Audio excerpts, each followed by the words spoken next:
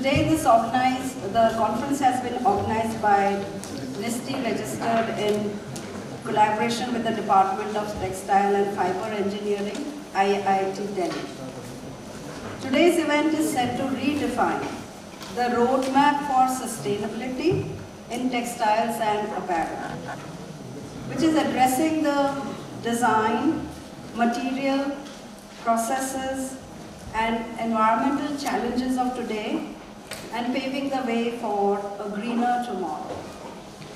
And for this occasion, we have with us our chief guest, Madam Roop Rashi, IANAS, the Textile Commissioner, Government of India.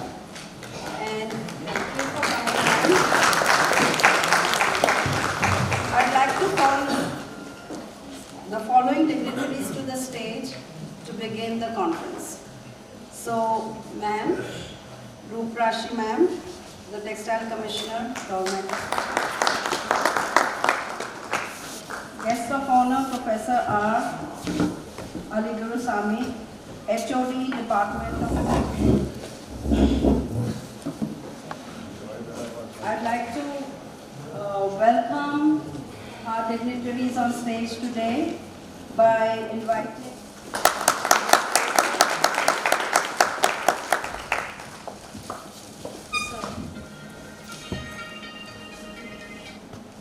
and to Mr. R.K. Ridge.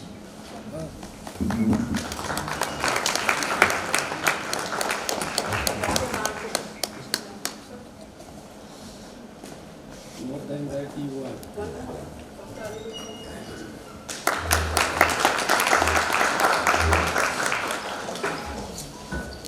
I'd like to invite Between the mic. We'd like to invite all our dignitaries to please light the lamp to inaugurate the function.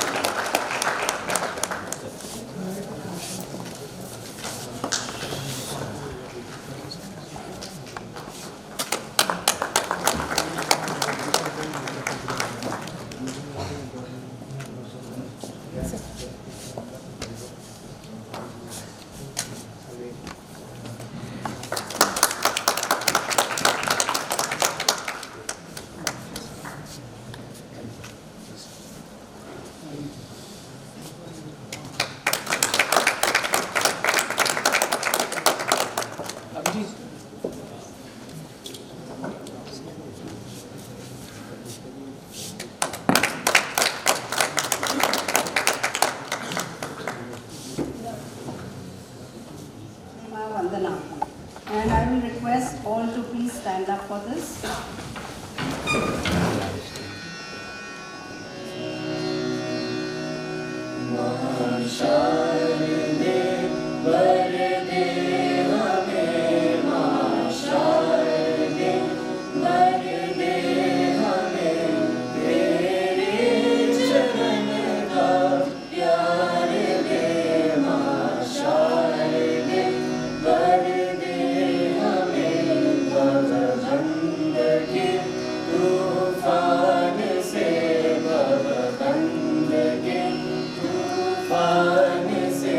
Mata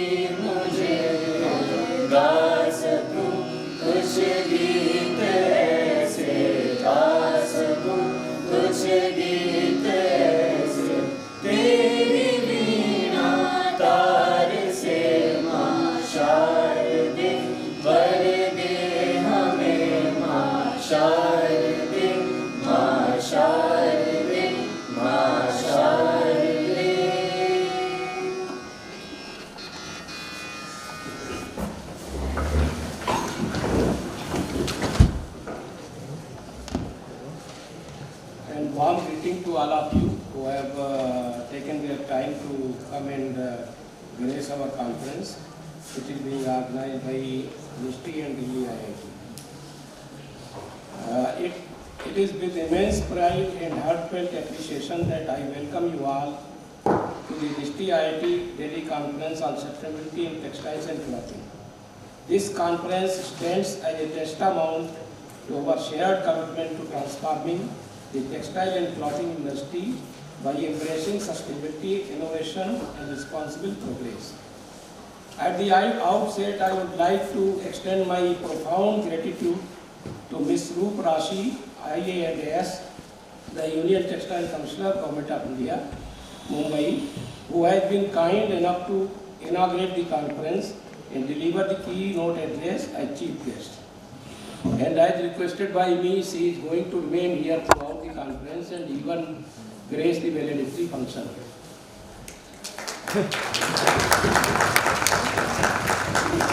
She has done this obligation to us during our handloom conference also last time.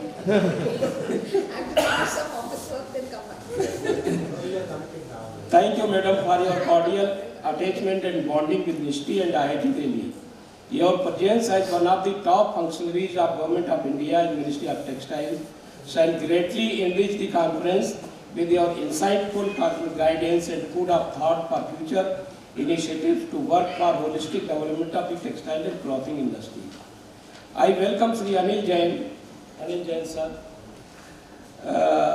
who is the chairman of Jain Cod Group of Industries Private Limited, Gurugram, as guest of honor. Sir, your esteemed presence not only graces this occasion but also strengthens our resolve to pursue meaningful change in textile and clothing sector. Your unwavering dedication to sustainability and forward-thinking leadership inspires us all as we embark on this vital journey.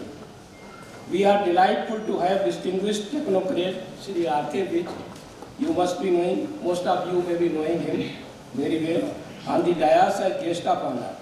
We see him as our well-wisher. In fact, I can say that he looks like boy the next door. That everybody must be thinking he is their friend, philosopher and guide.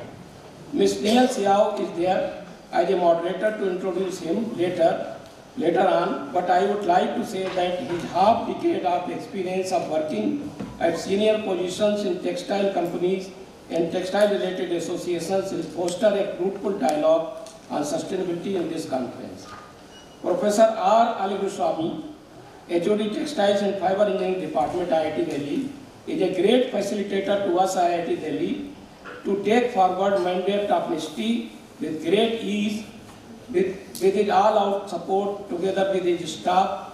I would like to specifically name Ms. Jyoti Kumar, his personal assistant who facilitates and works as a link between NISTI and Professor Ali Goswami. I welcome you, sir, and with you on the dais, we feel confident of everything being taken care of at this premises. My sincere thanks go to our sponsors whose generous support has been instrumental in making this event a reality. Your commitment to fostering innovation and sustainable practices exemplifies the power of collaboration, addressing global challenges. I appreciate the efforts of all to connect with our generous sponsors. It is not appropriate to specify the contribution some and leave others, but I would surely like to mention the efforts of Sri Vijay Vallaji, Chairman Emeritus, who has worked extremely hard to connect NISTI with many sponsors. Some patrons have personally extended financial support for this conference. Madam, some patrons have extended their financial support from their pockets. And they will be acknowledged separately during the conference proceedings. Dr. Vijay Yadav, Honorary Secretary and Treasurer, Sri A.N. Bajpayee, Honorary Joint Secretary, and Ms. Mamta have worked very hard from day one to ensure success of this conference. There are various committees and individuals to be acknowledged for their contribution, which I leave to Dr. Vijay Yadav, Honorary Secretary, to cut short on my welcome address here. To our esteemed delegates, distinguished researchers, visionary industry leaders and passionate participants, I offer my warmest welcome. It is your combined knowledge, expertise and enthusiasm that forms the bedrock of this platform, enabling vibrant exchanges and paving the way for transformative ideas and actions. We will never forget your contribution to the success of this conference, having taken pains of traveling long distances and devoting your precious time for the noble cause of sustainability. I appreciate all those who have connected you to this conference and you are here. Madam, we have the delegates from Vadodara, Pantnagar, Ahmedabad, Mumbai, Hyderabad, Tamil Nadu, Kanpur, and various other places.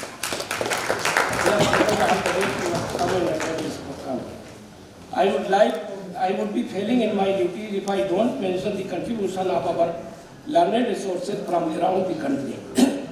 I can appreciate the tremendous amount of hard work all you speakers would have done to draft your lecture and presentation to make it really work. You are the knowledge bank without whom no conference or seminar can be a reality. I welcome you all and thank you to be the part of this conference to make it a great show. Dear delegates and participants, we have brought for you the excellent knowledge bank from all over the country. The speakers who have been chosen are leaders in their domain. Thanks to Professor Abhijit and Professor B.K. Kothari for their hard work in identifying the best talent for you. I encourage each one of you to actively engage in discussions, share our perspectives, and foster collaborations that transcend the traditional boundary. Let this conference act as a bridge connecting academia, industry, and policymakers, and driving transformative changes that resonates across the global textile ecosystem. Together we can draft a resilient and sustainable future, one that not only redeems the industry, but also sets a benchmark for global sustainability. This conference has been judiciously planned to give representation to different communities of intellect. We have here the young minds with their excellent ideas and visions to take forward the theme of sustainability through poster participation. Please don't forget to visit the poster presentation and say a word of appreciation to these young talents and future leaders of the industry. It may happen that you may have a talent search in these young generation for your companies. Madam, poster participants have traveled long distances, like I have said, from Pantnagar, from Gwalior, from Kanpur, from Mumbai, from Tamil Nadu, from Hyderabad, all the parts of the country. They have come here to express their vision through the poster presentation. This conference has excited many students from colleges in northern, southern, and western region of our country. Therefore, madam, the students' participation forms around 25 to 30% of the total participation. And they have come, all have come by registration, because registration by paying the delegate fee. I thank and welcome all of them at this platform today. Please don't leave in between, as each session and speaker has something exciting for you. Don't leave after lunch, don't leave after the session, because each session has got a lot of exciting knowledge transmission for you. No speaker is worth missing. No speaker or session is worth missing. On behalf of NISTI, I extend my deepest appreciation to the Conference Core Committee, Organizing Committee, Financial Resources Committee, all past chairmen, and all the attendees for your tireless dedication, enthusiasm, and support. Let us seize this opportunity to spark bold ideas, forge enduring partnership, and leave an inspiring legacy of sustainability and innovation for generations to come. Thank you, and I wish you all a truly enriching, insightful, and transformative experience. Thank you. I invite Dr. Abhijit Majumdar to introduce us to the conference theme. He's also the conference coordinator from IIT Delhi. Good morning, everyone. Ruprashi Madam, Textile Commissioner, Government of India, Mr. Jain, Mr. R.K. Beach, Professor Alagusami, Dr. Lal, Dr. Jadhav,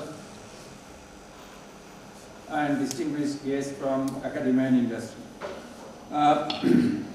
This is the second event related to sustainability which is being organized by Textile and Fiber Engineering Department of IIT Delhi in this year. In the month of March, we organized the Circle campaign, which was actually sponsored by the Circle Back, I forgot the term, Circle Back campaign, which was supported by the Ministry of Textiles. And this time, along with NISTI, we are organizing this event. We all are actually, stakeholders of textile industry, and we all are proud about this industry because it is the second most largest employment provider after the agriculture. However, a stigma is also associated with our industry that after petrochemicals, it is the most polluting industry. So probably this conference is very apt in today's context because we are trying to address the sustainability aspect of textile and clothing industry. If you look at the consumption pattern of textile, per capita consumption of textile is around 11 kg. And that's how all of us are actually contributing 440 kg of greenhouse gases every year. And now this has created a problem of global warming and climate change. So as a stakeholder, we need to come together, the industry, academia, research organization, policymakers, government, we need to come together and we need to ensure that the textile industry remains vibrant and at the same time it remains sustainable. Any manufacturing industry, when you look at the sustainability, it will have three major components: sustainable procurement, sustainable manufacturing, and then sustainable logistics and transportation. So when we designed this event, we have chosen paper in such a way that we cater to each and every segment. So when you go to the sustainable procurement or raw material part, there will be papers which are related to natural fibers like wool, or bio-based material like Sorona fibers, or there will be organic cottons. So these things will be catering to the requirement of sustainable materials. Then there will be very good lectures on sustainable chemical processing and natural dyeing, especially for the niche sector like handloom fabrics. And then when it comes to the final product, we have some lectures on technical textiles, of course with the sustainability aspects in medical textiles and sports textiles. I wish we had some lecture on the logistics and transportation part, but nevertheless, we have 3 technical sessions, and in these 3 technical sessions, we will have 10 presentations. And before the valedictory, we will have a panel discussion also, where we will deliberate on various issues on circularity and sustainability. So that is about the conference. We got many requests from eminent personalities that they would like to share their thoughts, but if the topic is not related to sustainability, then actually we had to decline their request because our theme was sustainability. So all the presentations and posters will be limited to the theme of sustainability and circularity related to textile and clothing industry. And once again, I thank you all for spending your valuable time and making this conference a great success. Thank you. Thank you, Dr. Majumdar. I'd now like to invite our guest of honor, Professor R. Alagusami, the HOD of Department of Textile and Fiber Engineering, IIT Delhi. He has obtained his PhD from Georgia Institute of Technology, USA, And his areas of specialization include hybrid yarns for composites, natural fiber composites, textile performing for composites, and yarn engineering. Let's welcome Dr. R. Alagirusamy.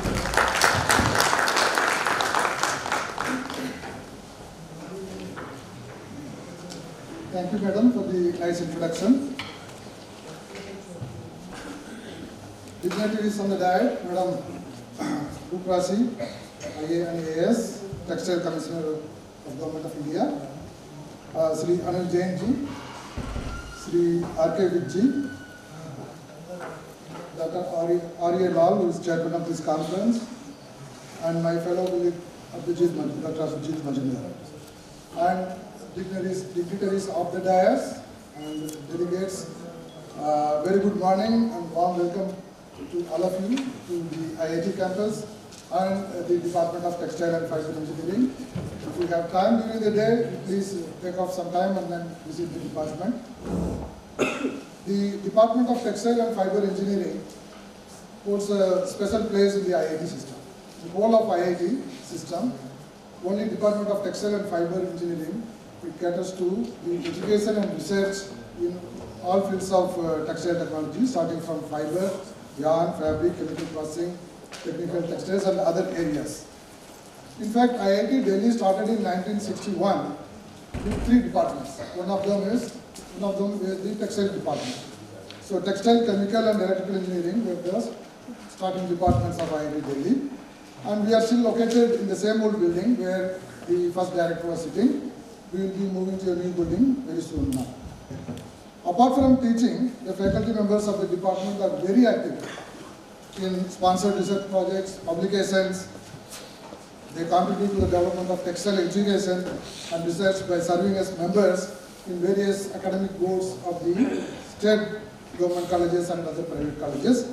Also, they are members like in the research advisory committees in research organizations and other technical boards of the industries. They also contribute to the policy making of the Government of India by participating in the stakeholder meetings. So this is some brief introduction about the department for those who are new to textile department. Now coming to the conference, the title Sustainability in Textile and Clothing is a very timely one. Sustainability in textiles is no more a buzzword. We have to be very sincere and serious about this topic because of several reasons. One of the main reasons is the size and scale of the industry. It's huge. It provides a job to about 45 million people directly. Textile and allied industries provide job to about 100 million people. It contributes to the 2.3% of the country's GDP, 13% to industrial applications, industrial productions, 12% to export, and it is about 4% of the global textiles trade. Now, with the visionary approach of this present government, this export is continuing to grow. It is expected to grow at a rate of 10% in the future. The second important reason for this importance of sustainability conference is the emergence of the field of technical textiles. All of us know the development of technical textile industry is linked to the economic progress of the country or the region. With the growing economy of your country now, activities in the field of the technical textiles is picking up in the past decade also, although at a pace which is slower than expected for various reasons. All of us know that technical textiles are used in all walks of life and all fields of engineering. Be it road construction, automobiles, medical, or in industrial production, defense, or agriculture. Everywhere you will find the application of technical textiles. So it has a great scope. Government of India has rightly identified the importance of emerging technical textile industry, and it has constituted National Technical Textile Mission to speed up the growth of the technical textile industry in the country. So with the growing technical textile industries, the manufacturing activity of the textile industry will increase still further, leading to more challenges in terms of waste management, pollution, and greenhouse emissions. Already textile industry uses variety of raw materials, large number of different types of fibers, chemicals, dyes, treatments, many of which has a drastic impact on the environment in the production as well as in the disposal. The industry is also responsible for releasing large amount of greenhouse gases, toxic chemicals and other pollutants into the atmosphere, leading to range of health and environmental concerns. Now, it is the duty of the industry as well as academia and research institutions to provide solutions to this. The textile industry already it uses variety it is increasingly investing in more sustainable production methods, such as using eco-friendly materials and methods to reduce water wastage, to reduce chemical wastage and all that. This has been beneficial in both reducing the industry's environmental impact as well as improving its economic sustainability. But the imported eco-friendly technologies, which is the current practice, is very capital intensive. The textile industry typically operates on low margin, that all of us are aware. In international forums, the developed countries talk about greenhouse emissions and global warming and all that. But when it comes to sharing the eco-friendly technologies with developing countries, they are very stingy about, and they are very particular about the profit margins. So when it comes to the world of business, there is no free lunches. We must develop our own technologies which are eco-friendly. So at this point of time, I would remember the Honorable Prime Minister's Make in India, that is going to be very, very relevant here. So the future of textiles lies in our ability to innovate and implement sustainable practices across the entire value chain of the textile industry. As researchers and academicians, it is our duty to develop cutting-edge solutions that can drive the transition from linear to circular economy in the textile sector. The conference presents a unique opportunity to delve into the latest advancement in sustainable textile technologies, eco-friendly material innovations, and the role of circularity in textile production. So I am sure there will be in-depth discussions that will shape the future of the sustainable textiles and foster impactful collaborations that will actually bridge the research with the real-world applications. Once again, I welcome all of you to IIT campus and the Department of Textile and Fiber Engineering. My best wishes for the success of the conference. Thank you very much.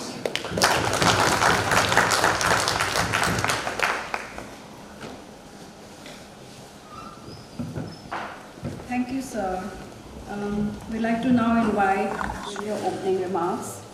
Sir has an extensive experience of over 48 years in managing the business of textiles and fibers. He is also the president of TAI for the term 21-23 and has also been nominated as the trustee of TAI Delhi for 2019 to 23 and 23 to 27. Sir, your opening remarks.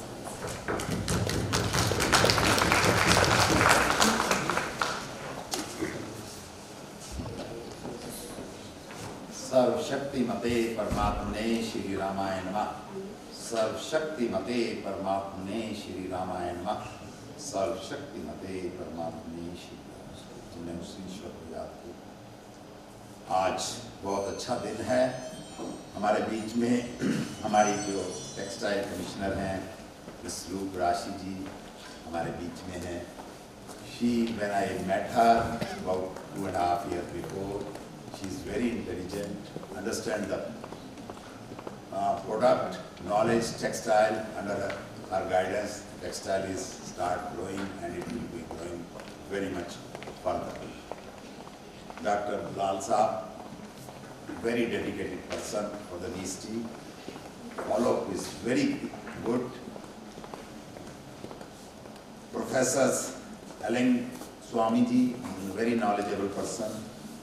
Professor Abhijit ji, Professor Vijay Yadav ji, and now Anil Jain ji. Anil Jain ji is a very entrepreneurial. He is having very good industry. He is the creator of the cord.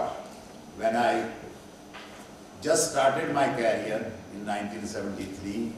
I joined DCM, so our old shed was running on the quadri. When I asked where this quadri is going, then they were saying Jain company is there, so he has maintained that. और हमारे कई गुरु महाराज और doctor आयम अग्रवाल जी, क्योंकि ये भी doctor हैं, doctor विजय भल्ला जी, industry leader Indrayani जी, और जगदीश स्टोर के मालिक जो अभी हमें मिले वो भी बैठे हैं, बाकी और मेरे कुलीग्स टेक्सटाइल में और स्टूडेंट्स यहाँ प्रेजेंट हैं, जो कि सस्टेनेबिलिटी के लिए आप उनको अच्छी चीज़ें देखने को मिलेगी। नाउ द सस्टेनेबिलिटी, आप ये मत सोचें, sustainability is much important then A putting a industry. Sustainability क्या है? इस आदमी को जीने के लिए ह्यूमन, उसको अच्छी लाइफ चाहिए, हेल्दी लाइफ चाहिए, उसको एनवायरमेंटल ऐसा हो, साफ सुथरी हवा चाहिए। आदमी को क्या चाहिए? उसको जॉब चाहिए, इंडिपेंडेंट चाहिए, अपना घर चला सके, एनवायरमेंटल, पानी साफ चाहिए, पानी के साथ हवा। We are having our naturopathy in Haryana, वहाँ दूर से पेशेंट आए, वो कोई कहता है मैं डायबिटिक हूँ, कोई कहता है मैं बीपी का हूँ, वहाँ 10 दिन आके हमने कोई दवाई नहीं दी, कोई कुछ नहीं दिया, वो ठीक हो गया। आज हमारे दिल्ली की जो हवा है, AQ लेवल 1000 को टच कर रही है। हम सुबह उठते हैं, देखते हैं 250 है, हम सोचते हैं बहुत अच्छी है, आज तो बहुत अच्छा, चलो सैर करके आए। सस्टेनेबिलिटी बहुत जरूरी हो गया है। अगर आप पिछले 3-4 साल से देखें, over temperature has risen bye 1.5 degree and global, वो कहते हैं कि अगर ये इसी तरह बढ़ता रहा तो ये temperature by 2090 will increase by 4.5%। तो पूरा ये जो हमारा प्लेनेट है आपका गोला बन जाएगा। सेकंड, आप दिल्ली में देखिए, इंडिया में 54% जगह पे पानी नहीं मिला। टेम्परेचर 37 स्टेट्स में टेम्परेचर जो है इंडिया की, उसमें टेम्परेचर 45 डिग्री से ऊपर चला गया। अभी कल ही मैं पढ़ रहा था, जापान में आफ्टर 126 ईयर्स के बाद जो गर्मी का पतझड़ आया, सारे पत्ते पीले हो गए। आप देखो ईस्ट अफ्रीका में ड्रॉट आया है, लाखों आदमी जिनको फूड नहीं मिल रहा है। कैलिफोर्निया में देखो फ्लड आया, सारे के सारे तबाह हो गए।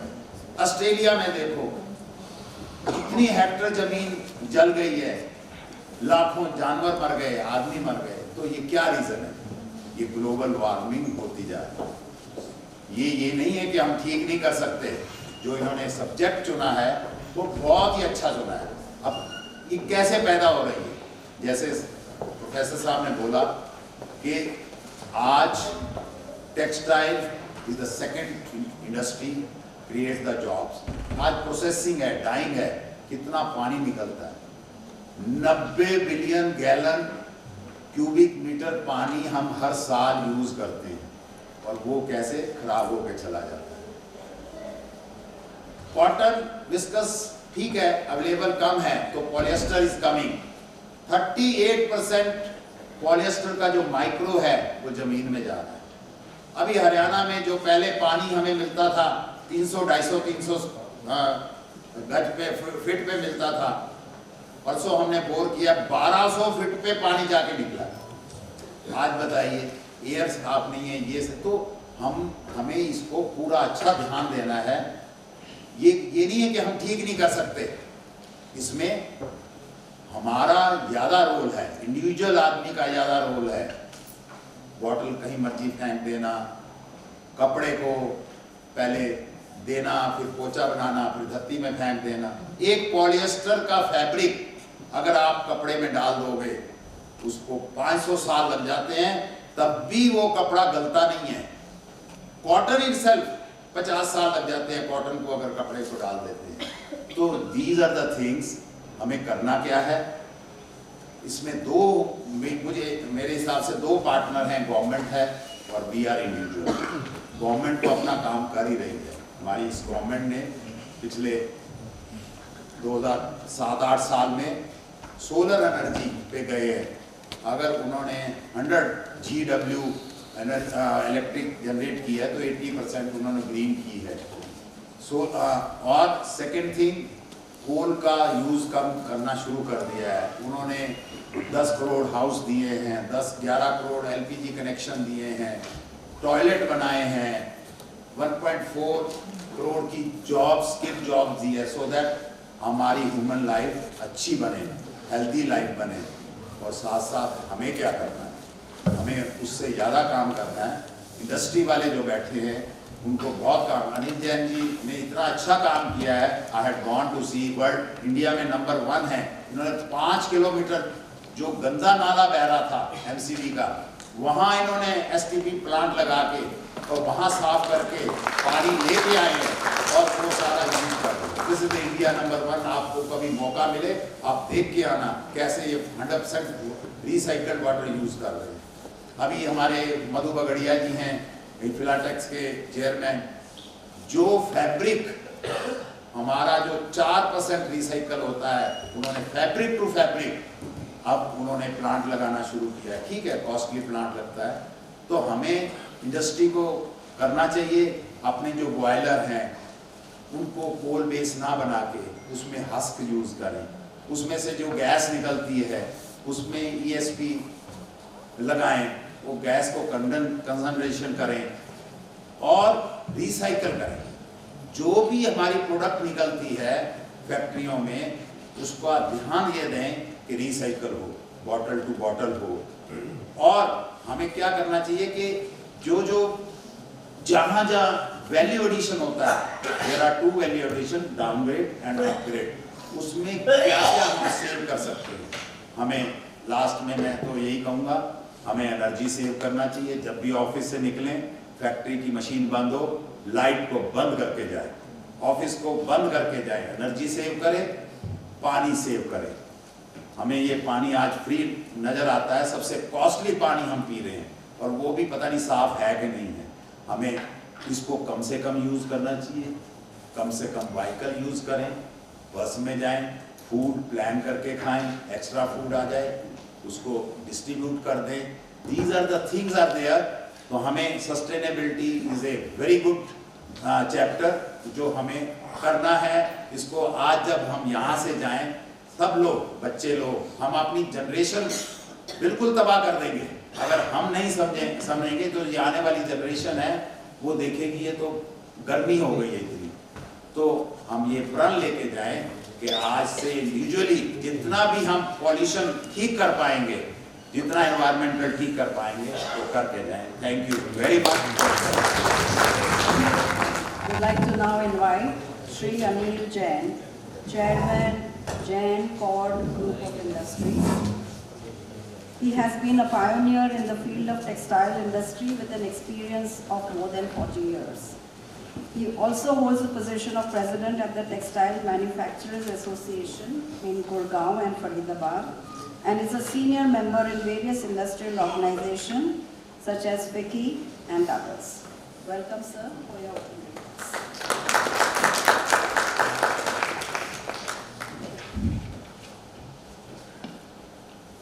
Good morning, everybody. मेरे ख्याल और कुछ अकेडमिया की बातें ज़्यादा सुनने से नींद आ जाती है। So we should be talking something which is more interesting. Miss रूप राशि जी, टेक्सटाइल कमिश्नर, इनका ऑफिस जो है वो टेक्सटाइल इंडस्ट्री की ग्रोथ के लिए बहुत बड़ा इंजन है। तो जब भी टेक्सटाइल इंडस्ट्री को कोई दिक्कत होती है तो when they have to go to the Ministry of Textile, Textile Commissioner office is one of the supporting offices. Dr. R.A. Lal, Professor L.Q. Sami, Mr. R.K.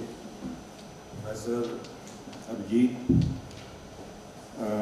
I'd like to congratulate NISTI for organizing this conference on sustainability.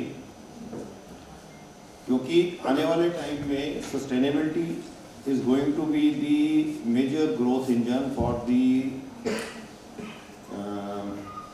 textile industry.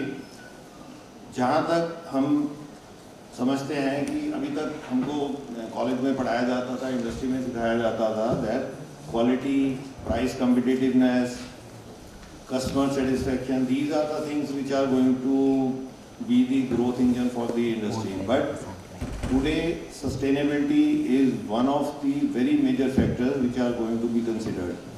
Not only for the survival of the industry, but the attitude of the customer, their mindset has changed. They want to wear a garment which has been produced by a sustainable base.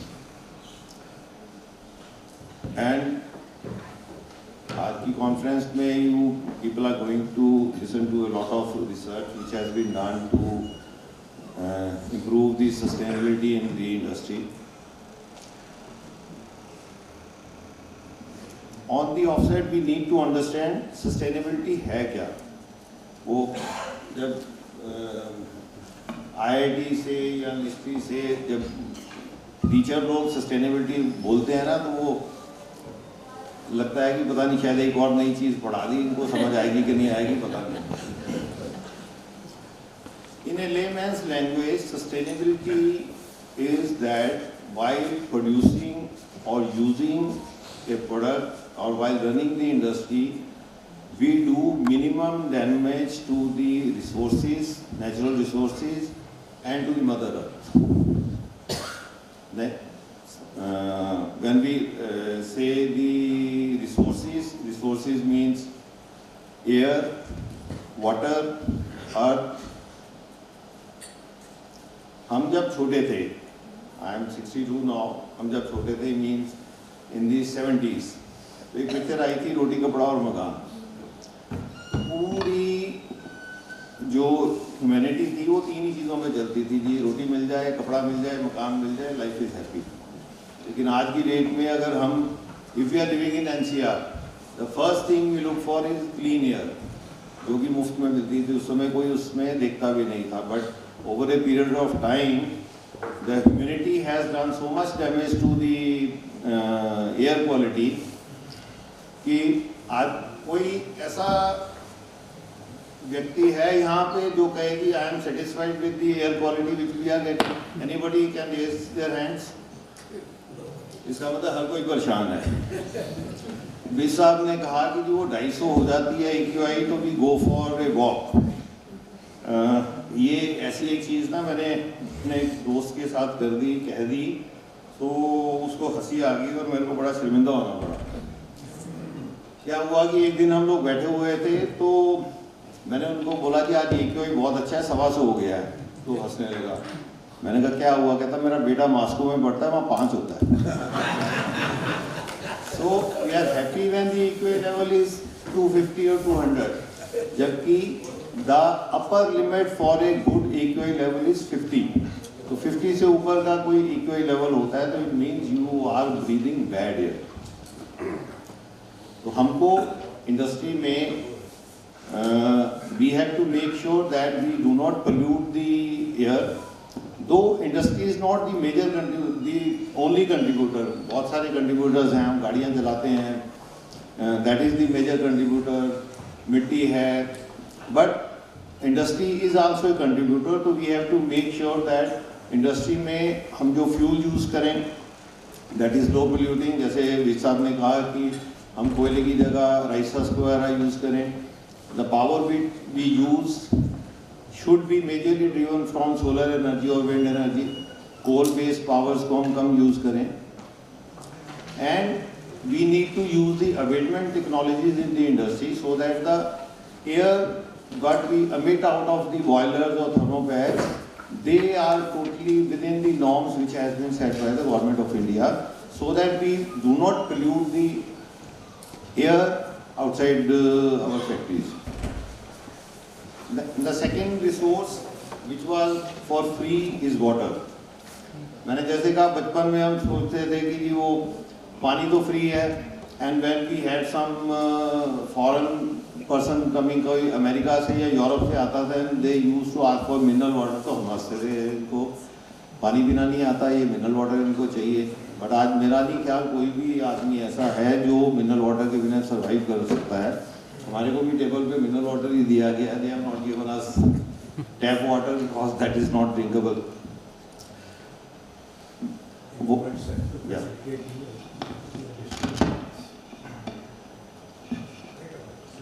Thank you. So water is one resource which had been given to us for free, and now it is costing us only because we do not have enough drinkable potable water. Though 70% of the earth is covered by water, but students को शायद पता होगा, you know how much water is potable? Anybody can tell me? Only 4% of the total water is potable, drinkable. Rest 96% of water is not potable. जो sea water है, that is not drinkable. And out of this 4%, 2.5% is in the shape of glaciers or snow on the mountains. So we are left with only 1.5% of the total water which we can drink or use for bathing. And over a period of time, we have wasted so much of water कि हमको ये लगता है कि मेरे को तो लगता है कि शायद मेरे पोते पोतियों के लिए या उनके बच्चों के लिए पानी बचेगा भी ये नहीं। So we need to see that in the industry, and rightly said, textile is one of the industries which uses maximum water. A lot of water is used while sewing and growing cotton, and a lot of water is used when we are processing cotton fabrics. So we need to have sustainable way of running the industry so that we use minimum quantity of water in the process, और जिसमें हम we can say कि continuous processes को use करें. We use machinery which has low ml ratio so that we use minimum water in the exhaust drying. And then if we can, there is a novel way which we have been using in the industry since last 7 years, that we have been running the industry on recycled water. Recycled water means the water which has been treated by the STP, the domestic water which has been sent as waste to the STP. So that water is treated, and you should know this, all the students should know this, that STP treated water can be used for as raw water in the industry, because that can be treated to a level where the BODs are less than 10 or even less than 5. तो हम लोग पिछले 7 साल से at Gencott Industries we have been using water which is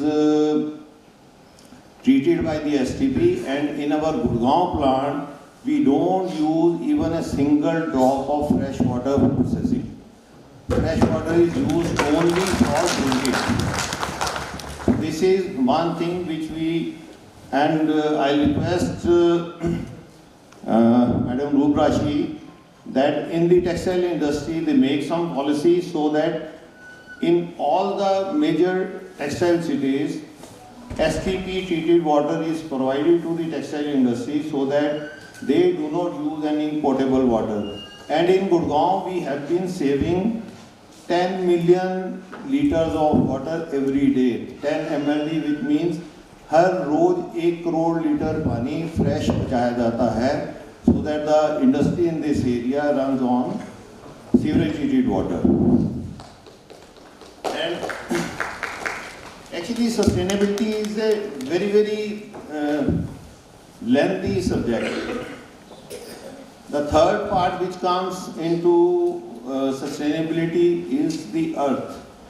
शायद बहुत कम लोगों को पता होगा that the earth today is not remaining fertile. We have a fertility of only 60 years. यानी कि पूरे वर्ल्ड ओवर में जितनी अर्थ है शायद 60 साल बाद इस पे कुछ भी उगना बंद हो जाएगा. We will not be able to grow anything. And this has been because of the use of fertilizers and pesticides. 1960s में जब ग्रीन रेवोल्यूशन हुआ था तो that time we were short of agriculture produce. तो all over the world, all over India, we had been using synthetic fertilizers कि उसकी वजह से हमारी जो प्रोड्यूस है वो बढ़ जाए. लेकिन in return what happened is the fertility of the land has gone down. So we have to come back to the natural way of using of natural fertilizers, so the fertility again goes up and we are able to have growth of agriculture produce in the next coming year. इसके लिए the most common used word in sustainability is organic fiber. यानी कि जो cotton fibre cow dung के साथ as fertiliser use करके बनाया जाता है, उस फाइबर के साथ फैब्रिक और गारमेंट बनाए जाएं. There are so many other things which come into fibre, but overall idea ये है कि in running the textile industry specially we use the means and ways so that we do not damage the mother earth and nature. ये subject बहुत लंबा है और अगले आने वाले टाइम में आप यही कुछ सुनने वाले हो, so I don't want to bore you on that. So I once again congratulate NISTI कि उन्होंने इतना अच्छा सब्जेक्ट इस पे लिया है. They are going to educate the trade and industry and students on that. Thank you.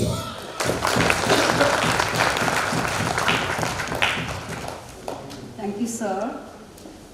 I'd like to now invite Madam Ruprashi, Textile Commissioner, Government of India, to give the keynote address. Ma'am's career reflects a dynamic blend of leadership in policy implementation, sustainable innovation, and stakeholder engagement. In her current role, she focuses on strengthening India's textile value chain, enhancing MSME credit facilitation, and fostering responsible manufacturing. Ma'am, your presence underscores the government's dedication to promoting environmentally friendly practices and policies that support the sector's sustainable growth. Your address is expected to set the tone for a transformative day of discussions, knowledge sharing, and collaborative innovation. Welcome, ma'am.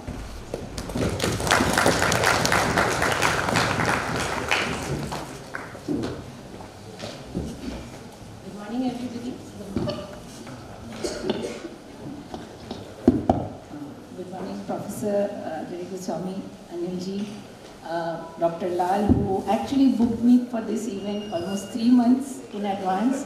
And I'm just saying he is one person I really admire. The way he has consistency to remind people, processes, and I think that is something all of us who are slightly, I would say slightly later in the system should learn from him. Thank you, sir, for making me part of this amazing morning today, or rather day-long discussions. Dr. Abhijit, Shrivej, and all the stalwarts of industry, my academia, my colleagues. I think it's always a pleasure to see so many students part of any activity which we consider. I consider myself from the policy domain. We have stalwarts from the industry, we have academia, we have innovators, we have youngsters. I think what more one can ask for when one is talking on a subject of sustainability. Now, it's pretty difficult when you have amazing people who have spoken before you to look at how we kind of define the problematic or critique on sustainability in textile and clothing. Friends, the size of sustainability and circularity economy has been valued last year as $583.55 billion and expected to become $696.16 billion in 2030, and with a rate of CAGR 8.10%. Now, why I start with this size of market part? Everybody knows, I know today, sustainability, circularity is not needed to be defined. All of us and there is no should, now it has to be. So from should to do. That is the journey which we have started, but we have a lot of people who are working in different domains. But how do we ensure that the collective efforts of humanity are able to take care of the challenges, these domains, challenges which is, I want to say, in our case, when we are making a subset of textile industry, which we feel in terms of the, I would say, adaptation to what is required to be done for our planet, our people. Though, and you know, if we see, I am sure this is my maybe 5th or 6th event wherein I have been able to, in last 4 or 5 months only, wherein one is deliberating and learning from people on this whole problematic. And it has started, the journey started about 1.5 years back, or rather 2 years, after one was kind of settled down from the COVID challenges and the problems which academia should guide us. And I'm sure the practitioners who are practicing something in their isolated events or wherever should help us take it forward.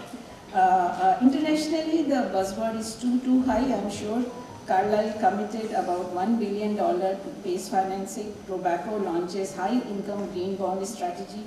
Deloitte launched new academic platform to upskill workforce. Why I am talking about workforce part, that is where I feel this ecosystem has a significant role to handhold and take our industry forward. Our, as in when I look at it, I would like to make a distinction between internationally integrated textile industry and our industry, which is vibrant but has certain soft points where I need the energies and synergies from academia.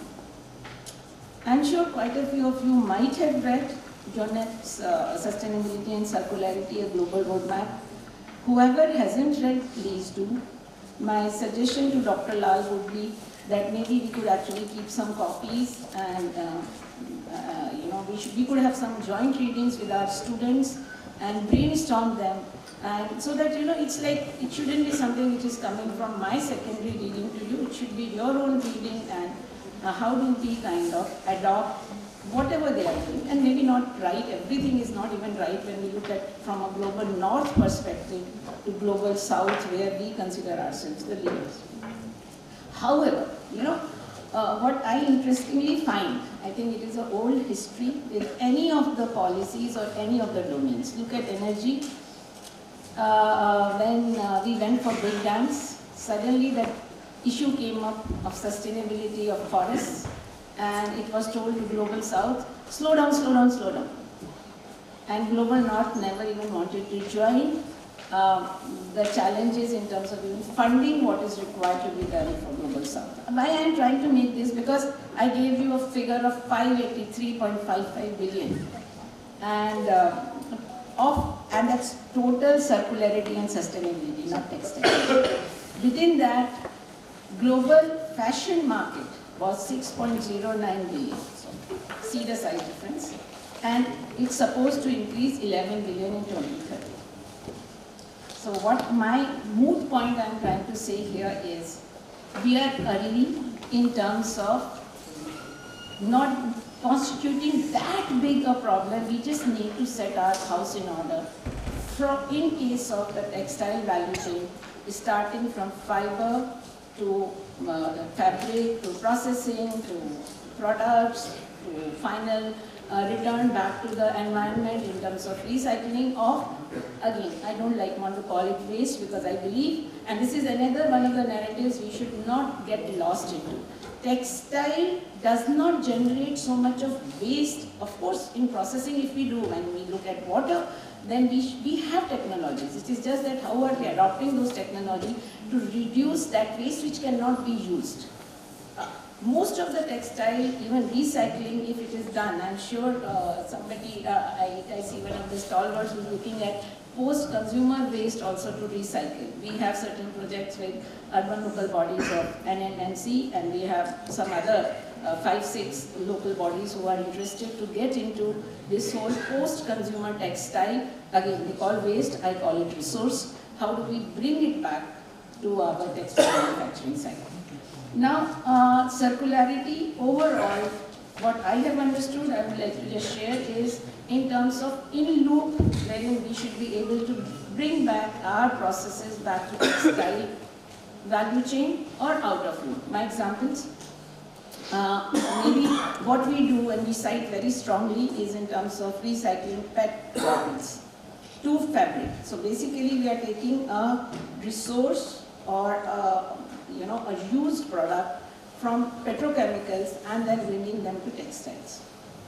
Challenge, next level challenges we are able to do, if I am right, if sir can correct me, though I have actually drawn from most of them only, that we in India are pretty strong candidate and we should be applauded. We do about 95% of PET recycling, am I right? Yes. Yeah, so I think all of us need to clap. Can we clap for next year?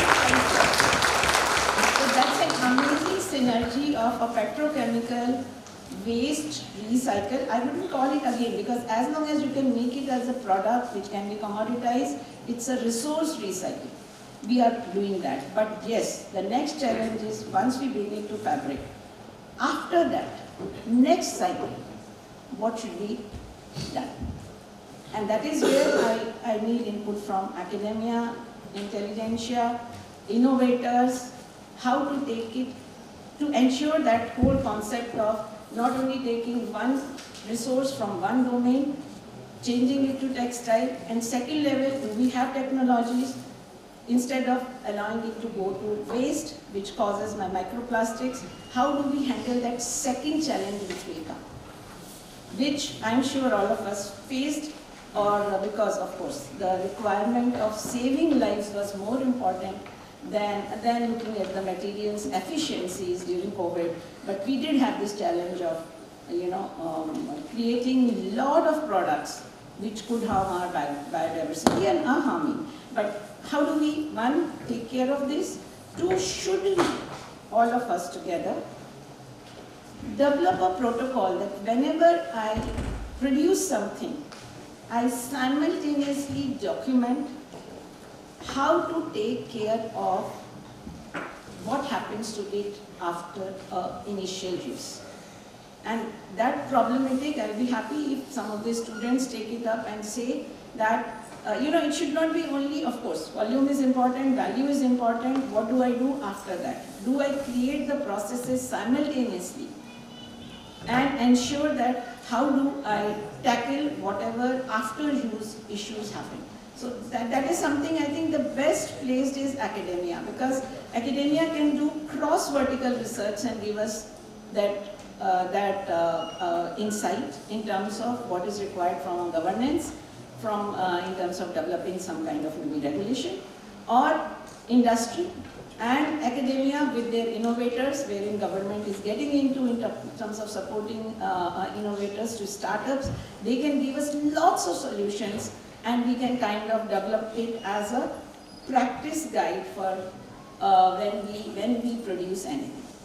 Now, what we look at normally, that circularity or sustainability is in terms of climate impact, fresh water use, chemical population. I'm reading first time. Means I love to use my papers both sides. I just wanted to show off my sustainability. And I still write. And that is not really coming out of the fact that AI has been told to process much more energy than when we write. So that's a little caution with all the students who, whenever a question comes, they kind of throw to AI, ChatGPT. Maybe we could do some more reading ourselves rather than just using AI. But yes, how do we handle all these challenges? Now, one of the aspects which somehow got skimmed, I'm sure will be discussed during the day, was the social and labor issues and just transition in case of any industry, specifically textiles, where 68% is the labor force and 45% of the total textile workforce. So those issues also have to be taken, because that is what the international consumer who pays for our product is looking for. And of course, investment. Where do we get the investment? Now, one of the things I always ask, maybe some of those who are in cotton, can they tell me what is the number of steps between cotton to a shirt? I love to raise this question to, particularly when I come to an academic kind of interaction. Anybody who has done how many steps? From cotton, from farm to shirt. Ma'am is reasonably close, 108. Again, one of you. Now look at it, if we have 108 processes, I think it's possible that we can make our own attempts to make them as much efficient as possible, and all this thing of that cotton being water guzzler. My chana on my table is also water guzzler, what I eat. This was again, I'm quoting the director of ICT, who said, you know, these are all problematics we try to say. We need to live with all the fibers. We just need to make all of them at each point more efficient than what we are doing today. So, you know, I mean to say, let it not be A versus B, let us work across verticals. Now, when the strategy is looked at in terms of shifting consumption pattern. Being a little avid reader of the way economics works, I believe that till the demand comes for a particular product, chances are industry would not really change its gear. I have this experience. We have the solution of less water technologies. We have solution of for dyeing, which is proven by the scientists, used by some of the big guys. But our industry hasn't really taken to do it. Still, of course, there is a pressure from the buyer, which is the brand. You know, I can share it reasonably because I think it's reasonably now in public domain. But the talks have been going on, and since under its own pressure from its own European Union pressure, when H&M wants, then the suppliers think that we should back and change my process to waterless technology. Otherwise, it has been poo-poo at not doing. I mean to say the cost of not doing it. My predecessors all talked about water pollution. Cost of not doing it, is that more than cost of doing it? Of course, there would be little more cost. NTTM is supporting it. One of the leading manufacturer is now taking it. There are islands of excellence. When I talk about islands of excellence, BAC has done some good innovation. Jodhpur has capacity of, I hope we can replicate it, 1 lakh liters per day potable conversion through one of the technical textile products which has been done by BAC in some kind of ionization. You guys understand better than I do. But why are we not able to replicate it? Even if there is an initial cost, why are we not able to get it? My sense is that industry needs to see the value in terms of being able to pass on the cost of changing the processes which harm the environment. And that is where it brings it to infrastructure investment. Government of India has been keenly supporting. All of us know we are looking at solar as well as all other non-renewable components. Then in terms of looking at improved practices in the manufacturing line. So we look at maybe recycled polyester, huge quantity, improved practices in terms of 100% priority, and looking at sustainable cotton practices. I have friends from Gyrex, I'm sure they will also be talking about how they are looking at from the farm onwards.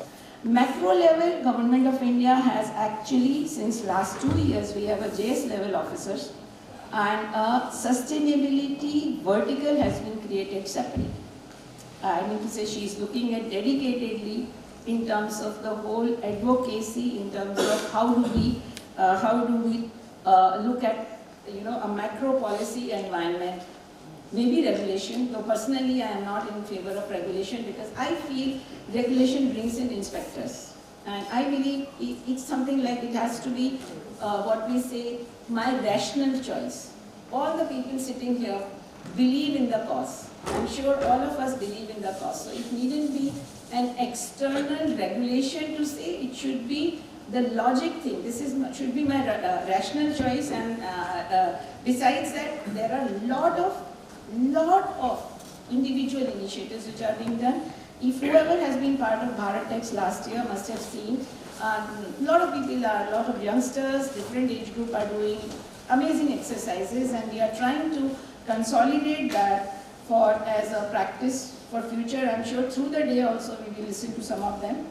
And in terms of engagement with investing agencies, when Dr. Anil Jain Sahab said that my office is the facilitator, I know that was laced with a little bit of challenges we had with our technology upgradation issues. But then, despite and besides all that, the material to liquor ratio has come down significantly in case of India, and all those stories need to be told to the rest of the world. We are lucky, I am sharing something, that first time India's first JEF has actually approved a facility for the sustainability in textiles. Hopefully 5-6 days we will get the formal confirmation. My office plus Textile Committee office has been keenly working with UNIDO. We have interesting inputs from that. You know, some of my clusters have much higher water efficiency compared to the rest of the world. Now, you know, these are what happens. We do this study, it remains somewhere in some book. We need to take it back to the manufacturer, leverage that as our selling point. Maybe what I'm trying to tell all of us here, we have, you know, a lot of solution amongst us. We just need to consolidate them, make them as practices which are desirable, and I'm sure it will gather its own mass. I'm sure it will attract investment. I hope we have some of the people from certain foundations who are here, because when I raise these issues of recycling and reuse, etc., I have n number of foundations who are coming and asking me, ma'am, can you tell us, we want to join here, we want to fund it. So I would expect, if we don't have this time, Mr. Lal, you please tell me in advance, we will try to get them also. And if you have models, they would be willing to join with you. And important thing which internationally everybody is looking at is a fiber mix which is more sustainable, or alternate fibers. A lot of good work is being done. I have Mr. Charak, my regional officer, who does a lot of work. I'm sure we will have people from NITRA who are working on alternate materials. They will not be very, they may have a challenge of scale, but I'm sure we can always combine with how people say about the slow fashion and a niche category and generate enough value for sustainability. Now, I also wanted to share with another thing. You know, there is always a huge thing told to us, which I tell all my friends who come from European Union. India is home to 8% of textile waste. Let us not be scared. We are 16% of world population. We are still much, much more efficient. And that's again brings me back to the fact that I would like our own solutions to take precedence over anybody else coming and telling us what to do. We can do it, we have been doing it, we are culturally good, we should be able to take it forward. And but what is my challenge? I'm going to say my means, if I say I am the face of the Ministry of Textiles and interface for the sector. I see the sector largely MSME. So when I have a directive coming from Europe, of course people will say only big guys any case export, ma'am chinta kya? Shayad kuch bhi chinta na ho, but I haven't seen very many big guys really going backwards and supporting process improvement in the ancillary units, in textiles. I first request all the people that we need to have everybody who is providing as ancillary unit to be kind of brought up. And that is another request to academia, another request to my experts here, that we need to do lot of training, number one, and simplification. Demystification, simplification. आपको reporting करनी है. अब reporting अगर ऐसी हो जाए कि वो इतनी कॉम्प्लिकेटेड हो जाए कि वो एक एडिशनल कॉस्ट हो जाए, तो I am sure the businessman sitting here would say ma'am आप कहानी बोल रहे हो, मेरे को तो अपना महीने का एंड बैलेंस शीट चेक करना है, क्वार्टर का बैलेंस शीट चेक करना है, ये सब एक्स्ट्रा कहानियाँ अपने को मतलब नहीं है। अपना डोमेस्टिक मार्केट अच्छा है, जो कहीं नहीं बिका डोमेस्टिक में बिक जाएगा, and that is a sad part. This another one of the things which I hear, and that's why I'm sharing it. We always forget that it's not only because Europe is coming up with some regulation. I need to give to my people. We are 1/6 of or 1/7 times 6.5 of the world population. So we need to be very, very quality conscious at our end for our people, and not just because my buyer from global north is asking. I hope I am making sense, and if there is a debate on this, I am willing to discuss with all of you. And how do we look at it? I feel our agenda should be that we should have possibility of self-assessment. Make it simple. There are 4 or 5 main verticals: water, energy, ESG, chemicals. Try to make it simple for people to adopt. First, we should be able to come to a baseline, and I shouldn't be needing a UN-sponsored study for that. I'm sure all of us can do it for our own clusters, and we are trying to do it in different ways. I'm trying to strengthen my regional offices by collaboration across different departments, and we should be able to come to a thing where we are and where we need to go. Then advocacy for strengthening demand pull across particularly the new generation, which is obviously getting more excited about volumes or change, and maybe we could have a capacity which has the capacity, deeper pockets, to pay the extra cost, to look at the demand side that we are willing to pay, even if it is what we call sustainable or supports the environment. So we need to have a lot of advocacy efforts on that, and collaboration. Then skilling on recycling processes, and all this we need to weave in various innovations and create sustainable business model. Now sustainability has to become fashionable,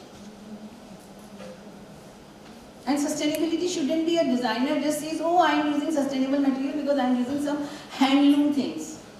अरे यार उसके बारे में, fibre के बारे में सोच लो, कितने लोगों को आप सपोर्ट कर रहे हो, कितनी life. Sustainability shouldn't become, I'm sure the friends or the kids who are applying for US universities, and they know the first screening is through the AI machines, wherein if in your SOP you write 5 times sustainable, rest of it, even if it doesn't make sense, you get cleared at least the first stage. Let us not lose the grain for the shaft. I hope I'm not too hard on this, but that's where. And second thing, which I'm sure Dr. Bitsa will agree, my industry leader would agree, but we need to make lot of, how do I say, our presence felt. We know textiles is the second largest employment generator. But do our CEOs making that kind of noise that they become part of CEO roundtable, which happened? Of course, CEO roundtable, they will say we look at more in terms of IT, automation, and all those which bring big bucks. But we have much more social presence. How do we make our leaders part of that ecosystem which looks forward to the way India is growing? Last 6-7 years and next 6-7 years, India's income pyramid is going from a pyramid to a narrow pyramid to a diamond. And that trajectory is relentless, which means the middle class is growing and will grow. Now look at that. We shouldn't look at only isolation. Textiles, if middle class grows, textiles should have a cognizable space in the mind of the buyer. Maybe, people may think that I am getting back to something wider. Let us put it in the wider context. My leaders sitting here should make this noise that everybody, all funds should support improving the practices back end for responsible. All my banking sector, financial sector should not shy away from textiles. Today we have fintech companies, they can help in a lot of ways. But then, are we making that kind of presence felt with them? Are we making ourselves attractive to the financial sector, for putting the buck there? So that the cost of these changes, cost of removing practices which cause higher water use, which cause, maybe not very scientific dyes use, which causes lack of energy efficiency. Are we able to do that? Or are we only always going to look at, let government give me some subsidy? Subsidy is a challenge because all of us know that one, the process itself, two, it's a common fund, and then regulations come, then the whole object of subsidy or incentive goes upside down. Just some food for thought for all of you, since I was asked to do the keynote address. And I would like to share an interesting statement which I got from one of the leading bankers in CEO Roundtable.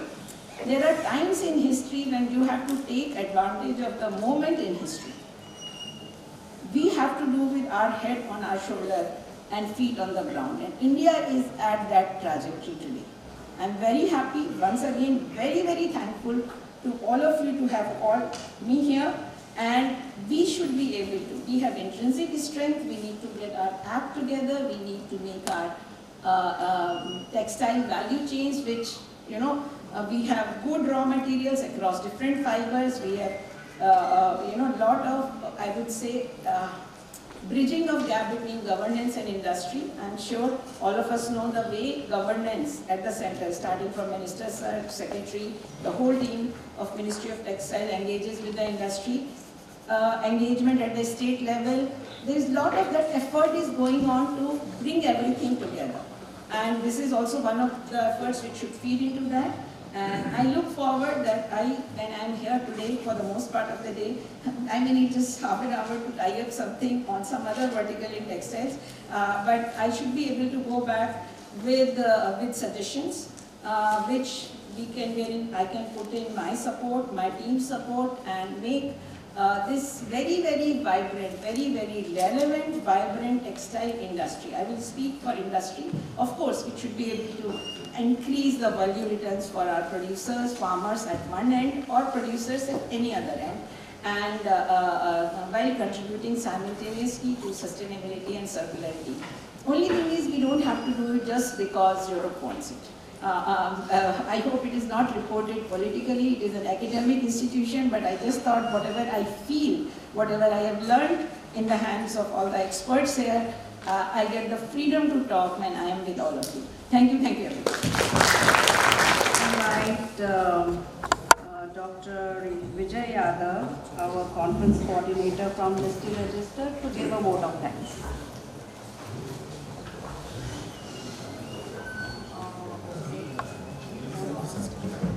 Ma'am, would you like to take some questions? All right. Sure.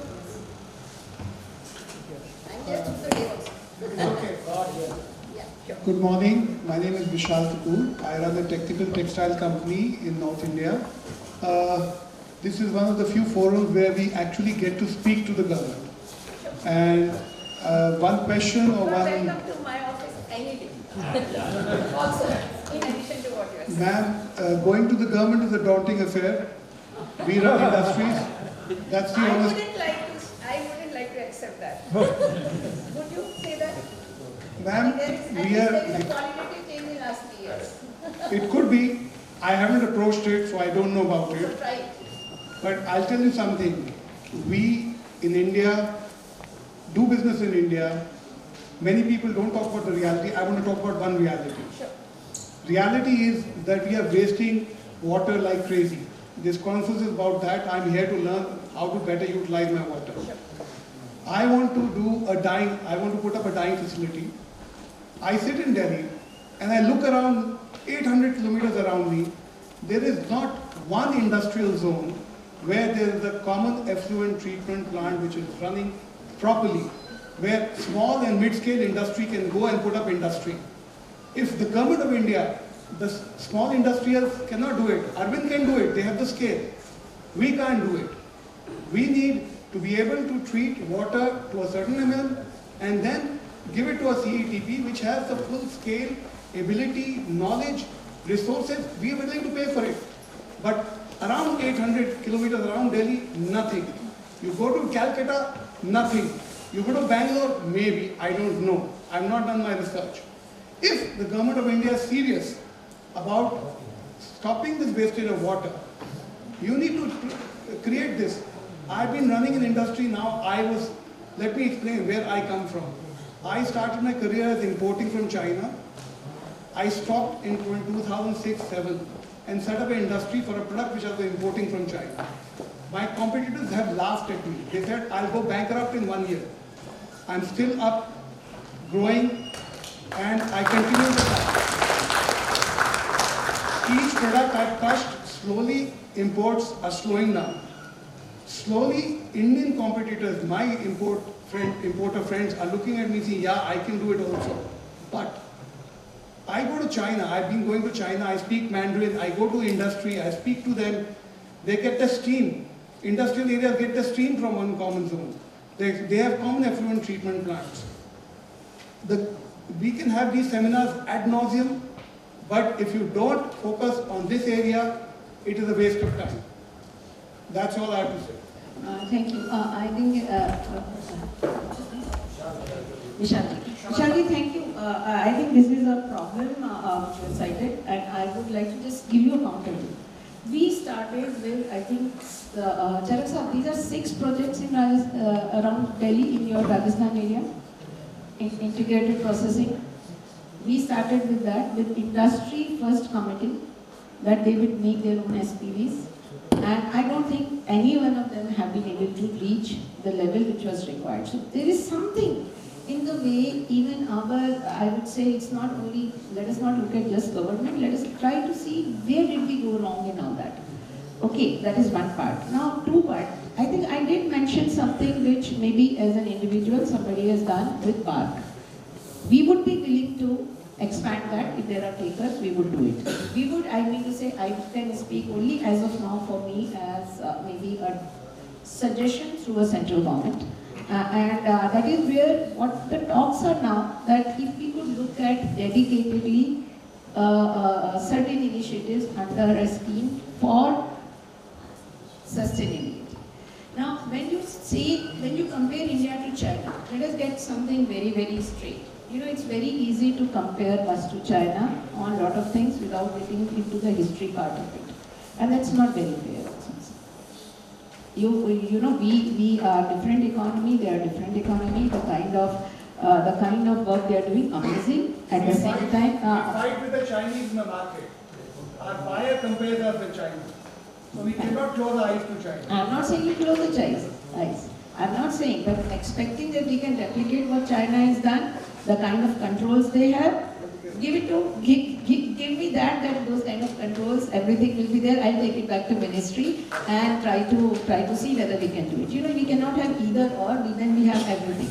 Now, see, why I'm saying, let's not get into that. No, problem is agreed to. I need much better facilities for water management. I tell you, we started a study. This is not my department. I know another department which did this study. They went to the industry. See, that is where I don't want this thing to get into government versus industry, government, whatever. I got SOS calls that industry is not willing to talk about their water usage. What is this nonsense? Even to get me a baseline thing as a self-reporting. What is there to tell? What is the water I'm using? And this happened around the EU. Okay. I agree with you 100%, ma'am. See, let us see. Industry has to take the lead. I agree with what you say. I'm not saying industry has to take the lead. Policy and industry has to work together. I'm only saying that. Instead of saying, you do it and I do it, let us do it together. I keep on talking to Mr. about, or I asked Rich G to say, because I think he has been part of an amazing number of discussions with the government of India for everything which is on the man-made fiber value chain. There is a dedicated thing. He has been, I mean to say, the access, when you say it's daunting, I think the access to the chief executive is now seamless. If you have a problem, please let me know. I will try to help that. You know, there is a limited number of, I would say, slightly difference in terms of there are limited people, and time slots, but if you want to reach out with a solution, you come back, we will try to definitely take note of it and do it. But to say, I'm not trying to say this is not the problem. CETP is done, but have you looked at the model, what has been done in, I think it's in Ghatkopar in Mumbai. Have you seen that model? No. Please come. I invite you to come, and it was done all by industry together. Of course, state government and central government provided the technical support and whatever other logistic support. Totally done by industry. Ma'am, are you saying that... Sorry, sir. Since we are getting late, can we ask? I would like to add in this context with the permission of friends. See, it is always very easy to blame the government for everything. I will give you simple example, one simple example. One simple example. In Tirupur you would have heard and you would have seen also. There are half-century common effluent treatment plants. It is not the responsibility of government to run the effluent treatment plants. Government can facilitate. There are subsidies available for the ETPs. When Tirupur can do, why the other centers cannot do it? I tell you one for which it tempted me. See, normally government, state government and central government, they work in tandem. Central government gives some money and state government gives some money. Normally what happens when there are two different type of governments, the state government doesn't share their part. You must have heard about Mr. Shaktivel, who is the doyen of industry in Tirupur. He started with this crisis, I know. I have been there since 31 years.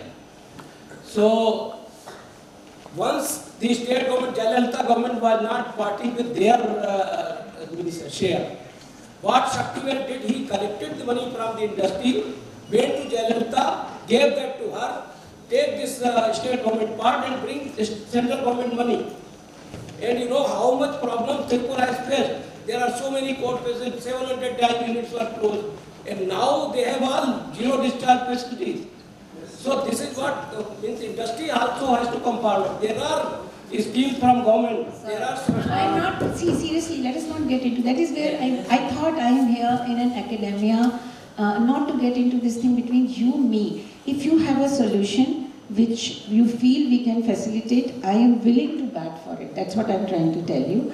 And CETP, even in all the Mitra Park, that's one of the things all the states have been motivated to work the whole model of Mitra Park, wherein water efficiency is a very, very core concern. Maharashtra is working with World Bank to look at something called water credits. I would have come to all this in different sessions, because otherwise my keynote would have become like full session. So, there are a lot of models we have to develop to ensure how do we go. I'm not saying we don't have problems. I'm just saying we have the capacity, we have the models, and maybe today is the time where we can synergize that, those models and expand them. And instead of saying me versus you, let us start looking at we as India. And I'm sure we will be there. Sir, you are welcome to come to Bombay. Give me the suggestion. Give me a little bit of, how do I say, a critical mass. I'm sure some of the friends are sitting here. I will definitely bat for it. Policy has a number of issues, like for that matter on the textile recycling. There needs to be a kind of some synergy between urban development and our ministry, etc., etc. That is at policy level. Or the field level, we have started the work. We are trying to develop the models which can be replicated. We are discussing with the state government, and we are doing a lot of those small initiatives that once that policy space is sorted, these models can be used for scaling up. Thank you. Thank you. Since we are getting late, we are going to... Mr. Kapoor, I want to add something. I am from the industry. I tell you, there are certain areas which have been used for processing industry, Rai, Badi, Panipat, Tonica City. But all these areas have failed because of misreporting of the use of water by the industry. The industry which wants to use 1 MLD, they will say, I use only 2 lakh liters.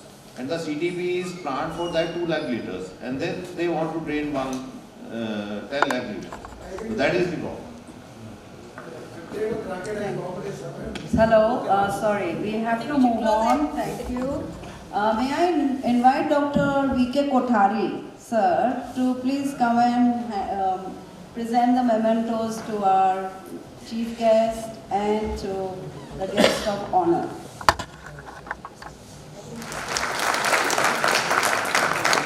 To our guest of honor, Mr. Anil Jain.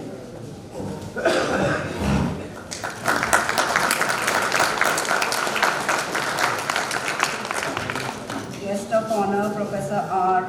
Alagiluswamy.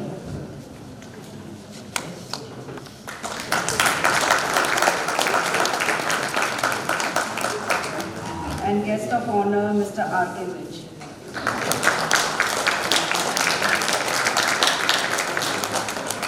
I'd now like to invite Respected Chief Guest Madam Rubrashi ji, esteemed guest of honors present on the dais, the eminent dignitaries, speakers, delegates, and my dear friends.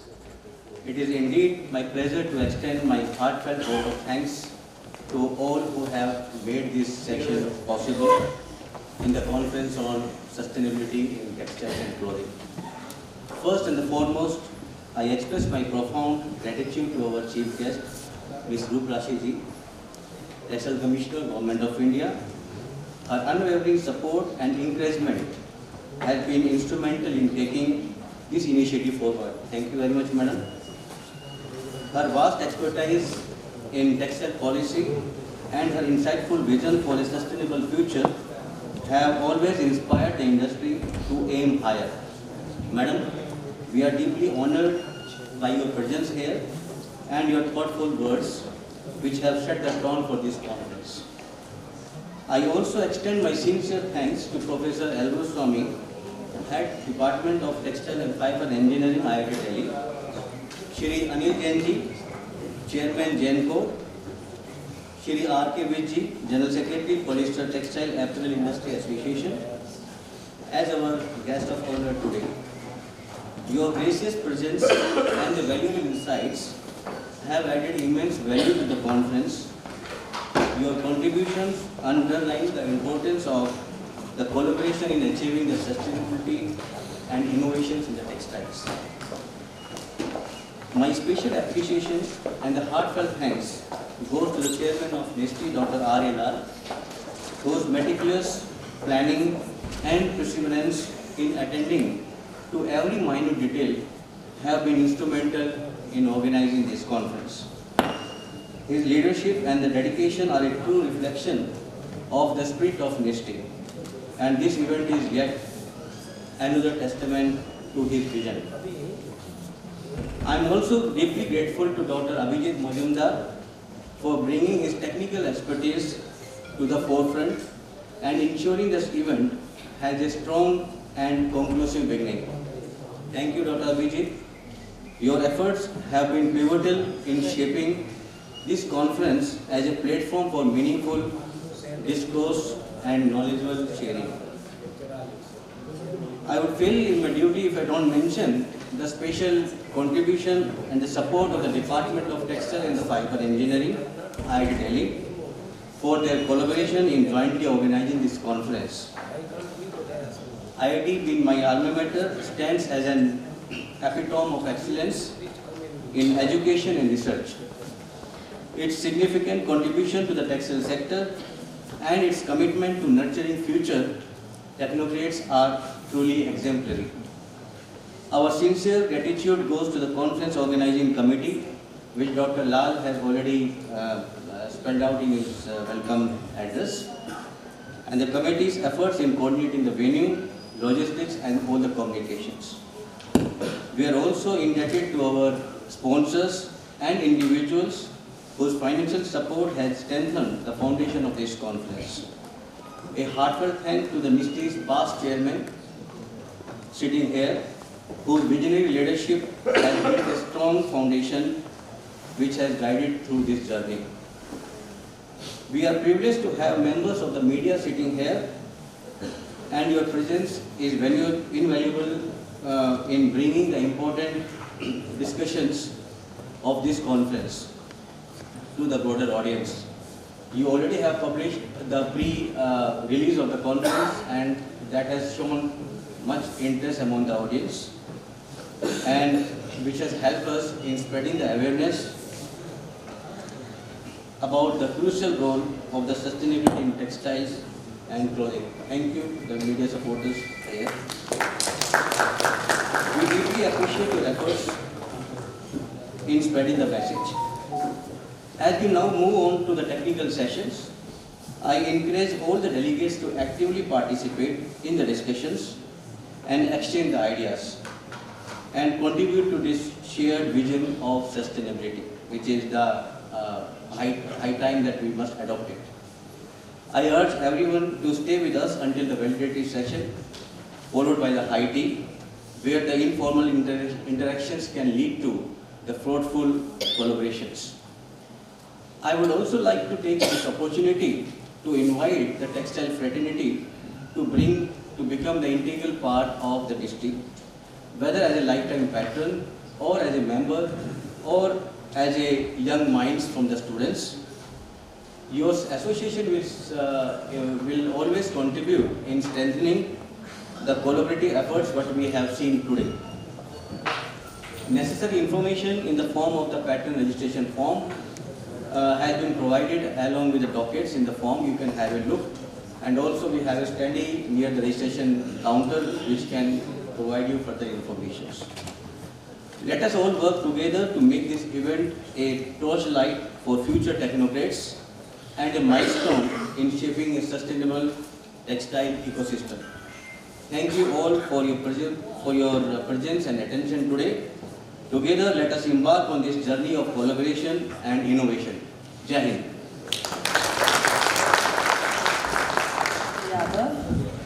Needless to say, this conference would not have been of this scale without our sponsors. So it is time to honor them for their support, for of course their financial contribution, but also to encourage all of us to come together. I'd like to invite all our past chairmen who are present here. May I just read out the name? Dr. V.K. Kothari, Dr. Shailen Chaudhary, Dr. Vijay Bhalla, Dr. Kuldeep Sharma ji, and Dr. Vinod Sharma.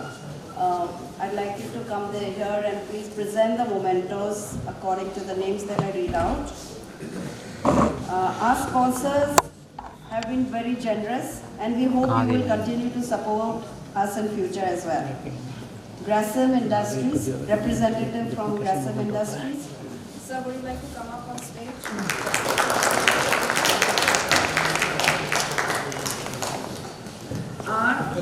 RSWM, presented by Dr. Kothari.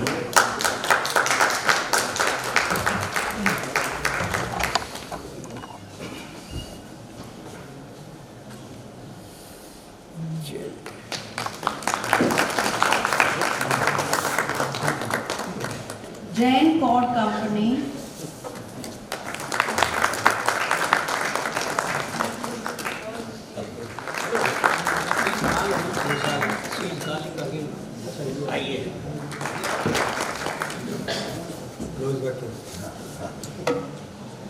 Raisel Aditya Birla, presented by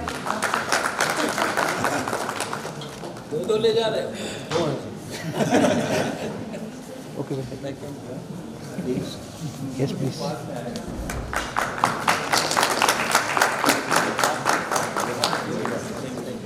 JS Institute of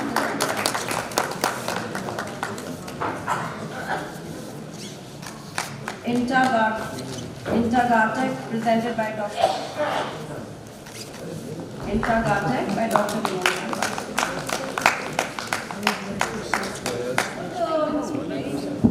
Posters, having staff, and members who are going to be the jury members.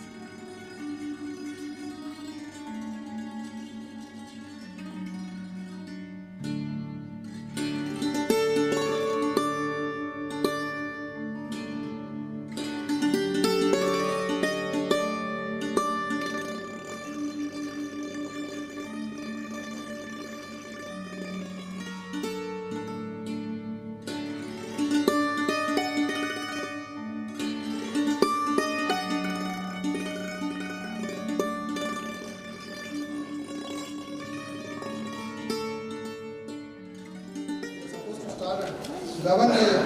Now it is 12:30. So we have 4 very good papers. I appreciate, the papers, they are of very good quality, to be given by people who have a lot of experience in industry. In fact, to do good justice for all these topics, I should be giving at least half an hour to each speaker.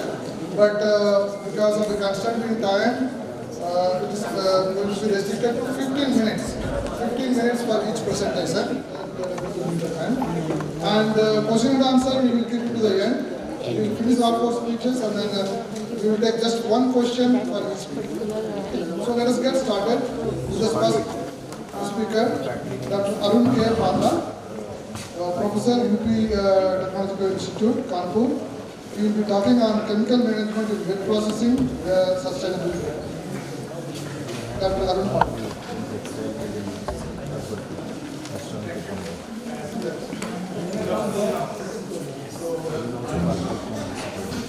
Very good catch. Good afternoon. And unfortunately, we are starting with a very unsustainable beginning because we are late by 1.5 hours. So time management is one of the most important things as far as sustainability is concerned. Anyway, not taking more of your time, let me just start. Chemical management is in fact a term which is relatively new in the textile lexicon, and this is something which has come up of late. Although in an informal way this was there since long, but now it is formal, and you have very strong global cross currents which we have to face unless we comply to that.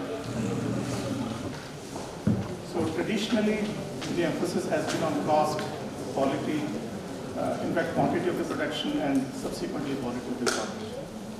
And the impact of textile manufacturing on customers, workers, community and environment was always accorded a low priority.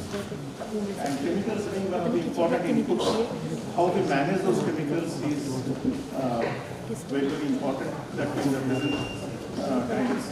And what happened is gradually it was found that many of the chemicals which were so commonly used are in fact not environment friendly.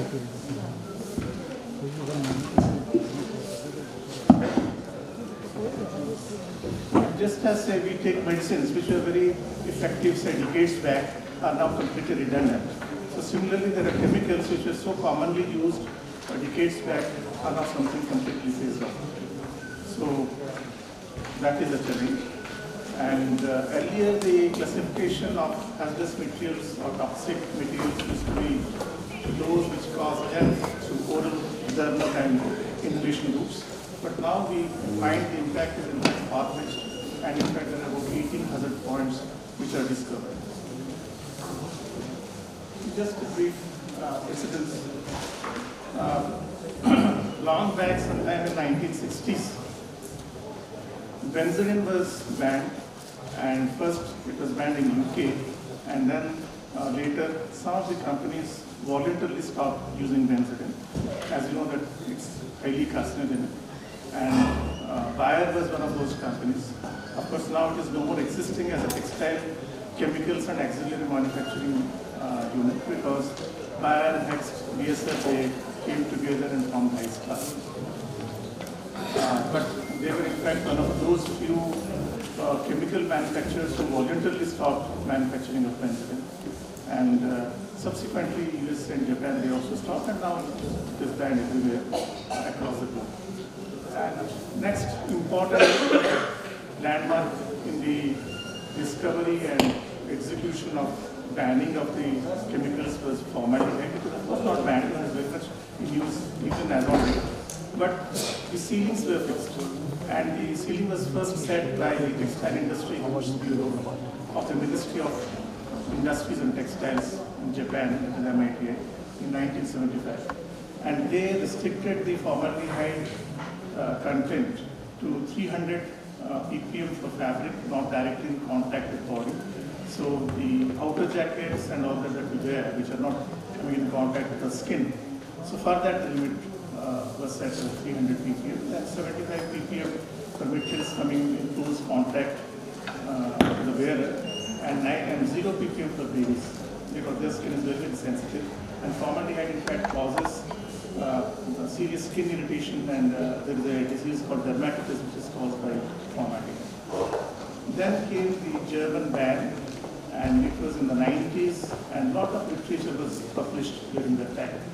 And I still remember in journals like JSDC and all, there were articles like "Who is confusing whom?" And in fact, in September 1994, first Germany initiated this ban process for azodize, and came into force on 1st April 1996. However, there is a misconception that azodize are banned. No. As on date, we use a lot of azodize and they have no harmful effects. More than 2,000 dyes are existing which are azo-based, because azo is a very useful chromophore. And the range of shades you get, the fastness you get, relatively cheaper also, so that is why azo dyes are very much in use. Only those azo dyes which on reductive cleavage form amines that are banned or that are formidable amines, or I would say the amines which are carcinogenic, only those azo dyes are not to be used. I repeat, azo dyes which on reductive cleavage form the forbidden amines which are cancer causing, only those azo dyes are restricted for use. So initially there were 118 dyes which were restricted for use, then the list increased, and finally about 142 dyes were there, spanning different classes like say basic, dispersed, they were banned. But the rest all are very much in use and they don't have any hazardous impacts. Then there were some major international conventions, so I will skip that in the interest of time. And in one of these, the last one in 2001, in the Stockholm Convention, in fact, POPs, that is persistent organic pollutants, they were listed out, and after that subsequently globally a lot of steps were taken to restrict the use of these pollutants. Okay. This includes, like say, dioxin, then dioxin. Dioxin is one of the most polluting and one of the most hazardous chemicals on earth. That also was listed in this. So POPs are basically persistent organic pollutants. Anything that persists is dangerous. Say any chemical, suppose that chemical goes into the body, and if it goes out through excretion or through urination, then it is all right. But if it persists in the body, then that can be harmful and often carcinogenic. So that is what is mentioned in the first para. And POPs can cause cancer, allergies, and hypersensitivity, damage to the central and peripheral nervous system, reproductive disorders, and disruption of the immune system. Some POPs are also considered to be endocrine disruptors, which alter the hormonal system and damage the reproductive and immune systems, exposing individuals as well. So that is the problem. And in fact, 12 such POPs were identified in the Stockholm Convention, and which is very much now in force. The organizations which in fact started playing a role in this, first was the OCOTEX. Now also OCOTEX standards are very much followed, and it was established way back in 1992, so more than 3 decades. Then the American Apparel and Footwear Association, it came into being in August 2000. Then AFFA, that is Apparel and Footwear International RSL Management Group. It was founded in 2004, and it has its own list of restricted substances, often known as RSL. Okay. And they also have done modifications at intervals, and now we have the 9th version of this RSL. And GOTS, we all know, this Global Organic Textile Standards, started in 2006. And in fact, they started with organic cotton, and now, of course, it is connected to chemicals and all. Then REACH, that is registration, evaluation, authorization, and restriction of chemicals. It is a single integrated system for chemical management, and it is enforced from 1st June 2007. And they have, in fact, a list of chemicals called SPHC, substances of very high concern, and it is in fact based on CMR, that is carcinogenic, mutagenic, and reprotoxic, and then PPT, that is persistent and toxic materials. Persistent bioactivity and toxic, PPT stands for that. And the major change of matter that came sometime in 2011, when a report was published by a global NGO, Greenpeace, and they came up with the report called Dirty Laundry, and they in fact surveyed two major chemical and fabric processors in China, and it was found that the effluent that is coming out of those plants, they contain very hazardous chemicals which are in fact persistent also, and they have hormone disrupting properties. So major, they in fact came the term detox now, because these chemicals were very hazardous, and unfortunately many of the international brands, they were procuring the dyed materials from these two companies. So the brands people were boasting of were in fact containing these hazardous chemicals, and also the effluent emanating from those process houses were also equally bad. And as a response to this, or I would say rather as a knee-jerk reaction to this, ZEC is born, and ZEC is zero discharge of hazardous chemicals. And it started with 6 global brands. Now, of course, it has got 34 signatory brands, and probably the number has even increased by now. And there are 117 value chains affiliated to this. And they slightly changed, or rather I would say, they made a paradigm shift in terms of the restricted substances by coming out with MRSL, which is Manufacturing Restricted Substances List. So this is different from the RSL in many ways, because RSL mainly restricts to the chemicals that are present in the final product, the material that we are wearing, what chemicals it should not contain. But MRSL is something which refers to, or which relates to the chemicals which should not be used at all. So if you are not using those chemicals, then naturally the possibility of those chemicals or the residual amount of those chemicals on the fabric will be less. So that is the concept with which they started. And now, of course, they have undergone number of revisions, and it is 3.1 version as on date. So if you differentiate, then on focus and purpose, RSL concentrates on final product safety by restricting certain substances in the end product. So they are mainly concerned with the end product.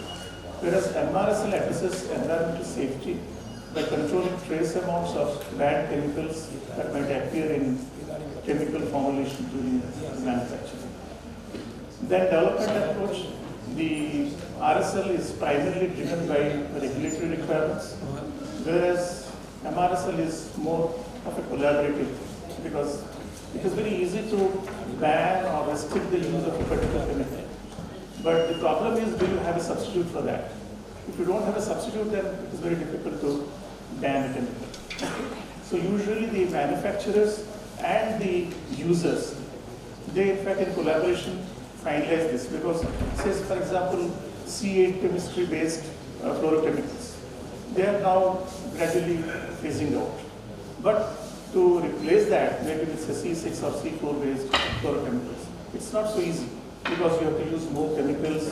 The effect is also relatively less compared to C8, so that makes the process costlier, the finishing efficiency is less. So these are the challenges. Then coming to the relationship, RSL doesn't necessarily mean that the MRSL is compliant, because RSL is about the final product. Okay. And MRSL, the limits are specifically set to ensure the final product. So MRSL, if compliance with MRSL can lead to compliance of RSL. And the scope is very narrow in case of RSL, whereas it is much broader in MRSL. And the compliance method is mainly by process, chemicals, and handling in case of RSL, whereas strict input chemical control is something the MRSL aims at. Okay. Now, due to paucity of time, I have to skip many of the slides. Just one thing I would like to highlight. Now, as far as RSL is concerned, individual brands also now have their own RSL, say like Nike, Adidas, H&M, Levi's, Hugo Boss, Marks and Spencer, and Decathlon. And there are now about 52 brand-specific RSLs which are existing in the marketplace. And interestingly, based on the product also it can change. Suppose say you take example of say a toy or a ball. Now in football, you can have less restrictions because it is being used by say adults. But a small ball which is being used by a baby, in that case the baby may put it in mouth and all that, so the extent of hazard caused is much more impact. So it may be the same ball, but then there is a difference in restriction. So the factors that are considered by brands is related to the geographical scope, then specific product type, as I said, and potential health and environmental risk. So with that, I skip most of the slides. There are many chemicals which are not in use, so I have already been given the marching orders. So finally, to epilogue, ambient air pollution across the globe accounts for an estimated 4.2 million deaths per year due to stroke, heart disease, lung cancer, acute and chronic respiratory disease. Water pollution causing destruction of biodiversity also depletes aquatic ecosystem. So with rising awareness and strict restrictions by brands, the industry is literally in a do or die situation. But need not worry because you see challenges will always be there, and in fact adversity brings strength. So and life without challenges is also very monotonous. ZDSC Foundation, the leading global textile, leather and footwear collaboration, standards like REACH, GOTS, Affirm have a visible impact on the industry. Z&D is the new normal now, and we know chemical process is a very water intensive process. But now you find even in smaller places, I stay in Kanpur, a place called Unnao, very near to Kanpur. There I have seen plants which are Z&D used. So it's not new now, now it is a new normal, I would rather say. And responsible chemical management is the need of the hour. And we have not inherited the earth from our parents, we have borrowed it from our children. So we need to be careful about it. However, for the convenience of all of you, in fact, I had written an article in Textile Progress in 2022. It's a detailed one, about 101 pages related to restricted substances in textiles. So I will leave the soft copy with the organizers, so whoever wants to refer can have a detailed information on this. So thank you very much.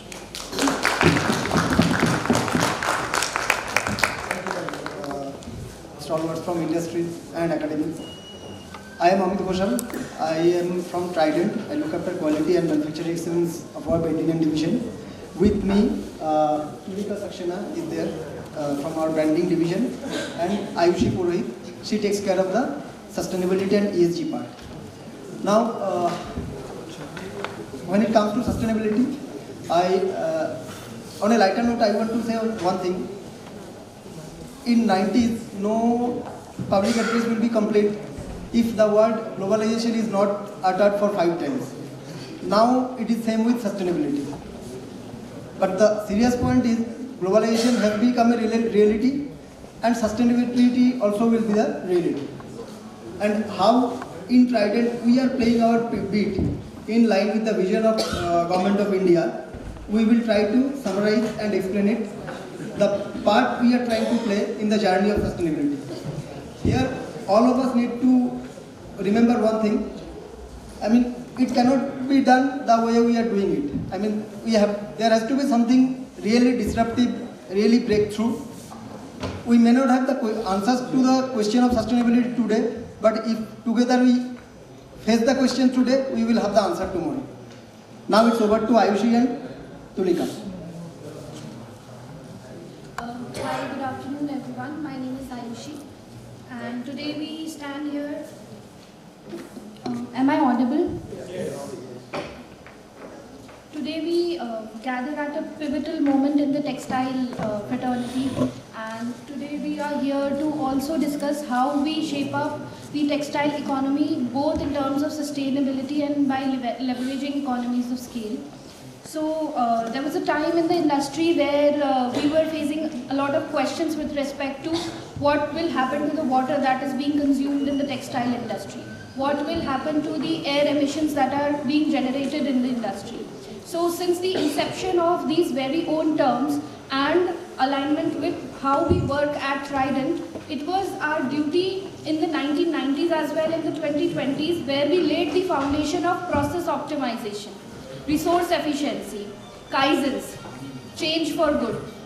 So all of these small methodologies, philosophies we adopted into our core working, and we established then sustainability as our core business vertical, wherein the sustainability business vertical was helping the other manufacturing setups, manufacturing units to assess their environmental footprint, and it was also helping us to utilize our water more responsibly, utilize the air that we are using, utilize the resources that we are using in a more diligent and more efficient way. That's where we set up a zero liquid discharge facility, the very first in the industry.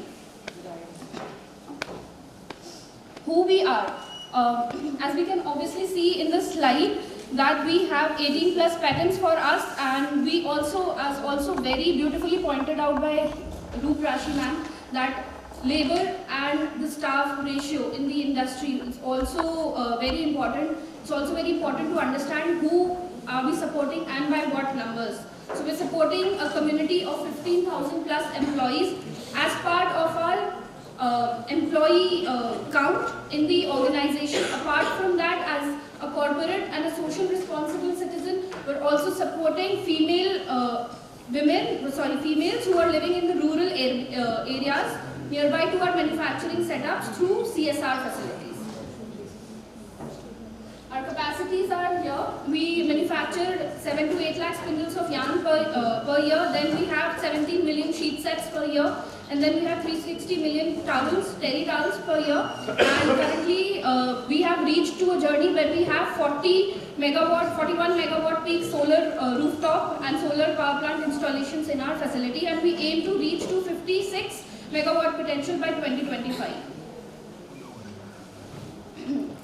It is also very evident to know that the segment renewable energy and the benefits that it has to offer while we work in an industry. So it's our approach to go towards 100% renewable energy oriented organization. For that we have taken certain steps by integrating IREX into our organization. That's one. Secondly, installing the rooftop solar installations in solar power plant. We also have increased our biomass, which is the rice husk ratio in our fuel mix, by 41.3% as compared to last financial year. There's a short video that we want to play here.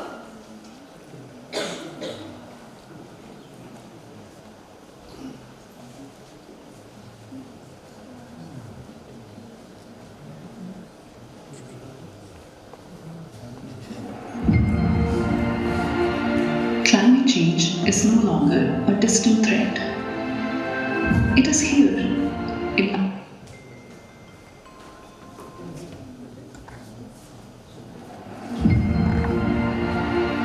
Climate change is no longer a distant threat. It is here, impacting ecosystems, communities, and businesses worldwide. As per IPCC Assessment Report 2023, we are already witnessing signs of climate change. Rising sea levels, record heat waves, intense storms, which will only exacerbate if we stand by and watch. The report calls for urgent collective action to curb rising pollution and global warming. In response to these urgent call for action, Trident is stepping up as a responsible corporate citizen, dedicated to combating climate change through substantial investments in renewable energy and the strategic adoption of the 5 R's: reduce, reuse, recycle, re-engineer, and redesign. Over the last 3 decades, we have evolved into a $1 billion company with a global impact.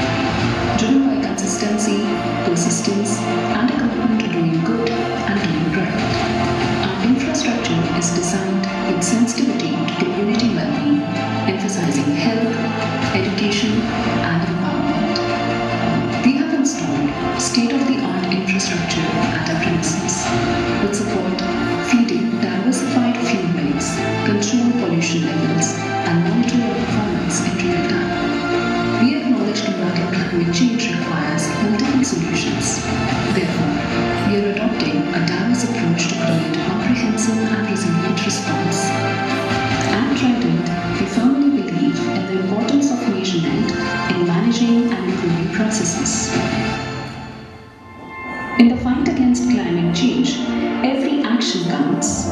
By committing to Science-Based Target Initiative, we aim to align our business with the climate science-backed goals to limit global warming to 1.5 degrees Celsius. We are working on decarbonization pathways focusing on multiple levers for action. Efforts are underfoot to replace coal with cleaner fuels and explore alternative options in the context of geographical location of manufacturing units. As an environmentally responsible manufacturing operation, we are striving to reuse waste from our rapidly expanding operations. As a firm believer in the power of collaborations, we are engaging with knowledge partners to exchange knowledge and technology. Sustainability has always been a hallmark of our private manufacturing process. So we are upgrading our facilities to be more carbon neutral, focusing more on renewable energy systems, investing in solars, trying to find ways to reduce coal in through the supply chain. We have made significant investments to increase our solar capacity, marking an important milestone in our decarbonization journey by lowering our reliance on grid-procured power. We have procured renewable energy certificates, offsetting grid power, and exploring off-site RE projects, grid captive and purchase power agreements. Since the beginning of our operations, we have embraced sustainability as a core business vertical and efficiency. Conservation measures remain fundamental to our operations. When we are pulling at all efforts to address climate change, resource efficiency remains closest to our heart. In addition to carbon emissions reductions, improving energy, material, and resource efficiency, it brings many desirable benefits such as cost savings, increased energy and resource security, and higher productivity. Over the years, we have planted more than 1 million trees to increase the green cover of our locations. We in Thailand, we are totally committed to sustainability. I am fully assured on behalf of the team that next 3 years will be total transformation for Thailand. And in collaboration with knowledge partners, what all needs to be done will be done. Each and every member of Thailand has taken as the first step to be committed to one word: save the planet.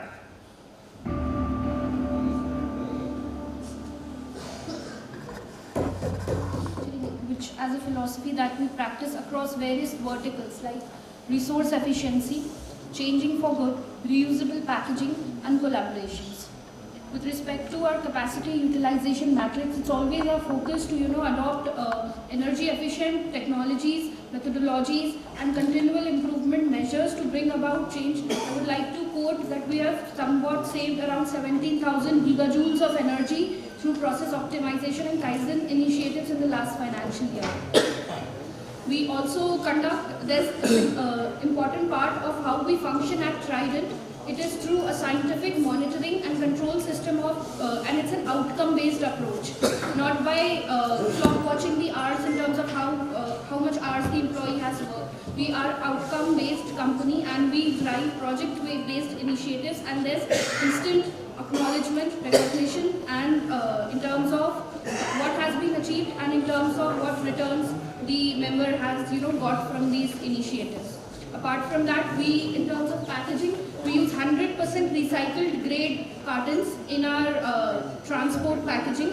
We also have a returnable packaging system wherein we have developed certain boxes in the polypropylene category which are sent to us by vendors, and then it is being sent to the vendor for the next packaging, next delivery. So these are certain initiatives that we have taken in our manufacturing ecosystem. We have converted all the PVC, PEVA, polyethylene vinyl acetate packaging to self-fabric packaging, which also in turn, reduces the fabric wastage that is generated in our company. I'm very proud to say that we are signatories of UNGC. We have become the part of United Nations Global Compact this year, and we will continue to report on its 7-point matrix. Yes.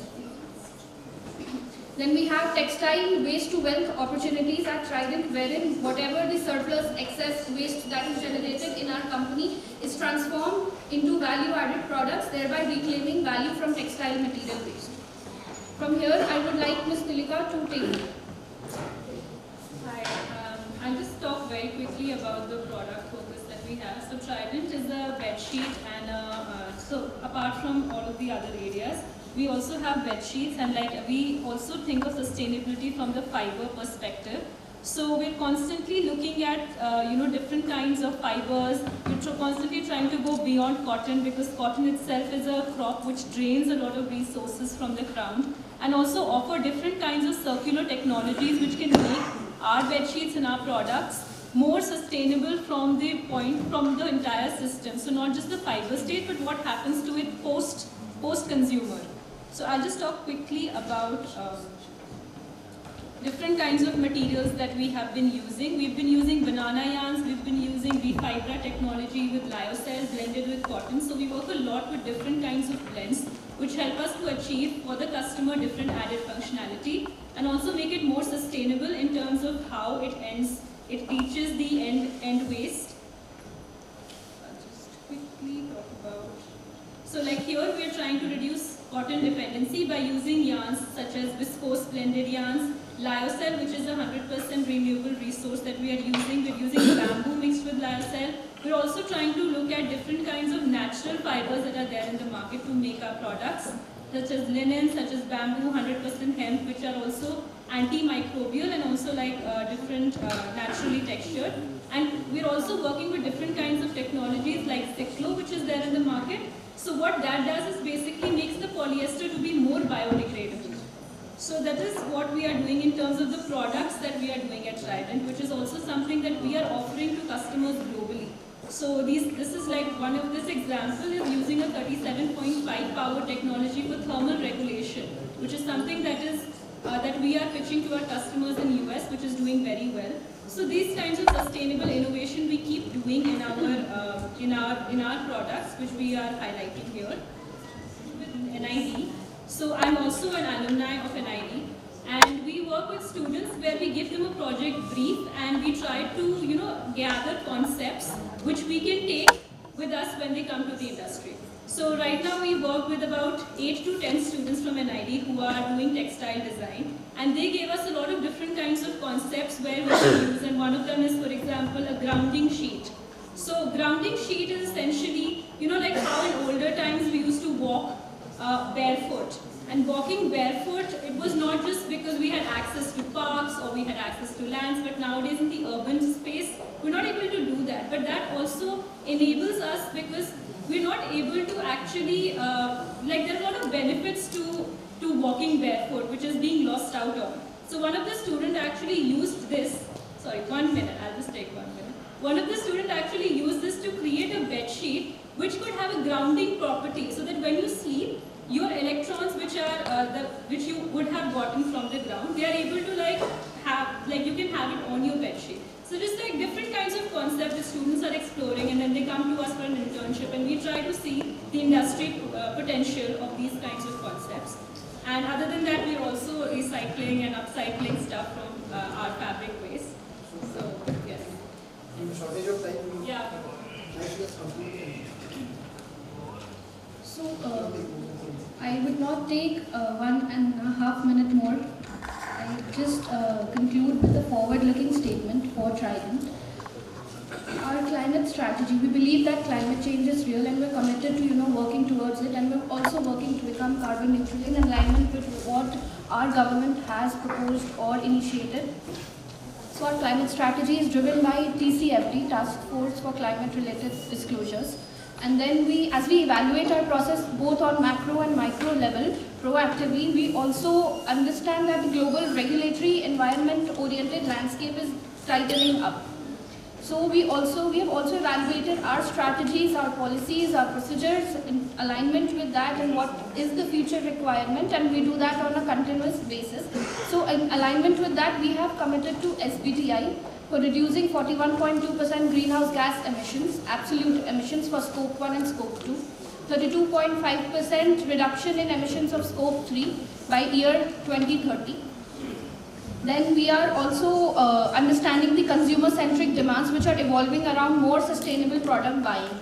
They want a product which is more sustainably manufactured, the raw materials more sustainably sourced. So in alignment with that, we have started integrating sustainability on a product level by life cycle assessment approach, wherein we have identified 4 of our products which represent the maximum bandwidth of the product portfolio that we offer. We are conducting life cycle assessment as per ISO standards. And then we are identifying hotspots and targeted focus areas in order to reduce the overall environment footprint. Yes, sir. We also believe our responsibility towards biodiversity, wherein a biodiversity risk assessment would be conducted, and similarly the areas for continual improvement are identified and are being worked upon. So I believe this is it from Trident side, and I invite any questions or observations or comments for the presentation. Thank you. Sorry for taking no, it's okay. Many people have to manage it. Mr. V.R. Sai Ganesh, Chief Operating Officer. Am I audible, please? Yes. Good afternoon, everybody. I will try to restrict my presentation to the stipulated time given to me. In the first inaugural session, the keynote speaker, Madam, spoke about sustainability, and we as a look at sustainability as a whole. And being a world player, we have to be one of the world players, because the textile industry, we have been seeing a lot of evolution that is happening. But sustainability is being used nowadays by a lot of people just to catch the attention of consumers. But are we all aligned to it? There are many, I would say more than 70 to 80% of the industry has already aligned to it.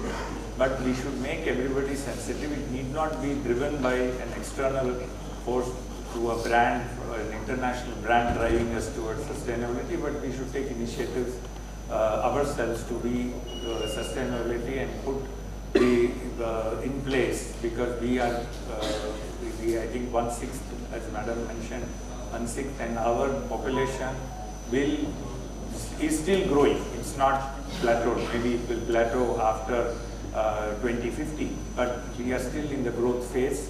So it is to our own interest, and we had Dr. Patra who mentioned that we have taken the loan from our children, and to our grandchildren we have to give a better place to live. So let's look at that. So with that, now I think more and more people will look at sustainability as a goal.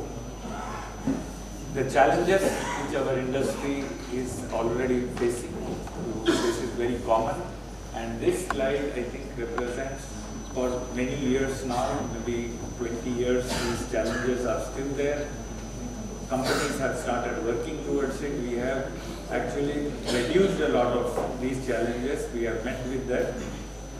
But what is happening is, maybe we are now at the end of 24, within another 15 days to 15 days we enter 2025. 2025, what would be the things that people in the textile industry will look at? Just some thoughts would be that consumers are keeping a much more closer eye on where they purchase their purchases are coming from, even than ever before. So now we can expect an increased emphasis on specific sustainability goals that track accountability. We are hearing cradle to grave, but these products what we purchase and the companies go beyond just the surface level of greenwashing and to make a large scale change. So this is something which the consumers will look at. Mr. Jain Saab mentioned during the inaugural session about how our soil has got spoiled. My presentation will be more onto that part, which we are, because recently there was a report, if you all would have seen, GOTS had, Control Union had banned more than close to 40 companies because they have been banned up to 2026 because there was a lot of wrong documentation when it came to organic cotton supplies. And this is already in public domain, and there are out of the 40 odd companies globally which are banned, sad to say that we Indian companies are close to around 30 mentioned there. So this is an alarming thing that the credibility in India, brand India, also it affects too. Every brand needs one to associate to something, to a key sustainable feature. So this is something which you should think, because we all know what is Egyptian cotton. Everybody would like, there is a premium paid for that. And why should we not, when our Textiles is pushing for Kasturi as a brand, cotton brand, we should look at, exploiting this and positioning ourselves, because they already have a MOU recently in November with Better Cotton on this Kasturi brand. So we should look at that. Textiles also is promoting this. Last year to this year, they have a target which is already doubled in this, and this is where we are working closely with them as well, because the organic cotton, every farmer has got this one that if he moves to organic farming without use of pesticides and fertilizers, his yield drops. So they are reluctant to move towards that. But we would like to push for a chemical-free cotton, and which will give you without drop in yield. That means the same yield, better quality, and we can also monitor the soil and organic, the carbon increase and water table increases also, because by using our technology, which we call as propulsion, which gives you a protocol of 5 steps involved. That is the current farmyard manure which is already there in the farm, whatever the waste is coming, that waste is being used using our Zytonic technology to make it available in 45 days, a manure ready to be used in the farm. Other thing that polymer also does is it's a biodegradable polymer on which microbes are there in a hibernated condition, and when it is exposed to moisture, the spores start growing and the polymer swells, making the soil porous, which makes the aeration of the soil better, due to which you have increased root growth, which in turn increases all the other things of absorption of nutrients from the soil and better growth of soil. We also have neem extract spray, which we give it as Suruksha, which acts as a deterrent for pests, as well as it holds the dewdrops on the leaf surface even when the sun rises up, so that the photosynthesis starts off early in the morning itself, and then you have a better sort of photosynthesis that happens. So these are kind of innovations that the company has brought in, and within we promise the farmer that within one crop cycle he can switch to a profitable farming and his produces increase. This we have tried across all crops.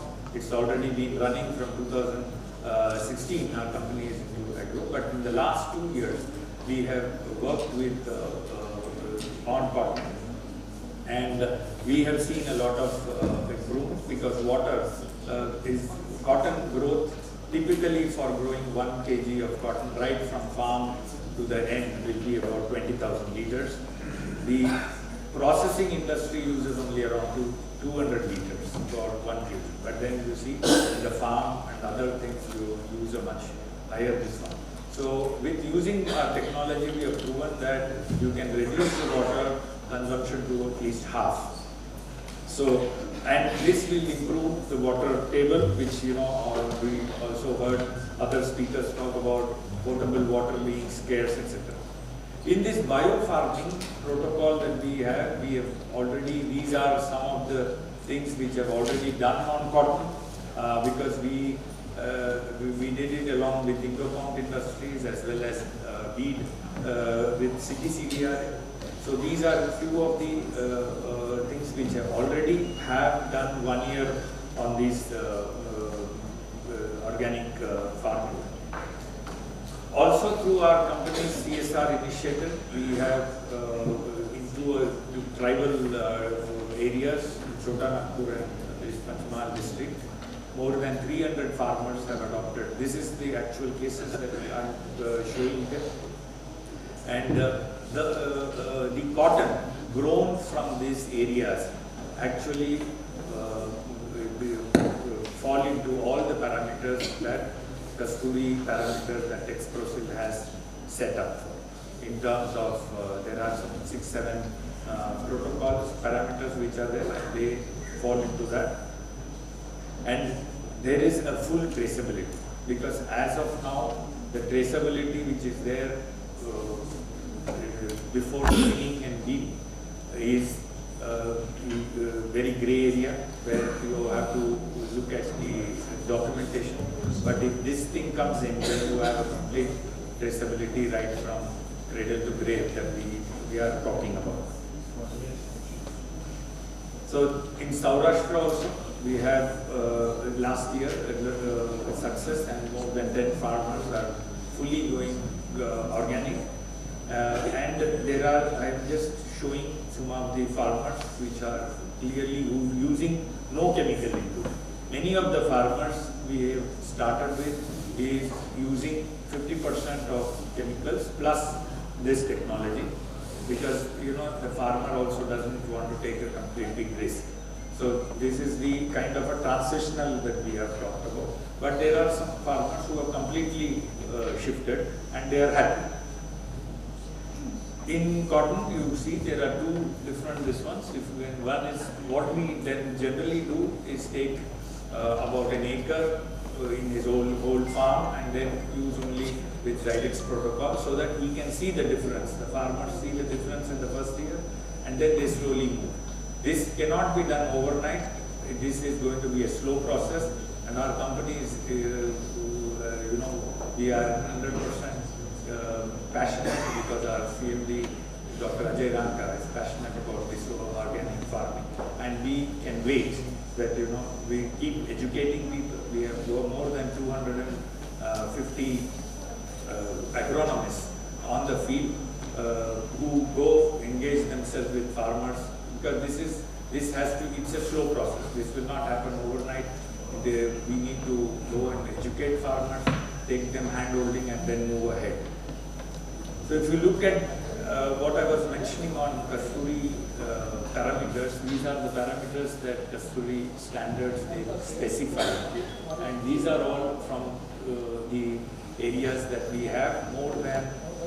We have offered this now. This is just a week-old report. So I just use this to show that we can actually, we are not just talking, but now we are having some proof and done this work. Because last year we had already done, but this is the second year which we have done. So now quintals, more than I think about 3,000 to 3,500 quintals is available from these three areas, from these tribal areas, which we can pitch for, and we are now, the ginners are picking them up. So this will come. So with this, I would just like to end my presentation with this slide. We always have heard in the Bollywood also a lot of songs on, being the Sone Ki Chidiya is what Bharat is. So with this Kasturi brand, we can actually make ourselves traceable right from cradle to grave and give a better solution to the brands which they are looking for. Thank you. core women's wear. Been part of the fashion industry for the last 21 years. Both as an entrepreneur, I have my own designer brand, as well as an academic. And I'm here to present my research paper today on circularity and sustainability of traditional Indian sustainability of in traditional Indian apparel textiles and their contemporary applications. Moving on, I'd like to give a brief introduction to my research. The entire premise of the fashion industry is based on demand and supply, which is true for every other industry as well. This used to be in a very healthy equilibrium in the past, where consumers would have to wait to get their needs catered to before moving on to their wants. Supply was limited owing to the slower pace of handloom production and limited availability of resources. Since the industrialization of fashion industry, we have been producing and consuming fashion as if we have an endless supply of natural resources. I'm sorry, I lost my track. Till very recently, fashion cycle moved at a much slower pace, with the seasons dictating the release of new collections. So even as a designer, when I first started presenting at the fashion weeks, we used to have 2 seasons in a year, which was spring, summer, and autumn, winter. And there would be a 6-month lead time between the release of these 2 seasons. So basically, if you're presenting something for the summer season, you would actually showcase your work during the winter, so that you have that 6-month lead time leading on to when the stores get the actual products.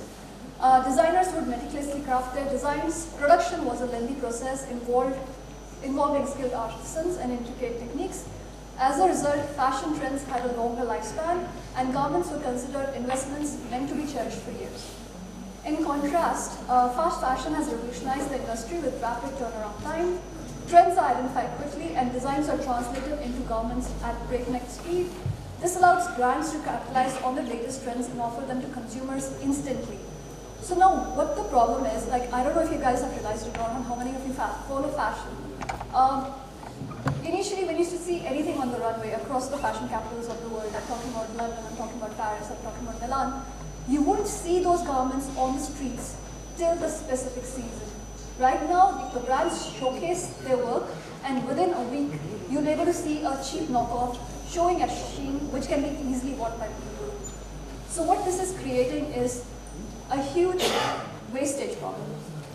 A vast majority of the industry is operating on a linear model, where finite resources are taken to make products that are used for a very short period of time and finally disposed of as waste into landfill without any consideration towards the harmful repercussions to the environment.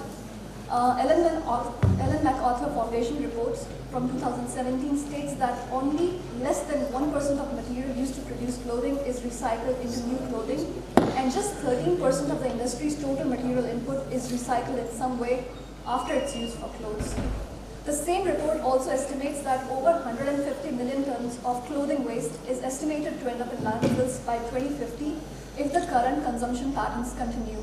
So if you want to visualize this, I think most of you would have known. You can imagine a garbage truck full of fabric discard being sent across to landfills every second across the globe. This is just not sustainable. And this is a projection of what our future world is going to look like. This is taken from a Netflix documentary called Buy Now, The Shopping Conspiracy. These numbers and figures present a very dismal picture, but highlight the importance of working towards a more sustainable practice or closing the loop. Instead of a linear take, make, break, dispose model, it adopts a circular approach where materials and products are continuously used and recycled or repurposed, increasing their life cycle, which is the key right now. When we come to the Indian context, the Indian design has a rich history of circularity and sustainability, incorporating practices that promote resource conservation and waste reduction. These practices passed down through generations have been integral to sustainable livelihoods of not just us as a whole society, but also of the Indian artisans and communities. However, with the rise of globalization and industrialization and the challenges posed by fast fashion, these traditional methods have faced challenges in adapting to contemporary fashion trends. So right now, what's happening across the border is Indian handloom artisans are being forced to compete against machine-made stuff. So I see a lot of khadi being produced, but it's a plain khadi. And nobody understands the value of it, and then they look at the final product and say, if I can get a kurta for like maybe 100 rupees, why would I want to waste 1,000 rupees on it just because it's khadi? The idea is highlight these artisans. The idea is to highlight the work that they do and treat it as the treasure that it is. I'm going to talk briefly about what makes Indian design circular. As I mentioned before, the concept of circularity in Indian design is deeply intertwined with the cultural and philosophical values that have shaped the region's textile traditions. Some of the key highlight points are the use of natural fabrics like silk, cotton, jute, and wool, which are obviously derived from natural resources, and these are all renewable and biodegradable, and they reduce the environmental impact when compared to synthetic mass-produced materials. We also have a rich tradition of handloom apparel, where handloom weaving is a labor-intensive process that involves traditional techniques passed down through the generations, and we also know the fact that these traditional techniques are different to different parts of India, and every single sector has their own special USP when it comes to textiles. We also use a lot of traditional dyeing techniques, which are nature-based in terms of minerals and plants, and these dyes, for example, the indigo, have a lower environmental impact when compared to synthetic dyes. We also have traditional hand-embroidered techniques which are used for surface ornamentation, which are very labor-intensive and also specific to certain areas, the unique USPs. When we talk about the Indian garments, these garments are also very versatile and adaptable, mainly because initially all of these garments used to be draped. And when it comes to draping, you can actually put a garment in many different ways and create that change that you want. This adaptability reduces the need for frequent purchase and contributes to longevity of garments. And the primary example for these is obviously the Indian sari as well as the dhotis. So I was trying to calculate the number of ways you can drape a sari, and 120 is the number that I got, but I'm sure there's many much ways because people are coming up with modern ways of draping the sari as well. We also have a very strong tradition of upcycling and recycling. Our handicrafts often reuse and recycle fabric yarns and scraps, creating new products like quilts, bags, and home decor items. The purpose of this research explores the potential of traditional Indian circular efforts in modern context while preserving the inherent sustainability. Through the study, we seek to develop a framework for integrating circular design principles into contemporary fashion practices, thereby addressing the significant textile waste generated by fast fashion. I'm going to quickly speak about the research methodology that I followed. This research employed a mixed media approach that combined qualitative and quantitative methods to get the data. This allowed for a comprehensive exploration of the subject matter, capturing both quantitative and qualitative information sources. I started with an initial questionnaire, which was designed to gather the demographic information about the participants, their perceptions of traditional Indian textiles and sustainability, attitudes towards the sustainable fashion, and their willingness to adopt these sustainable practices. For the survey, I had actually floated this questionnaire across to staff and students at NISTI, New Delhi. I was associated with that briefly. In addition to the quantitative research, informal interviews are conducted with a subset of 400 individuals from traditional communities. These interviews provided an opportunity to delve deeper into the participants' experiences and their perspectives. These interviews focused on exploring the participants' knowledge of the traditional textile production processes, their understanding of circularity and sustainability, and their experiences with incorporating circular principles into their everyday lives. A case study was also conducted using the brand Button Masala as my source. A semi-structured interview with the designer Arvish Sharma, who is also an NIIT alumni, was undertaken, which provided valuable insights into historical cultural significance of traditional textiles, his contribution to sustainability, as well as the challenges and opportunities facing the industry today. The potential of circular design, especially modular designing, and its potential in modernizing the industry was also discussed. Moving on to the research findings. I had two age groups, mainly 18 to 30 years old and 40 plus. The 18 to 30 was focused on initially because they are the highest spenders on online fashion purchases. And the 40 plus generation was kind of targeted because these are the ones who are the parents to the generation which I'm focusing on. So it forms a good contrast. I started with an open-ended question initially, asking them about their understanding of sustainability, and I have kind of condensed the responses so that we can kind of quickly move on to it. The responses focus primarily on the following: reduce, reuse, and recycle. This classic mantra is a core principle of circular economy, emphasizing minimization of waste and maximization of resource use. Using products in a sustainable way that doesn't harm nature. These are a direct quote. This implies a focus on minimizing waste and pollution. It also aligns with the principle of circular economy. They also focus a lot on less wastage and more usage, as well as recycling and upcycling products. And I also, within the questionnaire, included a small paragraph showcasing what is facing us as humans in this world today when it comes to wastage and landfill issues being created by this consumption. So once they read through the paragraph, they were asked a couple of more questions, and these are the two key points that kind of came into focus. One was durability and versatility of the product, with many people focusing on garments that can be worn for a long time and easily paired with other outfits. Key consideration also started including purchasing high-quality, versatile garments that could be worn for extended periods. This aligns with the circular economy's goal of increasing the lifespan. Moving on to the age group of 40+ years, the respondents' understanding of sustainability expands on the previous group's responses. While they still emphasize minimizing environmental impact, a stronger focus on circularity emerges. Several responses directly mention circularity, highlighting the importance of both product lifecycle and minimizing waste. They also speak a lot about reduce, reuse, and recycle, which is a mantra which keeps on coming up again and again. The responses also directly contribute to the concept of extending resource use through reuse and minimizing of discards, especially when it comes to apparel products. This group also demonstrates a deeper understanding of sustainability, encompassing resource conservation, responsible consumption, and emphasizing extending the lifespan of products. They also recognize the importance of innovation and research in furthering circular practices for a more sustainable future. Moving on to the case study which we conducted with Button Masala, which is headed by Anish Sharma. This is a very interesting technique which offers a circular and sustainable approach to apparel design. So what he's done is replace the traditional sewing and cutting of garments into creating garments using buttons and rubbers. So basically you just have two basic pieces of garments. Instead of sewing the stitches together, you just put a button through, use a rubber band, and clip the two together. Some key factors became apparent.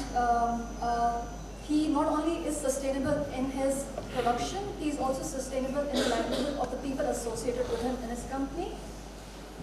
As I mentioned, by avoiding the traditional cutting and sewing method, he utilizes the fabrics more efficiently, promoting sustainability and circularity in his designs. This approach allows him to produce a limited quantity of pieces, ensuring a personal and sustainable production process. This unique technique also allows for easy recycling and repurposing of materials because it's just a plain piece of fabric which can be opened up into the original square anytime you want to change. This is an example of one of his products. Again, two basic pieces of fabric, front and back. All the texture has been created by using buttons and rubber bands, which is kind of knotting the fabric together. And the same technique has been used to create this crop jacket, simply by changing the base fabric, as well as the placement of the buttons. He's created another very interesting texture out of this same garment. And again, this garment can be opened up into a plain piece of fabric and be used as many times as you want. Moving on to conclusions and my recommendations. As we navigate the environmental challenges of the 21st century, India's sustainable design heritage offers invaluable insights. We can start to foster a more sustainable fashion industry by focusing on the following points. We can start by prioritizing circularity of natural materials. This can be done by 3 different ways: increasing market share of locally sourced natural fibers. By promoting indigenous fibers like cotton, silk, and jute, we can reduce carbon footprint associated with long-distance transportation and support local economies. Increase in market share of recycled natural and synthetic fibers. Every time we recycle and reuse that material again, we are saving it from heading into landfills, and this really helps in the longer frame of things. We can also start producing natural fiber sustainability. The speaker before me had a really good session where he was talking about sustainable farming. Just one page. We can also start with point 2, enhancing durability and embracing slow fashion. Increasing the ground durability by focusing on quality craftsmanship, robust construction, and timeless designs. Obviously extend the lifetime of garments and reduce the need for frequent replacements. We also have to kind of work against planned obsolescence, where people are creating products which are supposed to be discarded quickly, because that's the only way you'll be forced to buy more products. So we need to work against that as well. We also need to embrace slow fashion, where we prioritize quality over quantity, instead of just going for the latest fads. We should also focus on advancing circular design and manufacturing. Design for durability and recyclability. By designing garments that can be easily repaired, reused, and recycled, we extend the lifestyle and minimize waste.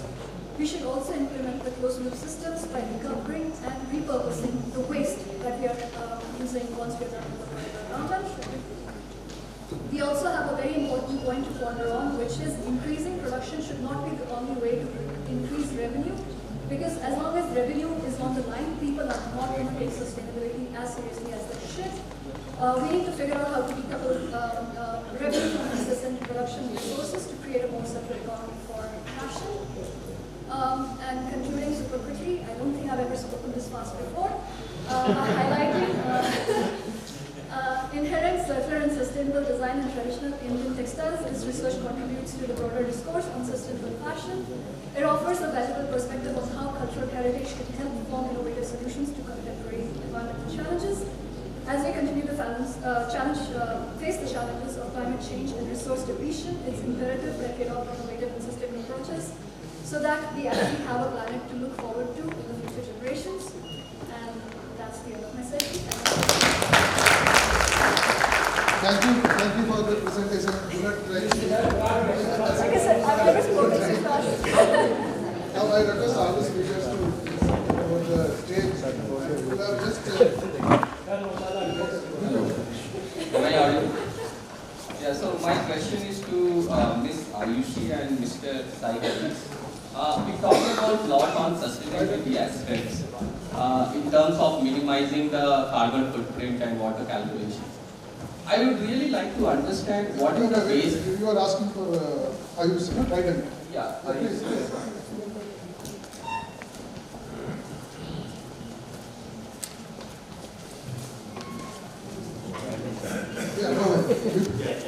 So my question to Ms. Ayushi and Mr. Saigal is, in context of sustainability, it is very, very important to do the quantification study, because so far when we are targeting to reduce the footprint by 40% or 30%, right now it is still not clear what is our baseline. For example, let's suppose in case of Mr. Saigane, they are doing study and comparing with Kasturi.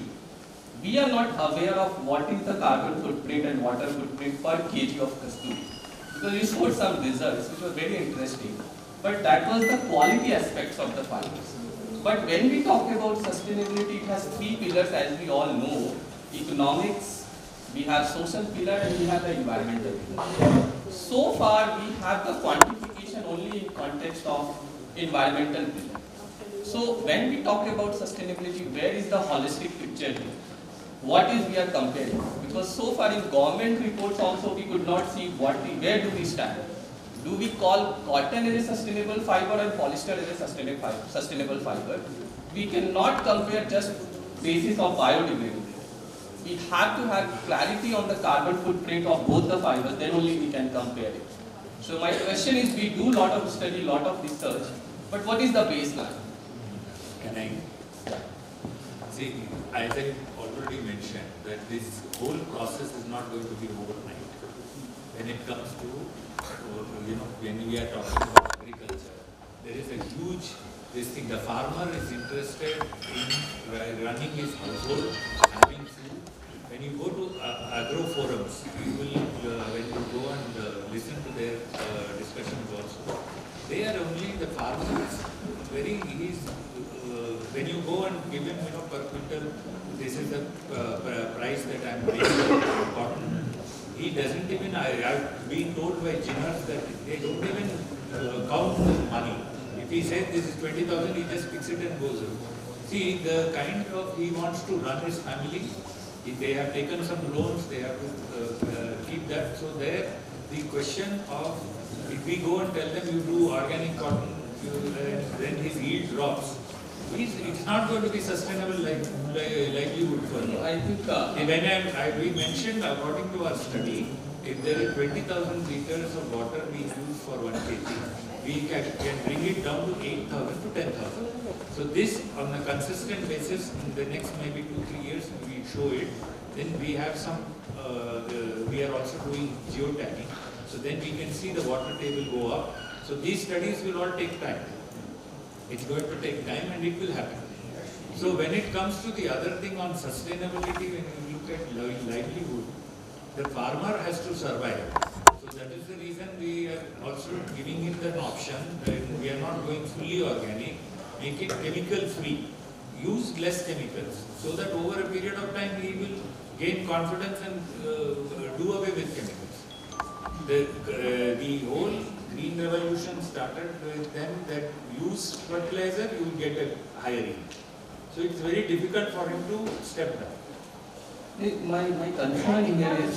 asking is, what is the common minimum thing you define in terms of what is being sustainable? Being sustainable, yes. My other question is, I think, let's put it in this way, because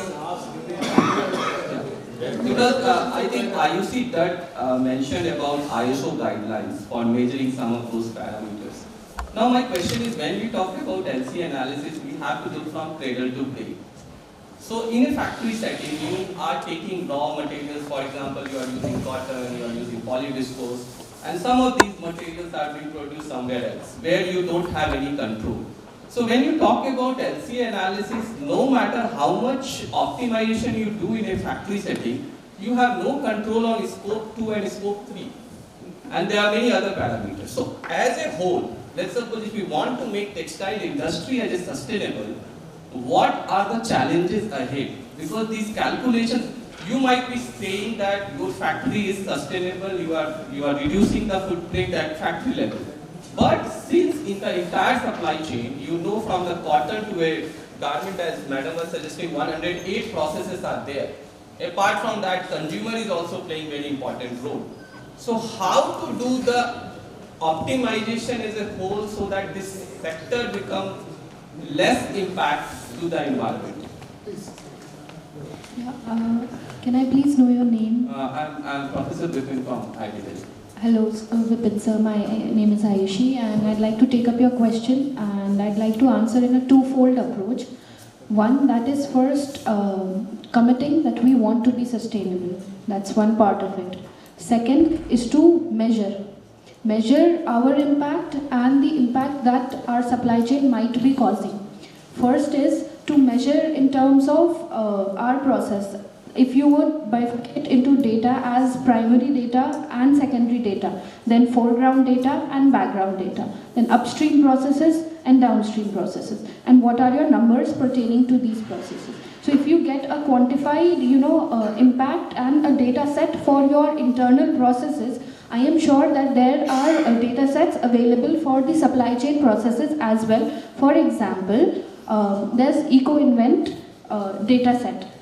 Apart from that, when we talk about other upstream processes, so in terms of that, we have supplier channels and suppliers having their own data. So when you, for example, when you conduct an LCA of a bed sheet, chemicals are involved, raw material is involved, factory internal processes are involved, distribution and transportation is involved, packaging is involved, and there are multiple stages to LCA wherein you can evaluate your impact. It can either be gate to gate, wherein it is factories in gate to factories out gate. It can be cradle to cradle. It can be cradle to grave. It can be cradle to gate. So you need to identify first the boundaries in terms of how much at length I want to measure my impact. I again reiterate that our LCA boundaries are from cradle to gate. I completely agree, Mr. Ayushi, because you talked about EcoInvent and you talked about cradle to grave approach, boundary condition constant. Even in EcoInvent, there are few documents are there. For example, Japan and Europe has published their per kg of just 1 minute. per kg carbon footprint of cotton, and they are different. So my question is, because since so far India has not having any documents on per kg carbon footprint of any particular fiber. So if you are doing calculations based on the assumptions that have been done at certain other countries or even in some eco-invent software, I don't know how legitimate it is, because there are lots and lots of models and assumptions which is lying inside, which might impact lot of these values. So the question is very, very important, like what should be our policies, because this entire sustainability efforts will go vain if we are not making a standardized process through our own BIS or maybe our own protocols for measuring the sustainability impact at each of these stages. Otherwise, your SEMA Pro and eco-invents are there and they will mislead these data. That's the job we will expect all of you to contribute to. That is what I made the appeal here, that we need to do a lot of solutions ourselves for our, culturally different. We are different, so we needed to buy everything. But till that time, sir, one thing you should realize. I don't need to say Europe is not right. Till the time we are able to do it for ourselves, we have to comply with it. And it's good there is an institutional process they have developed. Maybe others have developed. We should try to demystify that process for a larger set of MSMEs who are part of your value chain, your scope 3. Finally, it comes from your services, from international services. How do you internalize for India? It's your turn. I think Madam has done her job. So let us give chance for others also. So I know there is something. Please go ahead. Very good. Is there any adverse impact on marine aquatic life? Sir, can I just put up all the questions, then speakers can Just one question, you can discuss with him later on during the time. Just one question. Material is still in use, very much in use. But the problem is silver itself is expensive. So now we have alternatives like copper nanoparticles which are in use, and it is significantly cheaper. But the only thing is how you use those copper nanoparticles that is important. So there are different ways by which the product can be synthesized and done. In fact, right now we are working on it along with IIT Kanpur under a project by NTTM, and whereby we are trying to develop a product on copper nanoparticle based, and probably that will be a good option. Thank you. Thank you, Swami, for being really the best coordinator ever. Better than me. I could not do it in the morning. Sorry. So I'd like to invite Dr. Shailen Chaudhary to present a memento to Dr. Alibiri Swami. So,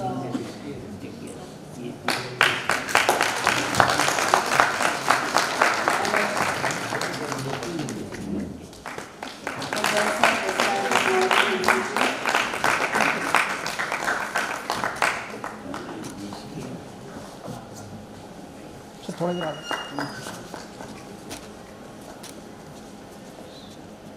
Mr. V.R. Sai Ganesh, Zytex Industries.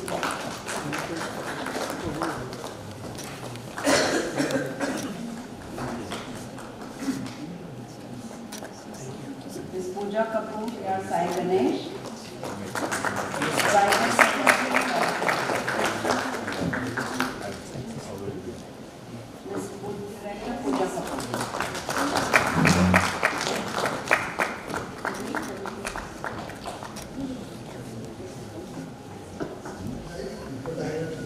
Otherwise, thank you for all the hard work and years for something thank you. Thank you, audience. The lunch is served outside. Request you to please. अभी रुको शाम तक रुकना है। Yes, please.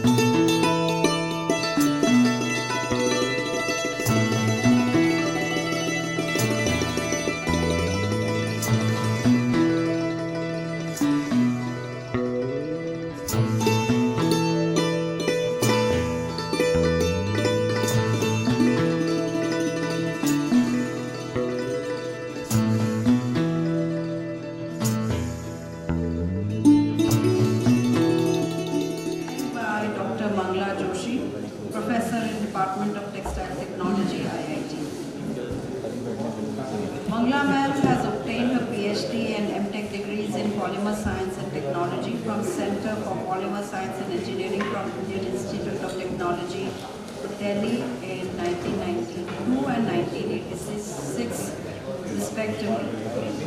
She also is the coordinator of research vertical on smart and intelligent textiles under the Joint Advanced Technology Center set up at IIT Delhi by DRDO. She is the project investigator of research project on development of materials for aerostat and airship envelope under JATC.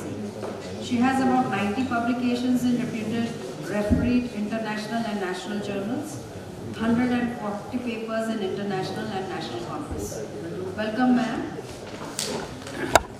I'd like to now invite Dr. Vijay Bhalla to present a stole.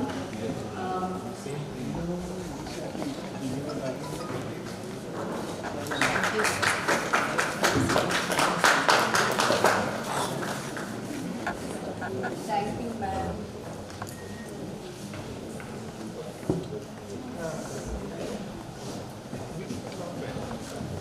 Hello. Good afternoon. Can you all hear me? So, good afternoon, everybody. I think we had a very nice session in the morning where base for the conference has been set up already. We have had very good lectures and the subject spectrum has been widened.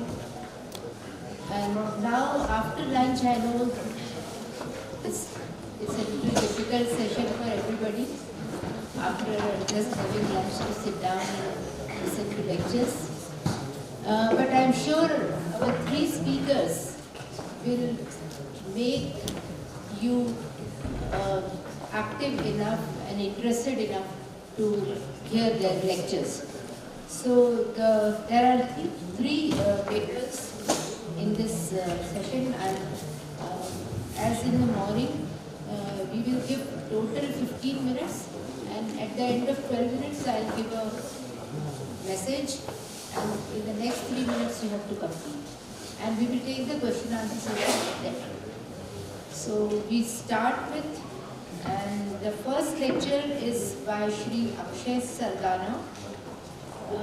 He's talking on advancing a more circular economy through the use of bio-based materials. He is Director and Head of Quafone India Private Limited and Covation Bio India Technology Center. So I think we can start with the first lecture, and we will sit down there, all of us, so that we can see your lecture. Thank you.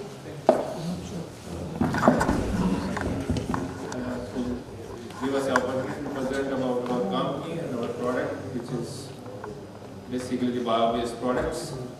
And the idea of presenting here is to let you know where the global companies stand with respect to the production of bio-based material and how they are making sustainable and more circular products. So basically the company is formed in 2022, and it is producing all bio-based products. And before 2022, we were the part of DuPont Biomaterial, which everybody knows that from last 2 centuries they are producing innovative material which is well backed with this science and engineering. And before evolving, the considerable amount of investment has happened in this bio-based material production. And it was a standalone business, wholly owned, independent subsidiary, which is basically taken over by DuPont Chemical in 2022 with the 3 branded products. First one is Sorona, which is partially renewable sourced fiber and filament. Second one is Stera, which is green biovideo, which is propanediol, 1,3-propanediol, which goes into the all industrial applications. The third one is Xenia, which is also again a biovideo, which goes into cosmetic and healthcare applications. So we are basically aligned with this following 4 SDGs of the UN. First one is decent work and economic growth. Second one is the responsible consumption and production. Third one is climatic action and the life on land. Our company position is such that we are being considered as a bio-based material producer, which is having sustainable and proven performance, which helps not only in, to the manufacturer but to the people who are involved in manufacturing and the valuation partners. So basically, Sorona is more relevant to the theme of the conference, which is basically renewable sourced, fiber. So I was going to talk about that only. Sorona is nothing but a trimethyl terephthalate by chemical name, and it's from the partially renewable source. And since it is having distinguished value proposition and properties and benefit, which is different from any other synthetic or natural fiber, so US Federal Trade Commission has considered it as a separate category of fiber and named it as tri-extra. Means you can get the label of tri-extra written on the garment which is being manufactured with the Sorona. By chemistry, it is a the combination of bio-PDA, which is a totally green material, plus terephthalic acid, which is common in terephthalic acid, common in polyester production. So means by category it is ester, and we call it as a Sorona, the trade name, and the chemical name is polytrimethyl terephthalate.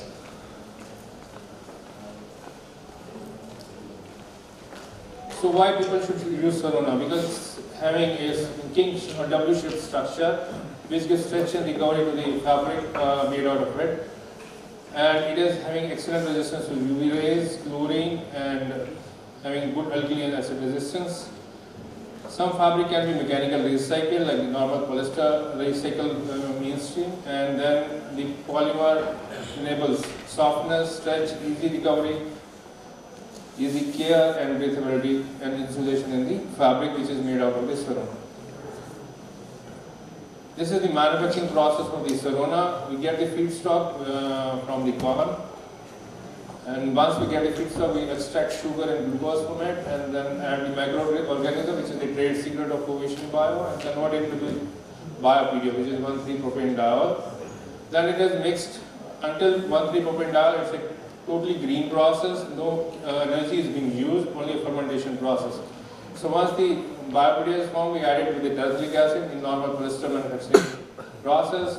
Then the chips from this two molecules being made, which is called PPP, and then it can be converted into normal spinning, like polyester spinning into the yarns and fibers.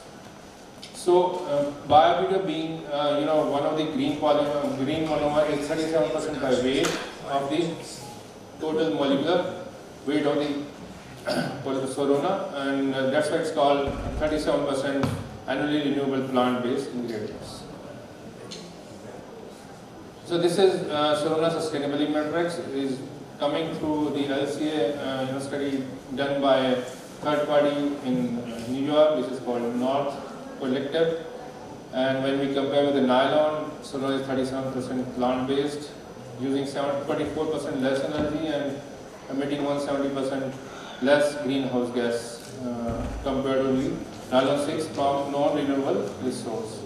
Similarly, when we compare the polyester, it emits 41% less greenhouse gas, and with the PBT, it emits 4% less greenhouse gas, and it takes 4% less energy to convert into the fiber.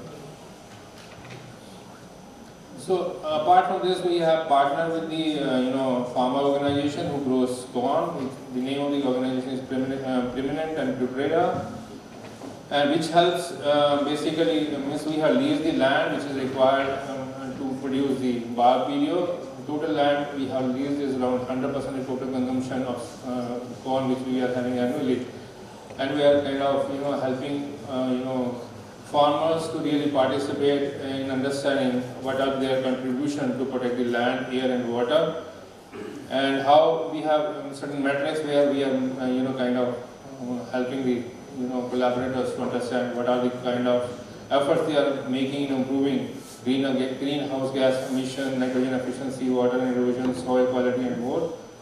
And to improve on this, we are following 26 different regenerative agriculture practices which is being followed in US, like no-till farming, crop rotation, post-harvest winter cropping, reduce fertilizer and pesticide use, etc. So which help us in getting 100% environmental impact related data compared to the industrial standard of 10%. And like the polyester fiber, it is totally mechanically recyclable. For the chemical recycling, the research is going on. We are not up to the some commercialization of that. Further, Sarona is being certified by various organizations, especially by the USDA, which is United States Department of Agriculture. Considers Sarona as one of first of the 11 product which is bio-based, and also the Sarona is being tested stringently by the Ocutex organization to understand that Sarona is classified for the Class 1 Ocutex 100 certification, which means it's safe to be used for infants and toddlers. Similarly, it is Blue Sign approved, and Japanese organization like Biomass Pla and the Japanese Ecomark also considered as a bio-based plastic. And when we use Sarona in the fabrics, we get smoother feels, stretch recovery, fade resistance, softness, and renewable resource.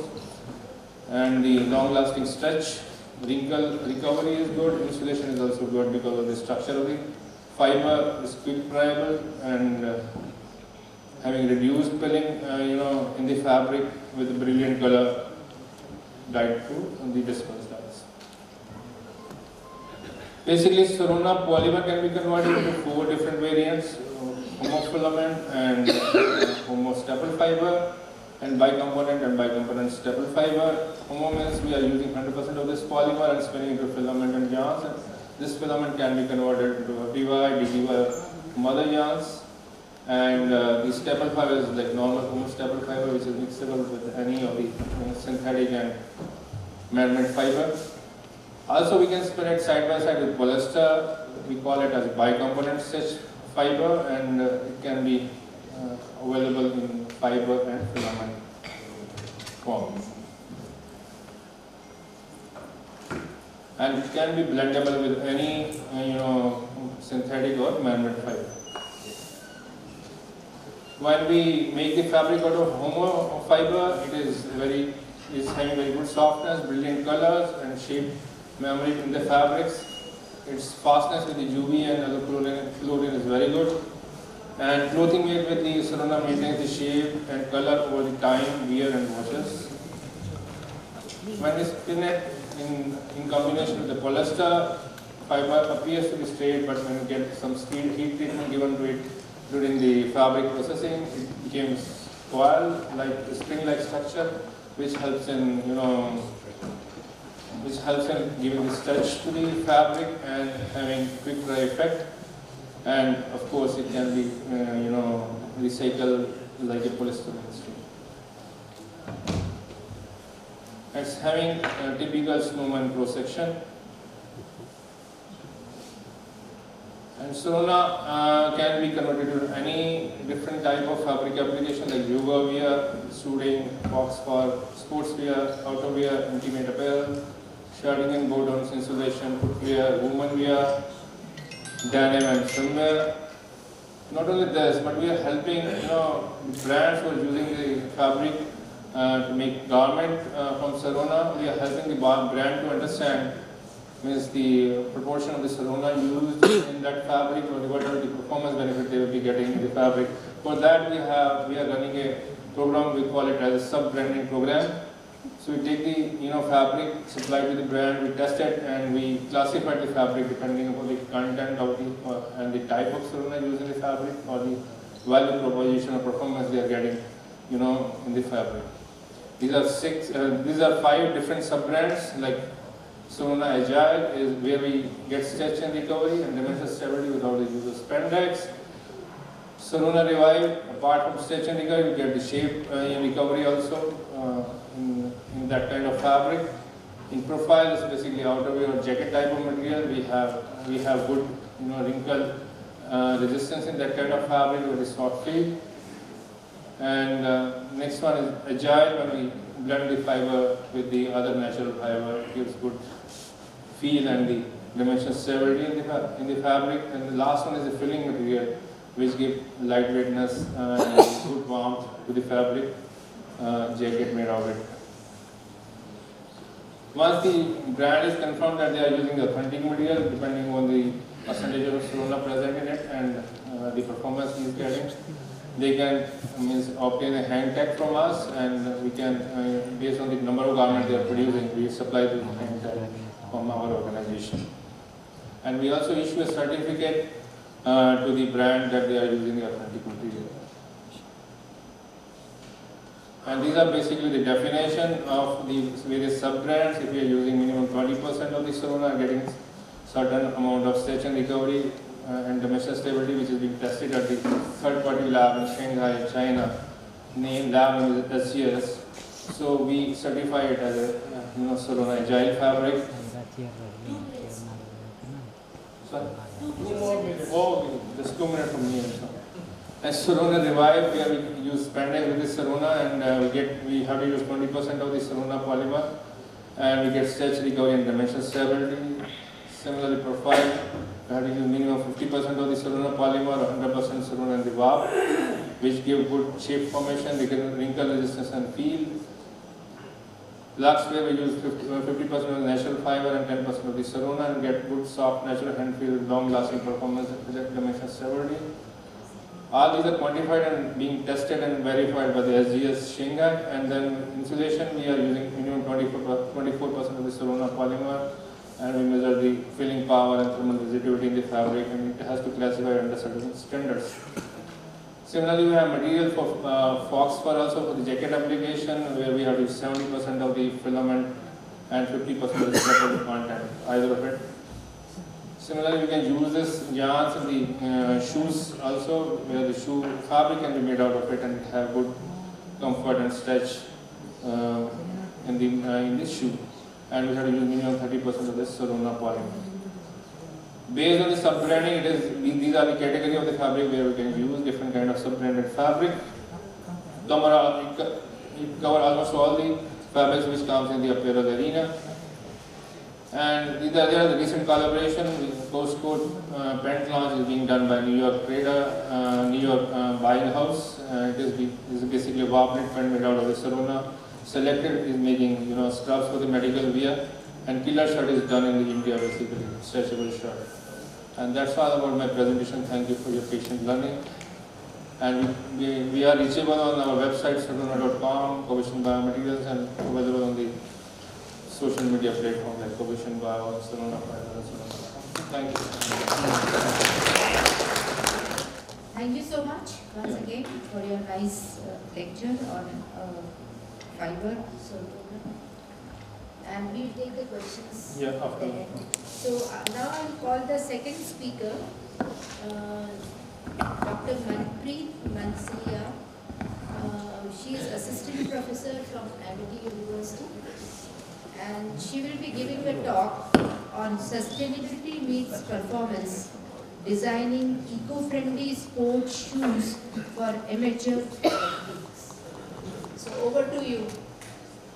So the timing is again 15 minutes, okay, total time, and I'll give you a signal at... Good afternoon everyone. I would really like to thank Dr. Vijay Yadav as well as Dr. Majumdar and NISTI IIT for giving me this opportunity to deliver a talk on sustainability meet performance and designing eco-friendly sports shoes. So when we are talking about athletic footwear, it is a market which is growing significantly as the population is becoming more fitness conscious. So that's why the fitness related product as well as athletic market of athletic shoes is growing considerably. However, along with that, the carbon footprint that this market is creating is also increasing. As per one of the report, that footwear industry is responsible for 1.4% of world's total greenhouse gas emission, and 60% of that footwear comes from raw material extraction and manufacturing of shoes. However, in the last 5 to 10 years, a consumer is becoming more conscious, and there is awareness about sustainability and recycling. So there is a shift towards eco-friendly shoes, which is growing. So when we are talking about sustainability, it is a multi-pronged approach. So when we are talking about bringing sustainability to shoes, it could be, as per my understanding, I have categorized it in 4 ways. One is uses of recycled material or sustainable material. It could be recycled polyester or plant-based material, plant-based leather or natural rubber. The other approach is about ethical sourcing. So when the raw material is being sourced or when it is being manufacturing, or the whole supply chain of from raw material to the final product, how sustainable methods have been adopted, from where the sourcing is being done, and how much carbon footprint is created during the complete supply chain, right from the material to the finished product. The thing when we are talking about in the last 5 to 10 years, there is a trend of fast fashion. So that's why there is a lot of growth in the consumerism. The consumerism has grown a lot in the last 10-20 years. Like if you'll recall, 20 years ago there are less clothes and less shoes in the wardrobe of a middle class person. Whereas nowadays youngsters have a lot of clothes and shoes in the wardrobe. So as we are going towards sustainable fashion or sustainable textiles, so there is a demand of slow fashion. The trend should shift towards slow fashion, and that could only prosper if we are making design as per the consumer requirement. If the design or the product that we are giving to the consumer, if it is, the consumer is emotionally connected to that and make a long-term connection which cater the consumer need, only then we can move towards the slow fashion. Other is of course technological innovation. If we go for 3D printing or if we are going for those production techniques which can reduce the cutting waste, then it will also be a sustainable approach. So in my talk I will be covering these two aspects. One is what are the sustainable materials which are used in athletic shoes market, and other is how we can design as per the consumer requirement. So when we are talking about sustainable material, it is plant-based leather like Pinatex or cork-based or recycled polyester. Or when we are talking about designing, then for athletic shoes, the ergonomic of shoes should be as per the consumer requirement. So the need to balance foot protection, comfort, and then manufacturing with the material that minimize the environmental impact could be the best approach towards sustainability. So when we are talking about material which are used in sports shoes, sustainable material that could be explored in the manufacturing, one is the recycled polyester, which is made from, as we have been in the talks since the morning, that recycled polyester PET bottles which are converted into polyester filament. So that polyester could be used in the upper part of the sports shoe as well as in the laces. Benefit, of course, it will minimize the environmental impact. And the application is basically in the shoe upper, linings and laces part of the shoe. The other material could be the natural rubber, which is derived from latex harvested from rubber trees, and it could be used in the outsoles and midsole of the sports shoe. The other is plant-based alternative like hemp or cork or maybe Pinatex, which could be used depending upon whether we are using it in the lining or in the mesh. Then the circular economy in footwear, it is focusing on the life cycle of the product. Okay, whether we are there should be other approach towards recycling program, like various leading brand of athletic shoes like Veja. They are paving a way to recycled material and various closed loop system which can provide inspiration for future design approaches.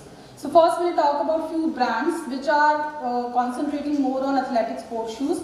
One of the brand is Thousand Fell. It is a New York based brand which is actually having working more towards sustainability and having recycling program where they ask the customer to give their old pair of shoes and they provide a discount on that.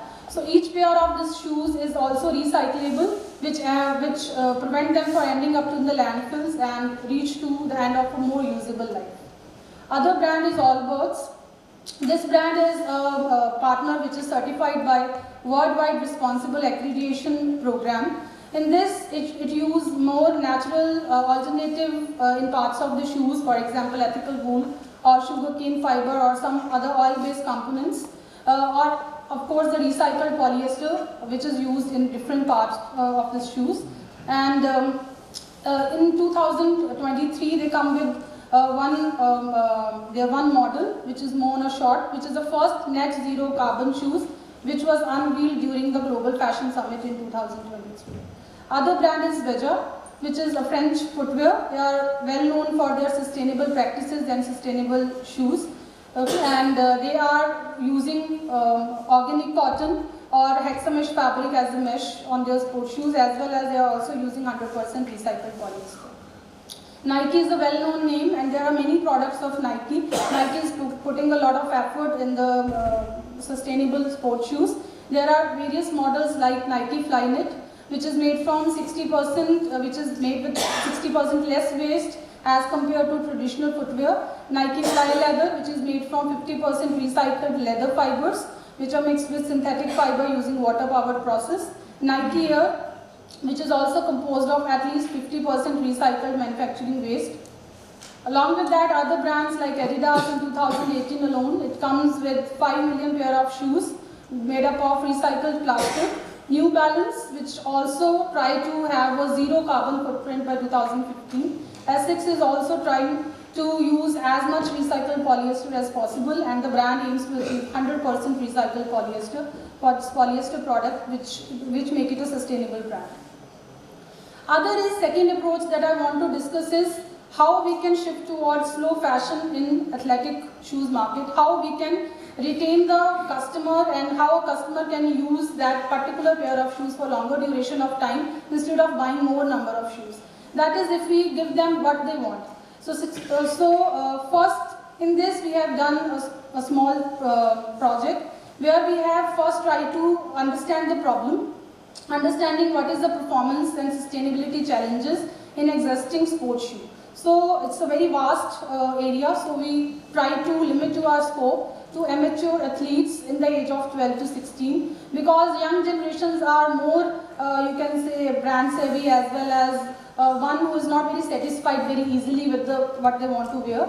And other is their shoes are in a more sensitive age range, which is changing, as well as have more peculiar demand as compared to performance sportswear.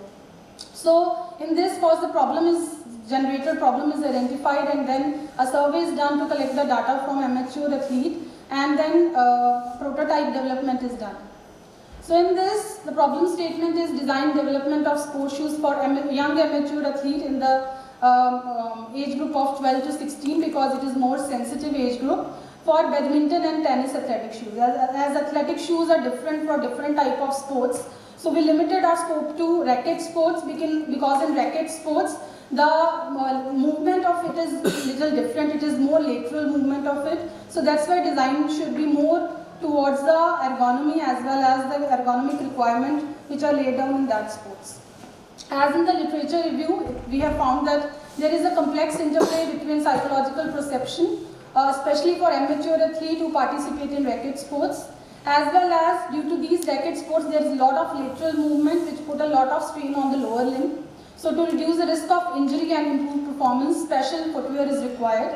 Although a lot of special footwears are there for professionals, but when we are talking about young amateur, there is not much variety available in the market. And this age group is having more sensitive age group, and one need to design to meet the demand of this age group. The study highlights how asymmetrical shoes, as we have done the survey and try to develop a design. So we come to that conclusion that a more asymmetrical design will satisfy more the biomechanical needs of the lateral mobility, as well as selection of material for better breathability and moisture management is to be required.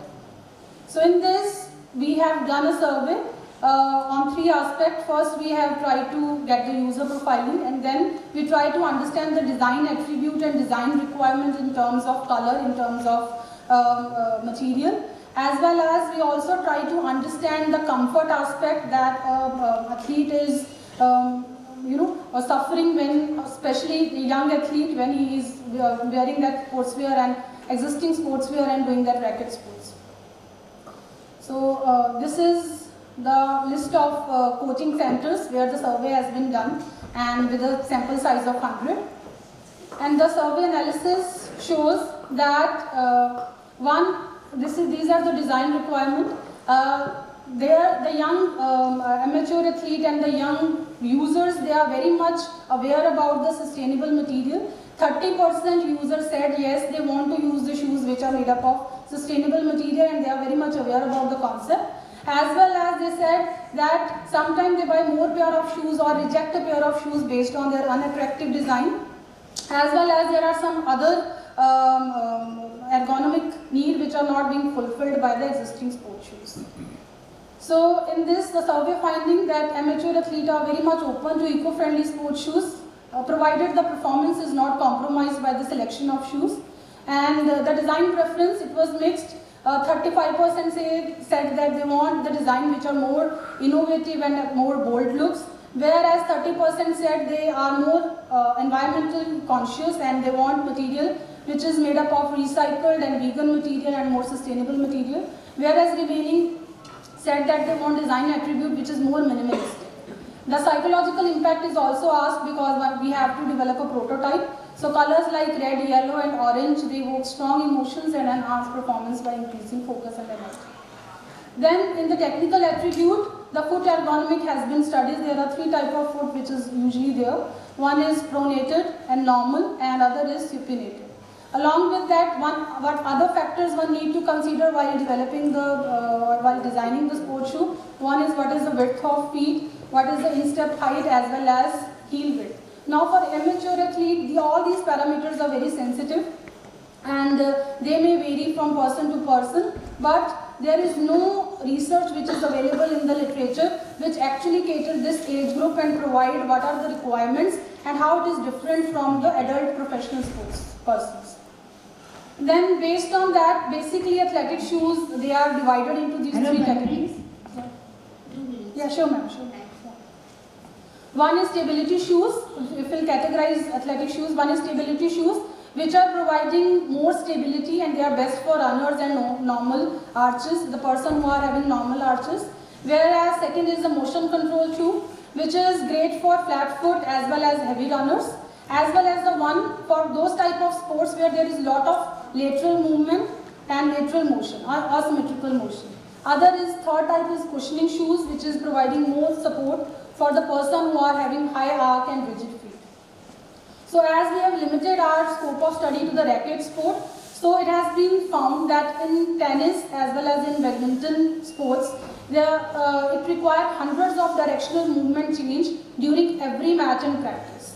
And the majority of movement in the tennis are lateral direction. That means the pressure is on the one side of foot, which require a special designing of a sports shoe which is asymmetrical to cater the lateral movement of foot in the racket sport. So specialized support is required which focus on this lateral movement and hence extra cushioning is required on the outer side. The existing sports shoes, they have the similar cushioning on the both sides. Like this is a picture of the normal shoes which are used by the amateur athlete as per the survey that we have done. Mostly the shoes are symmetrical at the center. The right and left side of the shoe, they are more symmetrical and there is no extra material provided on one side to give the support and cushioning to the lateral movement. So as per the understanding and as per as the survey result, a new design has been made using asymmetrical design. In this, we have proposed an asymmetrical upper so that one side where the foot bending is more, the fabric which is used, it is more quilted and provide more cushioning, as well as due to asymmetrical pattern, it is giving more risk-free movement for the person who is doing lateral movement in racket and tennis-based sports. So these are few virtual prototypes which was developed in the CAD system, and based on that one is selected and then the actual prototype has been developed by the scholar, and now this prototype is still in the testing stage. We are testing whether the survey that has been done for the one for the amateur athlete, and then we'll show them and we'll get the data whether how much acceptance is there for this prototype. So how we can incorporate more sustainability, how we can incorporate sustainable material with this specialized ergonomically designed sports shoes, it will give more customer satisfaction will lead to less consumerism and less you can say sports shoes landing into the land. So challenging when you are talking about sustainable and performance-based sports shoes. One is the cost issue. The eco-friendly material that comes with a premium cost and which make it difficult to have a more affordable option, especially for the young and mature because they can't spend so much as like the professionals. Production stability, scaling sustainable production while maintaining low environmental impact, that is another challenge. And as well as potential solution, whether how scalable are they and how commercially viable they are, that need to be checked. So we can conclude that collaboration among designer, manufacturer and athletes, it is essential for creating sustainable solution, and both performance and sustainability can be achieved in sports footwear industry, benefiting athletes and environment. So by using new material, by using more sustainable manufacturing process and knowing about your consumer can give us more future direction when we have to design sustainable. So these are my references. Thank you. Recycled materials. And the second aspect which you showed was the comfort, and specifically for different games, where what kind of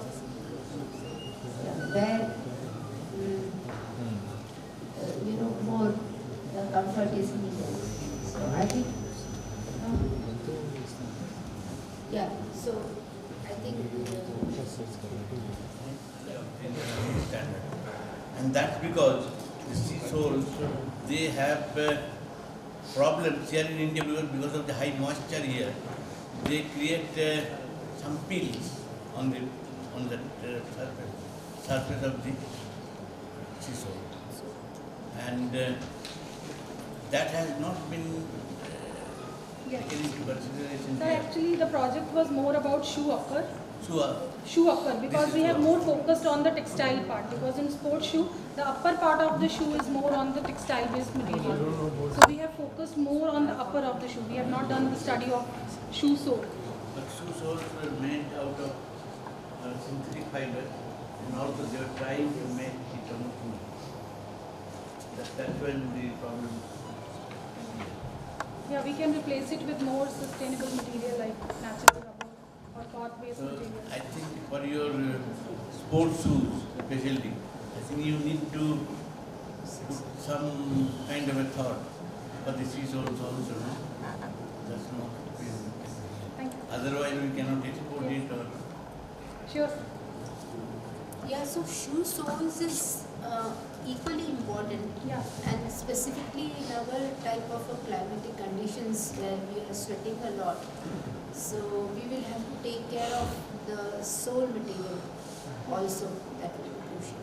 So anyway, but a very interesting lecture, and I hope you will be able to come out with some new designs.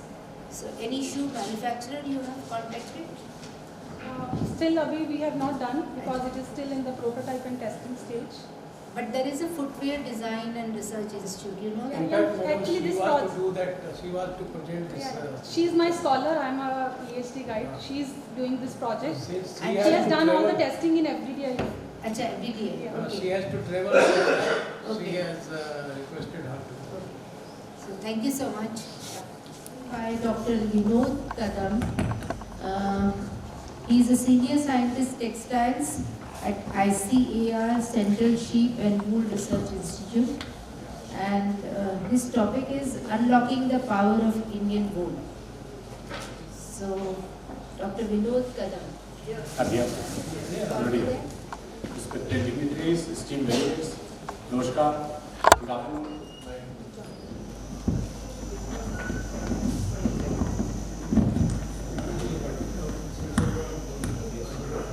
Is it okay?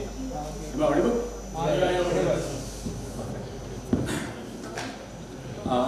At the outset, I thank Dr. Lal, the NISTI team and IIT team for giving me this opportunity to speak at this very prestigious forum. I'm going to talk on the topic, unlocking of the power of Indian wool, emphasizing on the aspect of sustainability. So let's start with an interesting statement. Can sheep save the planet? Well, Alan Savey says yes, but why do we believe we should start our own interventions?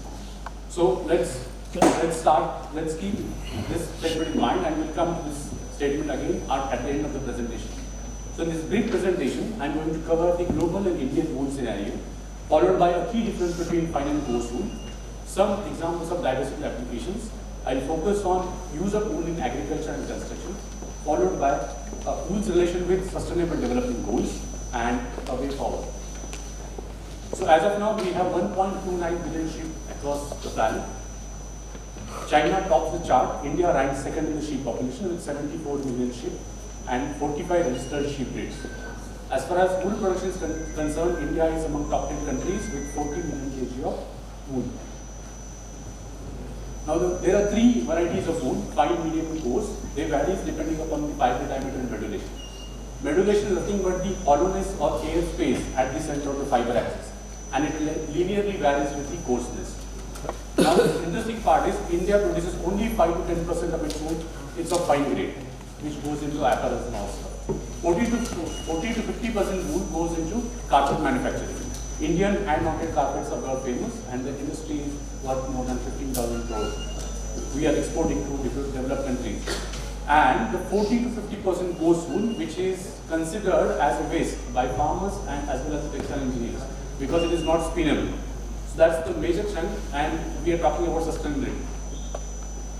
Okay, now we know wool has been used for various applications like carpets, blankets, shawls, scarves, caps, and so on. But recently people have used wool for different diversified applications that includes textiles, home furnishings, air and water filtration, packaging, biomedical applications, agriculture, construction, and many other areas of application. Now, at Sears of Biara, we did some interventions of utilizing this coarse wool for diversified applications. Let's start with some diversified textiles. First is the unconventional handicrafts. We prepared a rose flower made up of coarse wool, and we offer all our VIP visitors at our institute this kind of flower. Now, this has large fragments, it has large shelf life, it has elegant look and whatnot. And similarly, we prepared some unconventional handicrafts out of wool by painting wool by using some designers, by using their creativity. There's one more, these are some more examples of unconventional handicrafts developed out of coarse wool, waste wool. Now this we done in collaboration with Indian Institute of Craft and Design. Here, these designers taught the rural women artisans. They trained them, they took their workshops, we tapped their skills and creativity, and they developed these kind of products. Now, this is a good source, livelihood source for rural women, for entrepreneurship as well as their livelihood sources. This, by using very less quantity of coarse wool, we can convert very high valued product which has export potential. There are, in Jaipur, there are more than 10 export houses who do this kind of business, exporting this, but this is a trade secret, but it is not available in the market. So they do this business secretly, and the design is a trade secret. Another intervention is simple, by putting coarse wool at the center and then wrapping with the fine yarn. We can prepare a braided mat, it requires very low investment, and we can prepare door mats, picnic mat, and many young entrepreneurs can start their business with such kind of small investment. Now, little bit shifting towards from textiles to home furnishing. Here there are two examples. Coarse wool quilt. Now we know Jaipuri cotton is very famous, but if you visit the Amer Fort, they will sell you the Jaipuri cotton resin which is filled with polyester.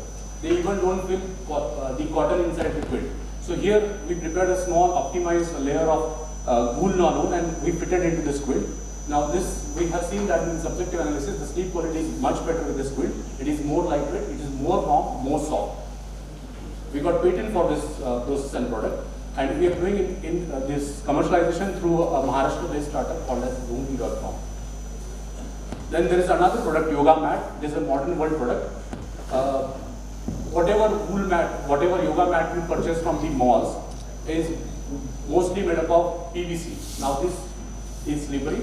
This does not absorb your sweat, and there is no organic film, and it generates a lot of volatile organic compounds, which is not good for your health. If you follow this kind of wool mat, all these problems get resolved. And In addition to that, you get additional medical benefit that the acupressure therapy works.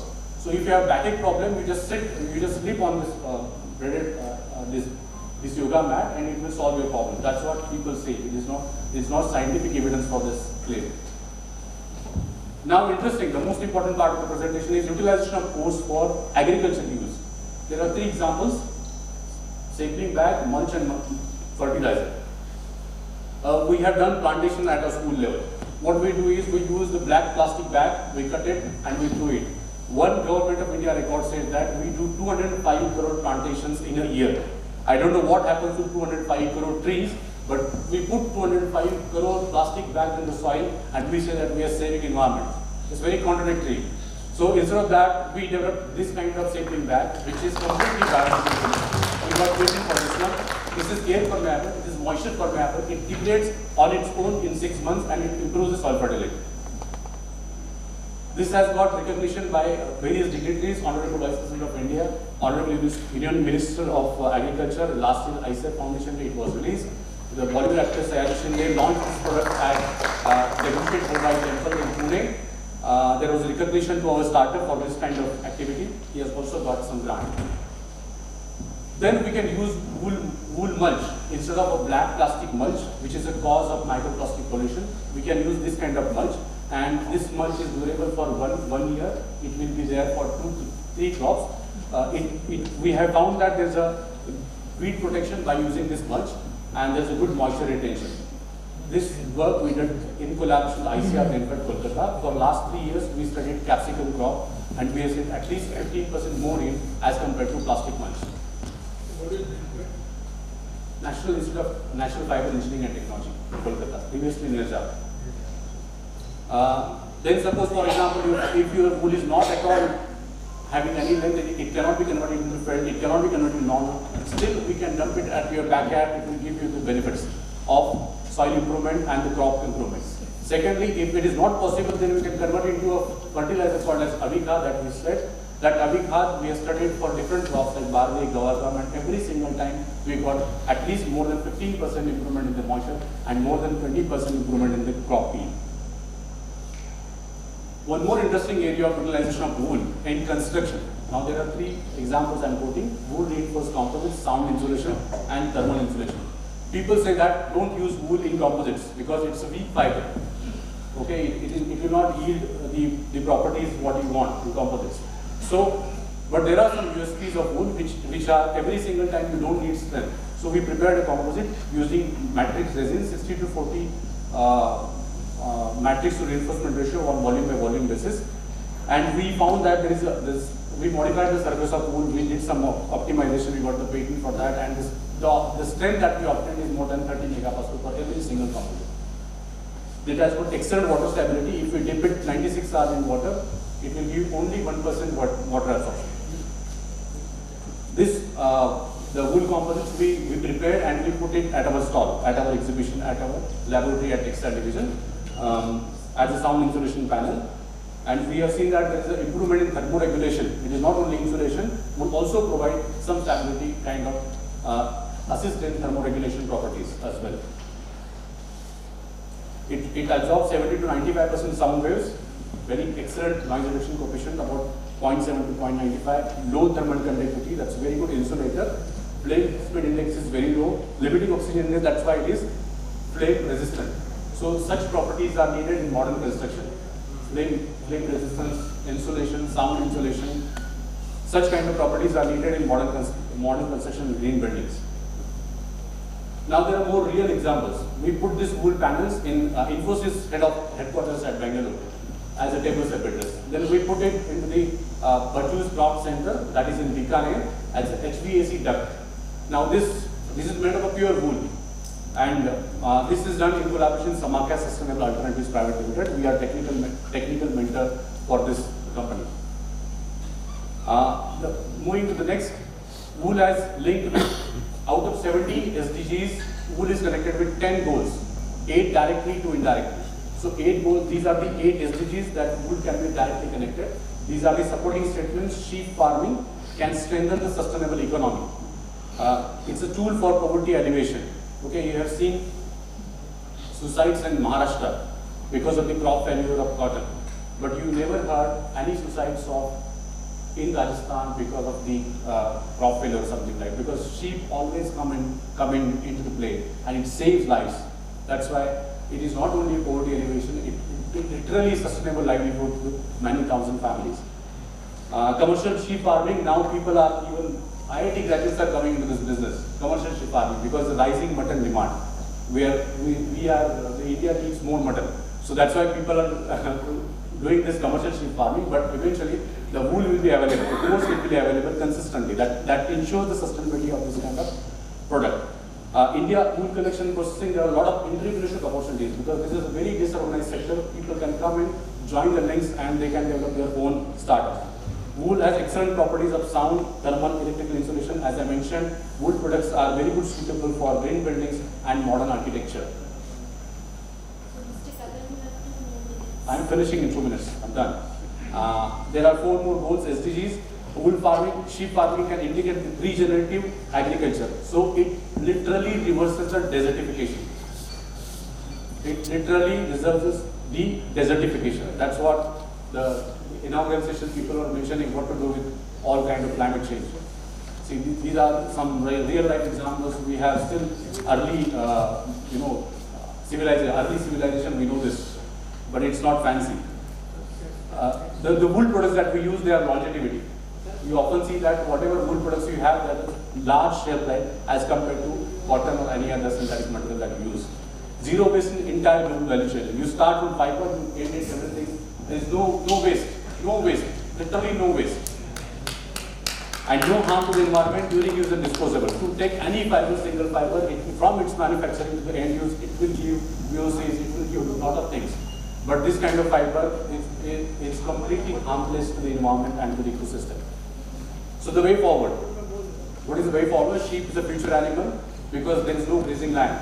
Urbanization is increasing, so we can't rear cows and buffaloes for long. So what is the animal? Sheep is the animal. It requires less space. We should look beyond the grid. We should not look only the apparel kind of quality. We should look beyond that. Multidisciplinary applications, blue sky research, like for example, I'd like to quote one example, keratin extraction from coarse wool. Now it has a number of applications in the biomedical area. So it can be used as antibacterial material.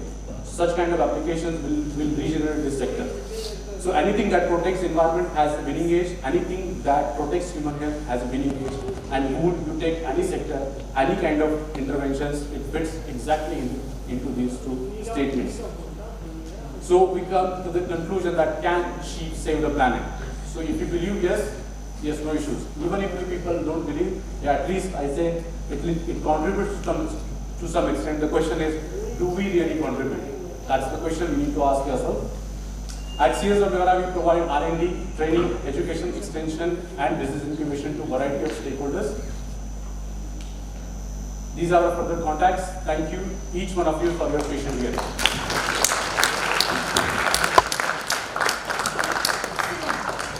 Wool can be used in so many applications. Yes, really interesting to watch. And yes, I think your last statement is true. It can contribute to sustainable. So the floor is open for questions. Can the speakers come here? May I invite all the speakers of the stage, please? Yeah, sure. Dr. Sadhana, you mentioned about partial biodegradability. So, bio-based, not degradable. So, is it degradable, biodegradable also? No. Bio-sourced only. So, that is 27% component, which is 1,3-propane-diol, that is basically annually renewable crop, which is gone. That's why it's called partially renewable crop. But it's not biodegradable. No. Dr. Kadam, excellent presentation. So when we talk about sheep the wool, do we talk about the whole spectrum? That's camel also, rabbit also, all those properties?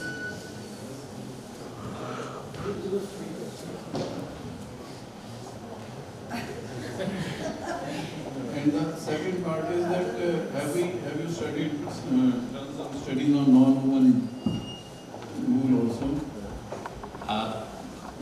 answer your first question. I have a very small third question. As you mentioned, it's a protein based, and Dr. Bhaskar is also here. So can we do some biomedic research using the protein component of wool? To answer your first question, we do work on specialty animal hairs like Pashmina, camel, Angora rabbit at our institute. We have full-fledged production capacity of blending these fibers with natural fibers, and then we can produce the apparel and whatever product you want to develop. Second is related to wool non-wovens. Yes, we do produce non-woven. We have tested the wool. In fact, the products that I showed in the presentation, the wool and number of products, even the wool felt that we use for agriculture applications, made up of non-woven only. In every single process, we optimize the process, the GSM, the permeability, the air permeability, that has been optimized for every single end use. And the third one was about, and the third one was protein. The extraction of protein for biomedical applications is a promising area. Recently, we are thankful to the Ministry of Textile for offering the funding for keratin extraction from coarse wool. We are doing one research project under the Central Wool Development Board. So we extracted some keratin. Now we are in collaboration with Central University Ajmer, their biomedical team. So we have supplied them, and at animal studies we do at our farm only because we have animals there. And we can collaborate with IIT Delhi as well, no issues. Yeah, sir, I know. I read a number of his papers. There's wonderful applications in human health, and especially where material has to be used protein. So you can use it in contact with the tissues and other things. It's wonderful material.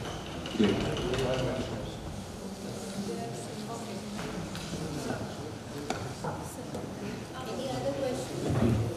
I have comments on this. Now the keratin, the wool keratin, can also be used. Can also be used very easily. Like for example, I say that why don't you use that for cigarette filters? Now the keratin content of the wool will absorb nicotine much easily and in a better way than probably other synthetic fibers like viscose and all that we normally use in we something use now in the cigarette filter. So that's an opportunity for wool to use. And like for example, we said that Indian wools are practically, they are the coarse graded. As Dr. Karam said, that it's 50% waste. And that can be used only for making hard asana, just asana type of stuff. And if we woolenize that little bit, treated with ammonia and all that and make it softer, maybe you can use in some kind of interior textiles, but definitely not apparel. Because any apparel product next to skin will prick the wool. So that the Indian wools practically cannot be used, not much of it, maybe a few percentage, a couple of percent. He has given many options for use of Indian wool. And he missed an opportunity, Madam was not here. Another community you would have achieved. Yes, sir. So another, just last question, sir. Any kind of textile and cyclical models, clothing. For you, I have not technology. This thing is required, how you can introduce these mattresses. This is in hospital mattresses, child mattresses, and those things you can take the this problem. Kishore Motor. I'm sorry, I haven't covered in this my presentation. We have developed one mattress as well, rubber coated, one side rubber, one side wool mattress. So this has been done, but as you said, we haven't done the technical part of applications. We are only R&D we did as of now. Thank you. I'd like to thank Dr. Mangla Joshi for steering this session with really interesting speakers who shared a lot of new ideas, very interesting. And so I'd like to thank all of them and to the participants as well who have been very forthcoming with your questions. I'd like to now invite Dr. Bhalla once again back to the stage to honor Dr. Joshi with the hands.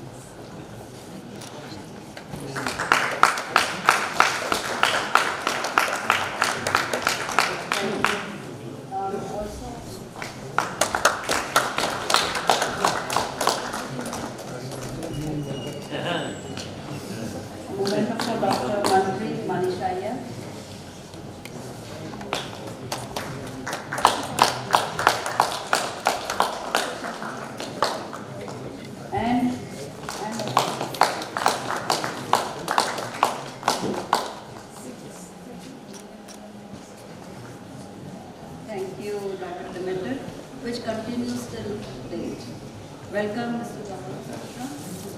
I'd also like to invite the speakers of the session to the stage. Dr. Chirag Gajjar, Principal R&D Engineer, North Carolina State University. Dr. Yamini Jhanji and Dr. G.K. Tyagi, Associate Professor and Director. I'm sorry, yes. Yes, before I go ahead, I have just forgotten one more step. I'd like to invite Dr. Kuldeep Sharma to welcome Mr. Kamal Mishra with a stole.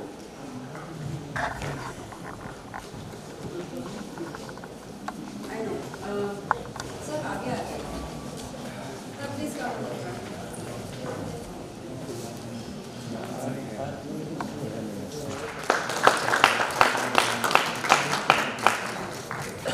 I'd like to invite Priyanka. Circularity throughout the morning, but certain special areas will be touched by the speakers here. Not delving more on the subject, I'll request our first speaker, Dr. Chirag R. Gajjar, who comes all the way from the United States of America, from North Carolina University, and he's the principal R&D engineer there.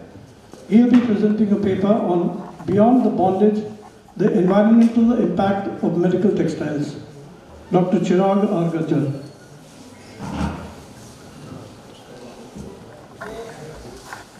All right.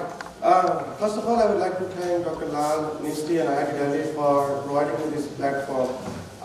Since morning, we have been hearing about sustainability in textile industry and clothing industry, but now I want to take all of you into the world of medical textiles, which is a niche part of the big textile industry. It's a very small part of the textile industry, but it's a very important part. And I want to present my case regarding the need for sustainability in the field of medical textiles. So before I do that, I just want to provide a brief introduction about myself. I'm Chirag Gajjar. I worked for about 6 years in academia and 9 years in the industry. And 7 years of those 9 years are in the field of medical devices. So I have been working in the field of medical textiles and medical devices for quite some time, and I have worked on different medical textile products that I will talk in my lecture. And from what I have seen, I felt the need for sustainability on those products, and I want to talk to you all about that. So here's the agenda for my talk. First of all, I'll take you all into the fascinating world of medical textiles. And then I'll tell you why sustainability is needed in medical textiles, what are the challenges for sustainability in medical textiles, and how we can overcome those challenges to make the medical textiles sustainable. And I'll present a few case studies to support my talk. So, first of all, what is a medical device? If you look at a definition given by FDA, US FDA, medical device is an instrument, apparatus, or a treatment that can diagnose or treat a disease, or cure a disease. it does not achieve its primary intended purpose of chemical action within or on the body. Medical textile is a small subset of medical device where if there is a fiber, a yarn, a filament, a woven fabric or a knitted fabric or a braided structure which goes into a medical device, then it becomes a medical textile. And you will see many examples of how yarns, fibers, filaments, sutures, they can play a critical role in a medical device. This is Professor Martin King. He's a world-renowned professor in the field of medical textiles. And he further segregates medical textiles into biotextiles and medical textiles. Biotextiles is anything which comes into interaction with blood or body fluids and which is implanted into the body, such as surgical sutures or hernia mesh.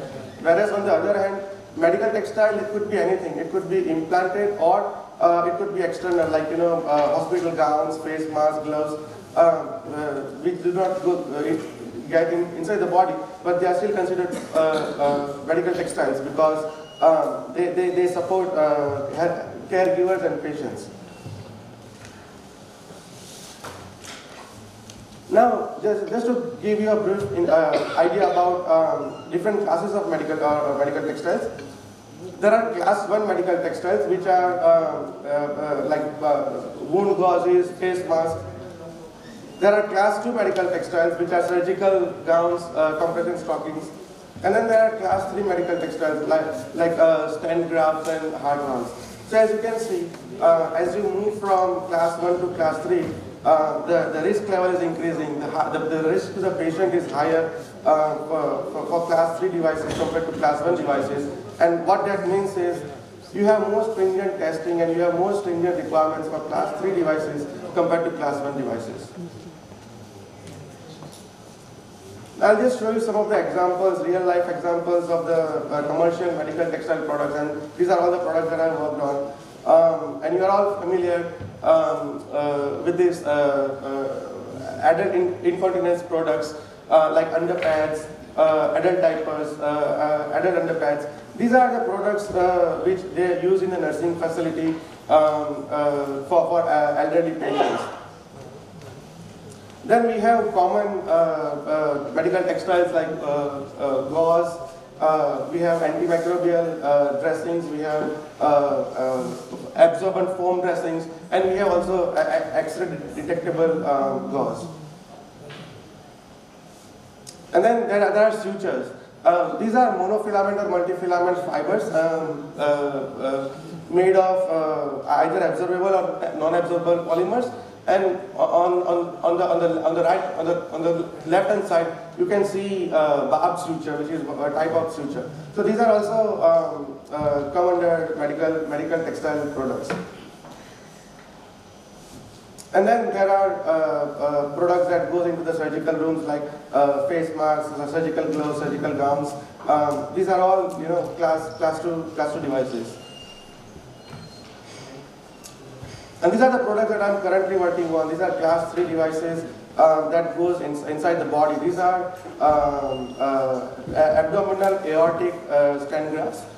These are used to treat disease called AAA, which is abdominal aortic aneurysm. What happens is there is an aorta in your body, which is the main blood vessel, and sometimes there is a swelling in that vessel, or sometimes there is a rupture of that vessel. So a surgeon would, put a graft into your aorta to bypass that aneurysm and keep the blood flow normal. Now, as you can see, these stent grafts, they have two very critical textile components. One is the sutures that are used to sew the fabric to the metal, and then the fabric itself is a multi-filament polyester woven fabric.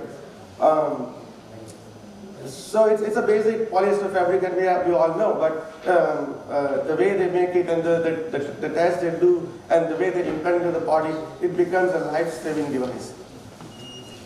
Another product that I work on is the heart valve. This is a pulmonary heart valve. Again, you can see there is a suture, nitrile frame, and a knitted fabric which acts as a skirt or the cover.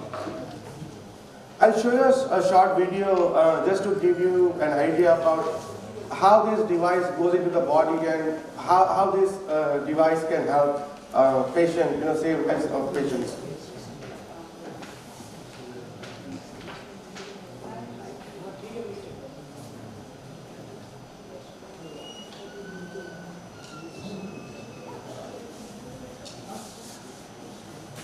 This animation is a representation of how a Harmony transcatheter pulmonary valve is implanted. With Harmony TPV therapy, an artificial heart valve is delivered by catheter through the body's cardiovascular system. The Harmony TPV is made of a self-expanding nitinol frame sewn together over a polyester fabric with a porcine pericardial tissue valve sewn inside it. The valve is loaded into the delivery catheter system by attaching suture loops to the coil, then pulling it into the sheath through the loading funnel.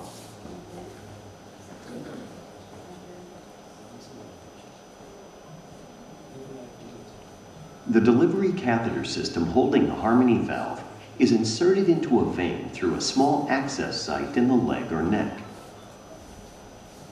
The system is then guided to the intended implant location in the heart. Knobs on the delivery system, shown on the right, are used to control deployment of the valve.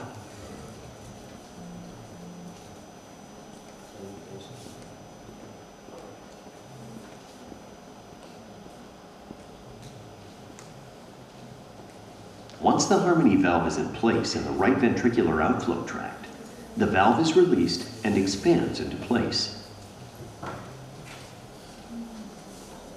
It immediately begins to function, directing blood flow between the right ventricle and the lungs. The catheter is then removed and tests are performed to ensure the valve is working properly. The small access site is closed and the procedure is complete. So as you can see, this small heart valve can be placed by a non-invasive surgery into your heart, and the device is intended to last for at least 10 years, if not more. So you can imagine the amount of testing and qualification we have to do to be able to establish those kind of requirements. So now we'll change some gears, and I want to talk about why there is a need for sustainability in medical textiles. Because when we talk about medical textiles, your number one concern is patient safety. Nothing comes for greater than patient safety. Biocompatibility is a major factor, and then you have to make sure that your product is safe, effective, durable, sterilizable. And on top of that, we are talking about sustainability. So how is that possible? So I want to talk about three questions, like why sustainability is required, what are the challenges for sustainability, and how sustainability can be achieved for medical textiles. So why do we need sustainable medical textile products? Now, the class 3 products that I showed you, they are implants. We are not talking about them. But the class 1 and class 2 products like gloves, face masks, surgical gowns, adult incontinence products, think about them as a single-use product. They are single-use products, and they are used like multiple times a day. So just imagine what's the consumption level of those devices, of those products. So there are environmental concerns like large amount of single-use products, and those products are made from non-renewable petroleum products like polypropylene, polyethylene. So they are not biodegradable. So they contribute to the waste. As you can see, there is a huge carbon footprint. About 4% of global CO2 emission comes from medical textiles, especially class 1 and class 2 devices. But then, what are the challenges? Why people are not working on sustainable medical textiles? Well, as I said, there are material challenges. There are very limited options that you can use safely to make a safe and effective medical device. Again, there are design challenges. You have to make sure the product is safe, effective, durable, sterilizable, and then on top of it, you are talking about environmental considerations. From manufacturing perspective, some of these products like underpads, adult diapers, they are very energy intensive products. There is a lot of I'll show a life cycle diagram later in the stage, and you can see they are very energy. They consume a lot of energy during the manufacturing stage. And then we all talked about the economic constraints. Like if you are talking about sustainable alternatives, there is initial cost.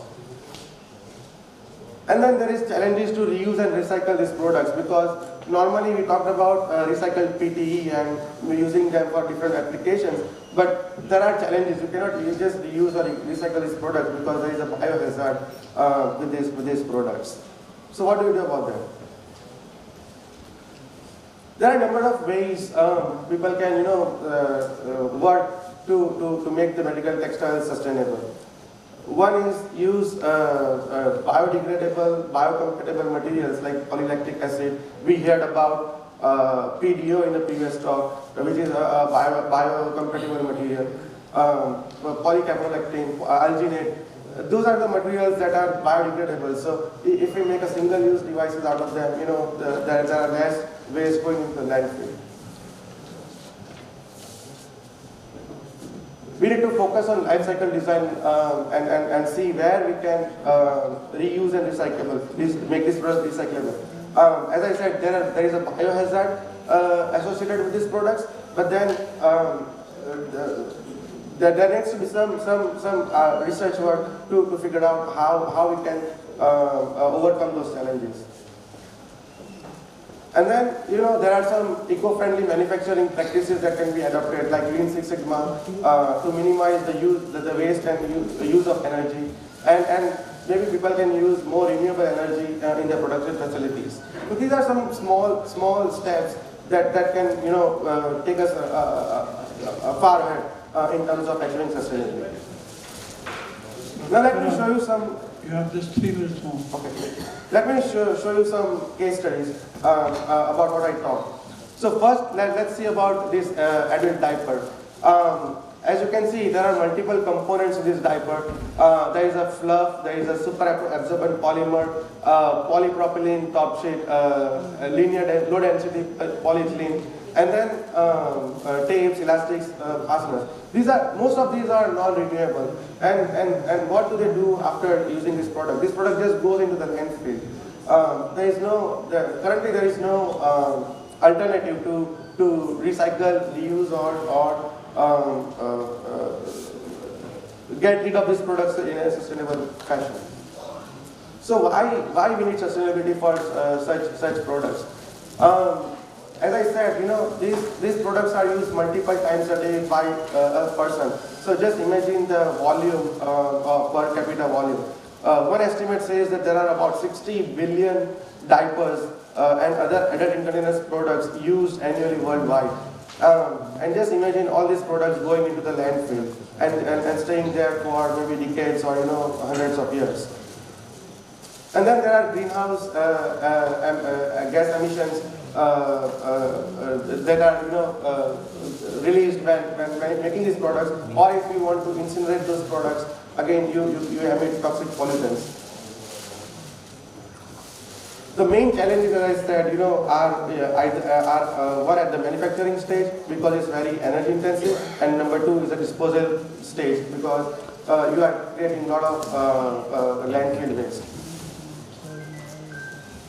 So how sustainability can be achieved in such products? So instead of using non-renewable polymers, maybe people can come up with biodegradable materials or enzymatic degradation processes. Maybe they can create education and awareness, encouraging consumers and caregivers to adopt reusable alternatives or eco-friendly disposal practices. Maybe government can come up with regulation policies to ask manufacturers about using reusable or biodegradable materials. And then case study number 2 is about PFAS, which is perfluoroalkyl and polyfluoroalkyl substances. Now this is the material which goes on as a coating on catheters. I showed an example about how a catheter was inserted in the body to deploy the valve. The surface of the catheter is coated with EPTFE, which is polytetrafluoroethylene or Teflon. It is one of the PFAS. And the problem with PFAS is, they are considered forever chemicals because they do not degrade. And they have found their ways into the water stream and food stream, and now it has been detected in humans at various levels. So now there is awareness against these chemicals, and governments are coming up with regulations to phase out PFAS. As I said, these are forever chemicals. They pollute water, soil, air, and ultimately end up into our body through water and food chain, bioaccumulation, and food chain contamination.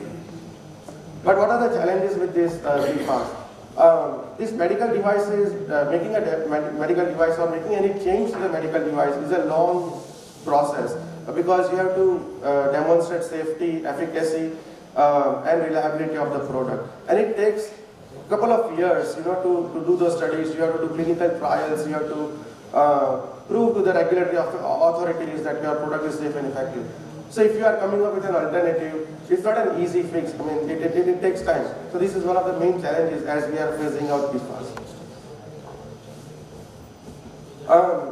But people are working on phasing out PFAS, and mainly because of government regulations, increased awareness, and then regulations, especially from US and EU regulating bodies. So in conclusion, sustainability in medical textiles is essential for addressing environmental challenges while meeting healthcare demands and patient safety. Innovation in material design and manufacturing can significantly reduce environmental impact, and government and industry collaboration are crucial to overcome barriers and achieve long-term sustainability. Sustainable practices in medical textiles are not just an option, but they are a responsibility. So thanks all for your time, and that's all from me.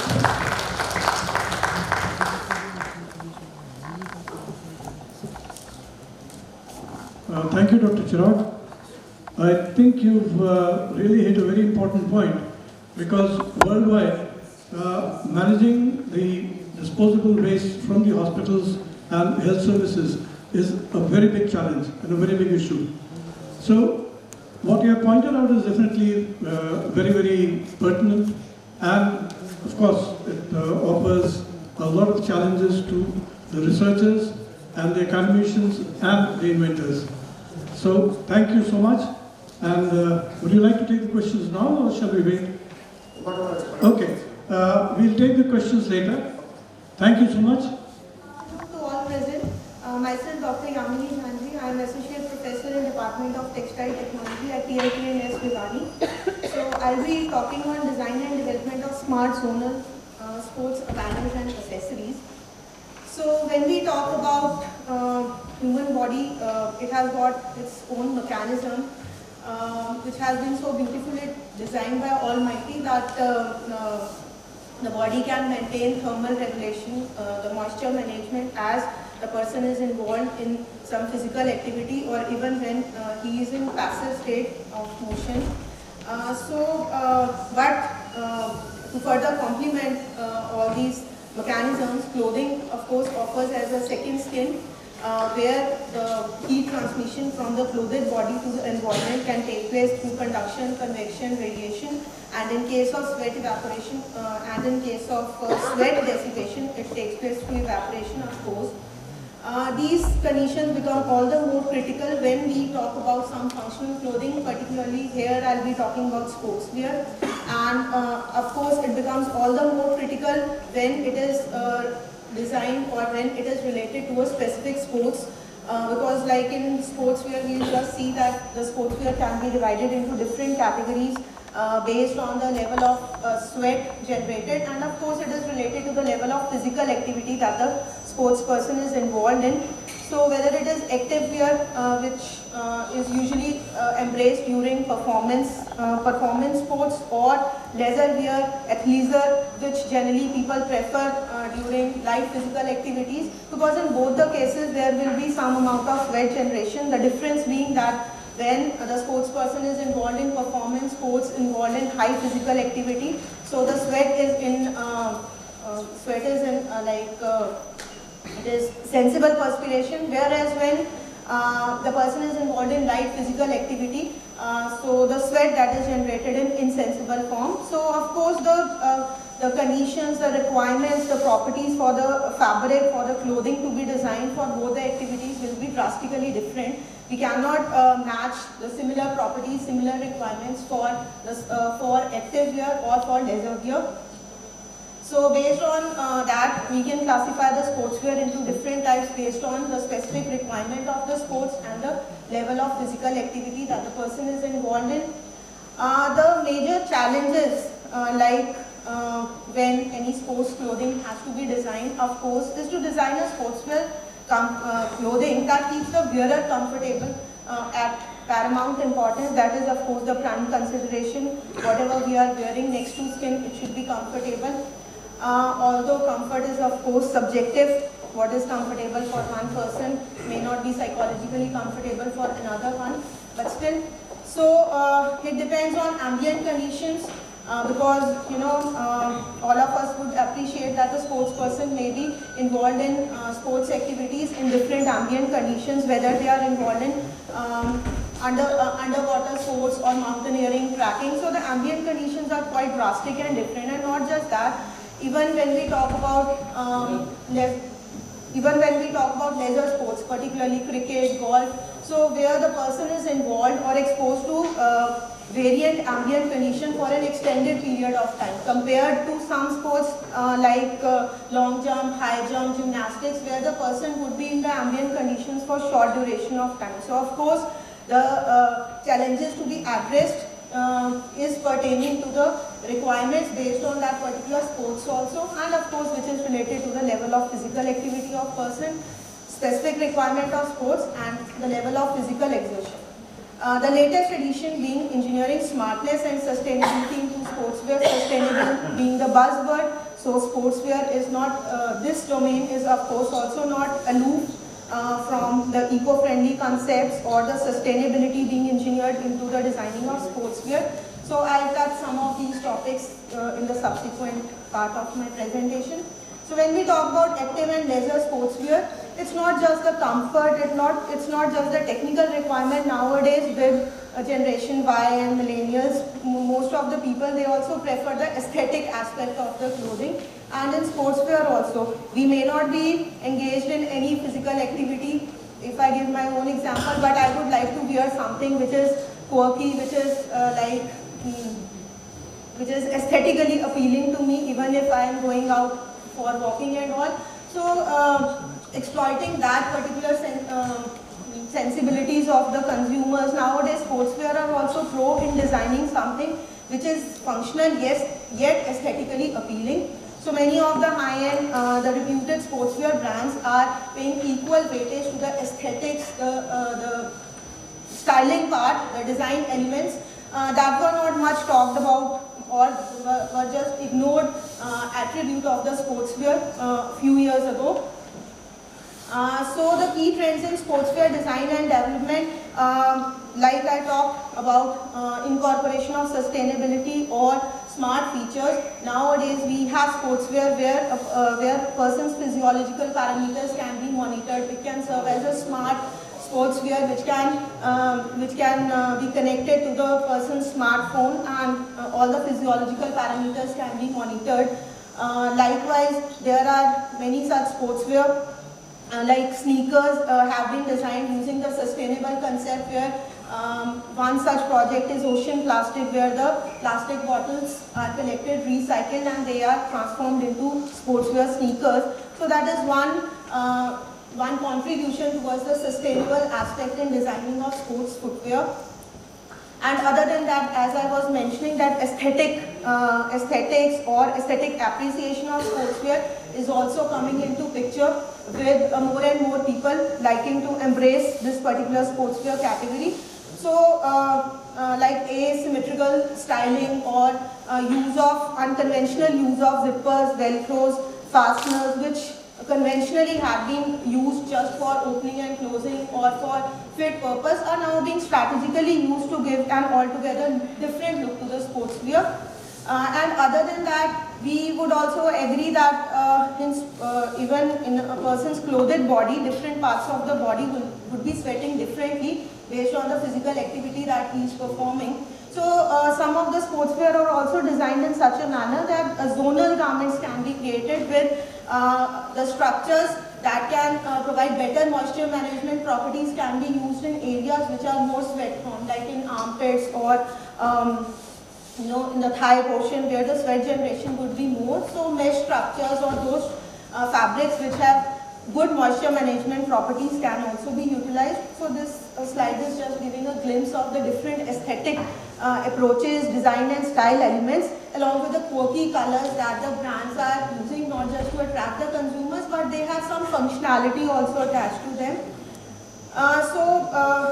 These are some of the key trends that are being introduced in sportswear: enhanced functionality and unconventional style. So functionality, of course, cannot be overlooked, whether it is the comfort aspect. When we talk about comfort, the thermal insulation, the heat transmission properties of sportswear is, of course, important. Sweat dissipation is important, because if the sweat is not dissipated to the outer environment, the clothing would feel damp to the person and his physical activity would, of course, be hampered. So functional attributes cannot be ignored, but in addition to that, what unconventional styling, what aesthetic appreciation of the clothing is done, that can also be considered here. Taking the seamless and bulk-free route, so seamless technology is also being introduced in the designing of sportswear, particularly in intimate wear, lingerie and all. Seamless technology is being used. Incorporation of sensors and electronic components. Although now is the trend where the textile itself serves as a sensor, we do not have to use additional sensors, because of course the consumer will be wary of detaching them every time the garment needs to be washed, and we won't prefer something which is too cumbersome or which looks not so appealing when you wear it. Of course, the sensors may not always be on the outer surface, they may be strategically positioned in the inside, because they are contact kind of sensors which are used for temperature monitoring in sportswear. But the latest trend, of course, being where in the textile phase, if the material can itself be offering these properties. Rendering breathability and waterproofing to sportswear is, of course, crucial, depending on in which physical activity that sports person would be involved in. Enhanced thermal insulation for sportswear. So this slide, basically I have tried to show the technology-based sportswear for performance and health monitoring. There are special sports footwear designed for this purpose, which can monitor the person's running strategy, running pattern, how much kilometers he has covered, what was his pace. So basically the incorporation of smart technology into sportswear paved the way for a personal trainer. The garment, the accessory itself serves as the personal coach or the trainer, because he can, the athlete or the sports person can learn from that data, which will be handy in dynamic condition on his smartphone, where he can keep a track or a check. Like we can, the conventional one is, of course, where we can count the number of steps. We have that app in our phones. So similarly, if smart features introduced or incorporated in these sportswear, they can help in monitoring the physiological parameters, where the sports person can actually see that how he is performing. So that also eliminates the need of any personal trainer. He can see how he is training, what are the points of improvement. So that can be done when his smart clothing is, of course, connected to his smartphone. So these are some of the already existing products which have been commercialized, which are available, and which enable the sports person to track their physiological parameters or the way they are performing. Other than that, there have been several accessories which boast of electronics being incorporated into it. There are some technologies that provide added value to the wearer by provision of GPS, playing music, and even charging the phone. And they also enable regulating the body temperature, reducing wind resistance, controlling muscle vibration, and for psychological comfort also when this asymmetrical designing, quirky prints and colors are used. So that is one part of psychological comfort associated with it. So when we talk about engineering smartness into sportswear, when we talk about the raw material procurement stage, a myriad of specialty fibers, yarns and fabric structures are utilized for design and development of state-of-the-art sportswear as per the specific sports requirement. So if the prime requirement, if I talk about is dry feel next to skin, so one such structure can be developed where we can have hydrophobic fiber in the inner layer and yes, sir? Okay, I'll try to speed it up. So we can have one such structure where hydrophobic fiber is in the next to skin layer and hydrophilic being in the outer layer, which would help in rapid dissipation of the sweat from the next to skin to the outer layer. So such structures are plated knit structures that are increasingly being used in sportswear. Other than that, if we talk about sustainability, most of the sportswear have been using polyester, but some other options are being looked upon so that polyester can be replaced with more sustainable fibers. So a small part of study is presented here, which was part of BTech project.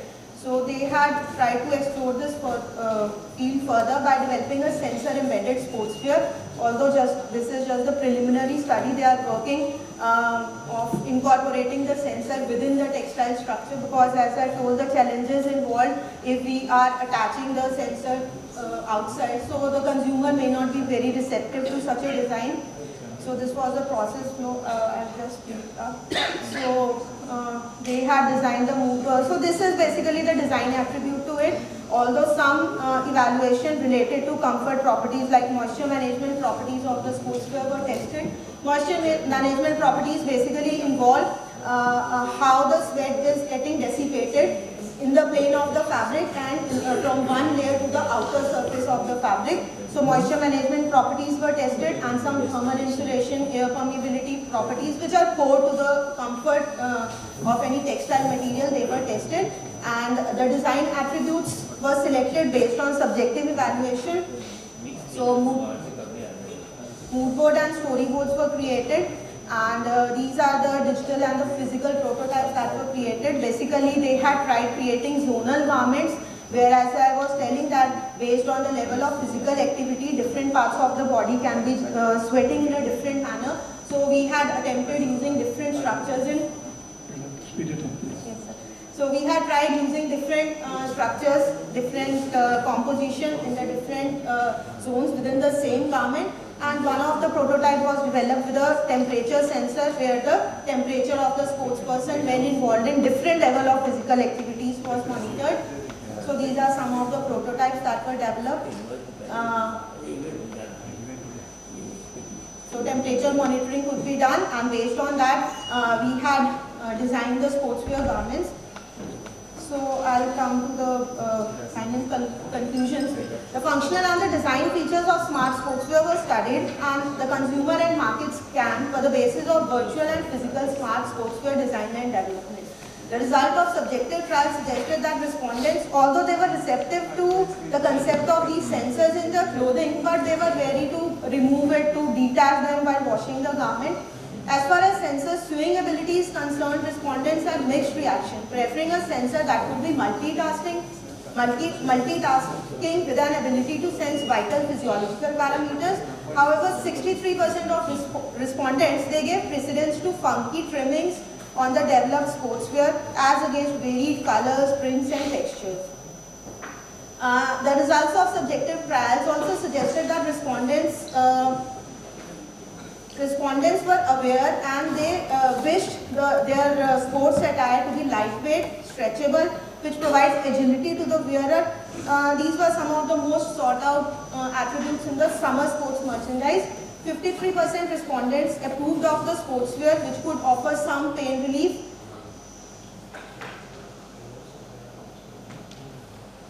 And also the subjects preferred wristbands, knee and elbow bands, which were some of the sportswear accessories designed and evaluated as a next to skin accessory when indulging in light physical activity.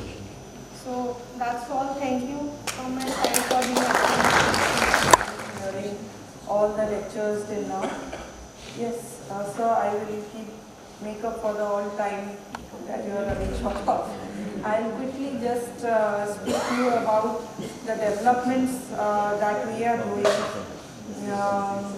to create a differentiated product in the handloom sector.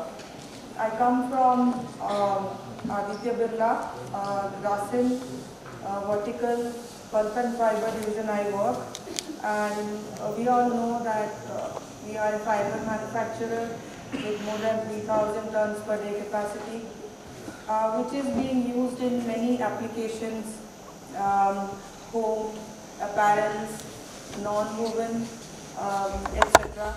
And the latest focus is saris, where we are developing different types of products in commercial as well as handloom sector. Since last almost 2 years plus, I've been working to develop products blended with viscose in different handloom clusters. As we know, there is already a consumer available for this product, and there is a constant discussion on whether the consumer base is shrinking for this product because of price points, and there are many people who have the aspiration to use our traditional textile, but price point is a concern. And after many studies and research, we saw that they are moving towards some of the non-sustainable yarns to get the price point down. So I am working on how to develop a product which is economically viable, and we blend it with silk and cotton and linen and give a product which maintains the aesthetic as it is, and give a product which is 30% lesser in price without compromising on sustainability and aesthetic as the core value. So we mostly work on the weft application of the textile, and when they use more than 50% of villa cellulose yarn in the product, we give them a certified tag, which is a LEVA tag. This is our ingredient branding for villa cellulose. So after testing, we accredit the product with LEVA, so that consumer is aware that this product contains more than 50% of viscose. And when the product carries a tag, then we help to promote it in different ways. We'll come across the different ways of promotion in my presentation ahead.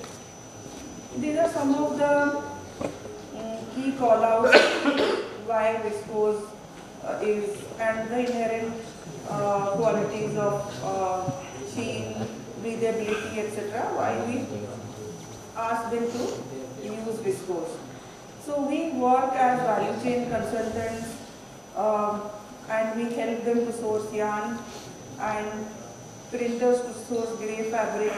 We help them to design. We have a different team, a design team who help them with forecasting and designs which the consumer would adapt to. And there are some specific solutions that we provide for the handloom clusters, like trials, different trials and testing whether the product is ready for the market, providing them linkages to retail. We have different brands with the sourcing team. We connect to different clusters and hub as per the fabric requirement, and then we promote them to different buyers and retailers, wholesalers, and connect the entire value chain.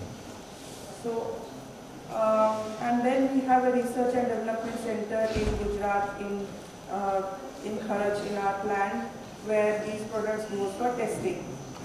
And then let's come to the different trainings that we do. Recently, the latest subject that I'm working on is natural dye.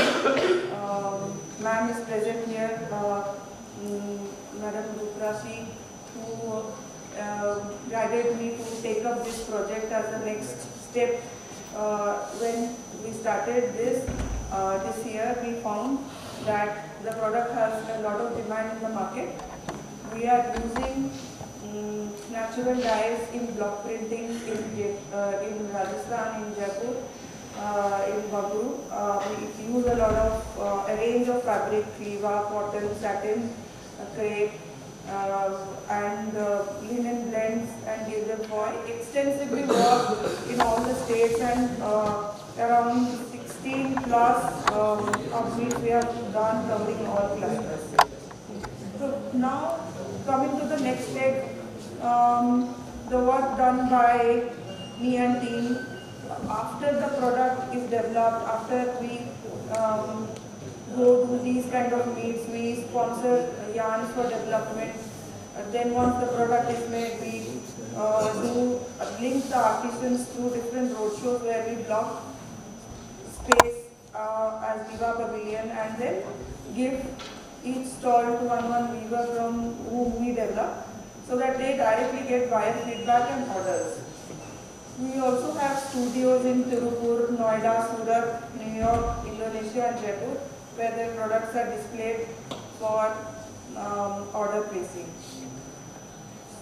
Coming to some of the catalog launch events, wherein our partners, if they have their own catalog, we help them to get connected to studios wherein we can make branded catalogs for them, and then launch and booking events as well. We make websites free of cost for them, and then also have our own co-branding to promote the brands. We use Viva. Social media promotions, visual merchandising in the stores where handloom products with Viva are available. So we started with Purvashri and Fabric Plus stores in Assam, and hoardings and outdoor publicity is done near the retail stores where these products are present. We give them carry bags which has co-branding along with Viva, and we also sponsor Viva events where the fabrics are used for the pageant. Yeah, so that is the end. Quickly,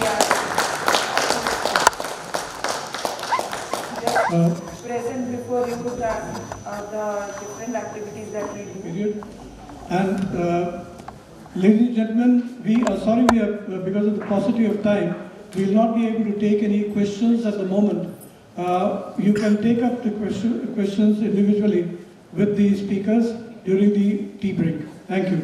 Thank you, sir. I'd like to, however, we still like you to come up on stage one more time. So, Shri Kamal Mishra, I'd like Dr. Kuldeep Sharma again. Yes, sir. आपको exercise करनी पड़ेगी.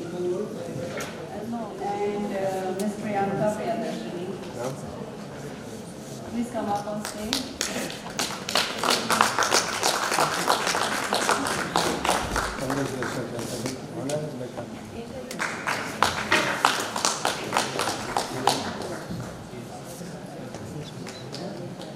With a memento for Dr. Yamini Janvi. Yes.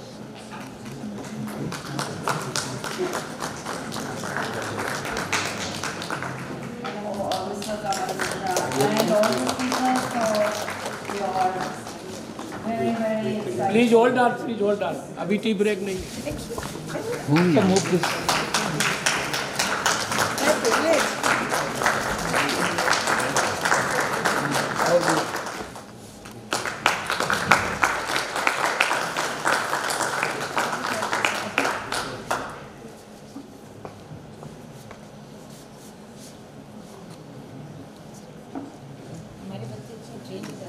that in the normal input understood.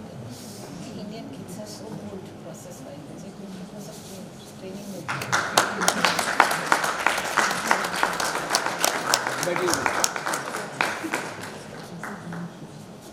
We have to cut short. We are merging two. चलिए बैठिए. ये हमारा privilege है sir. I know कोई मैं कह रही हूँ सर ये हमारा privilege है कि हम आपके साथ हैं और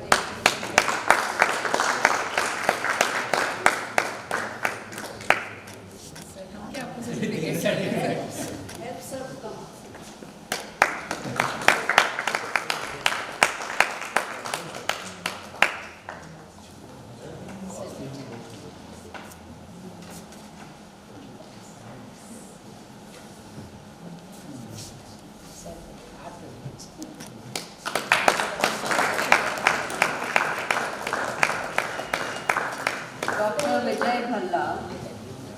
Dr. Vijay Bhalla, past chairman, NISTI Register.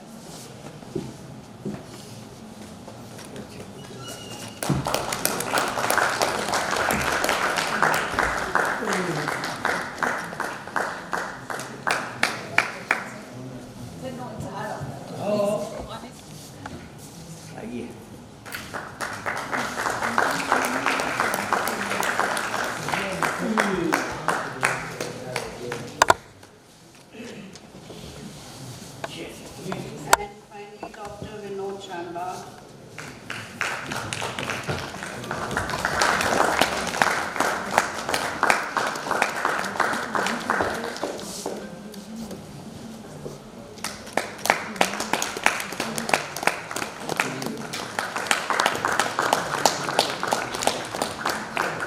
Dr.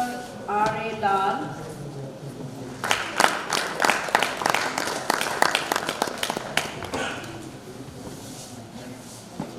Mr. I.M. Agarwal, but also for your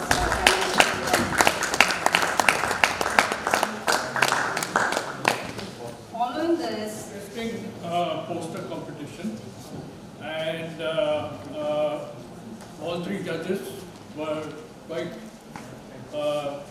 inspired by what was put up as posters, the subjects that were covered, and the kind of research and conclusions that students had arrived at. More importantly, as was given to understand by Dr. Lal this morning, the participation was from different corners of the country, from as far as Hyderabad and as north as, Pant University and all around the NCR, so on and so forth. So, the good effort that was made by all participants has been highly appreciated, and they've all received certificates of participation. It's my pleasure to announce the winners of the competition.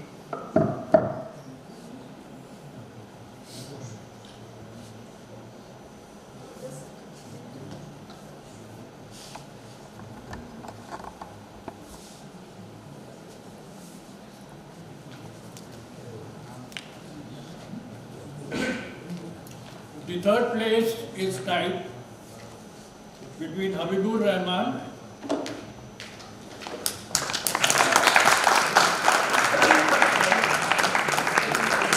of IIT Delhi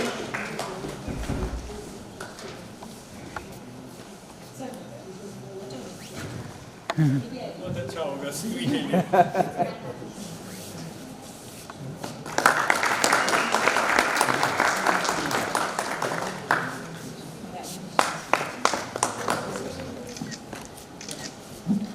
and the co-winner is Tenzin Regasa Vayusa, also of IIT. Rahman did some interesting work on pineapple fiber, and this gentleman has done some very interesting work on geotextiles.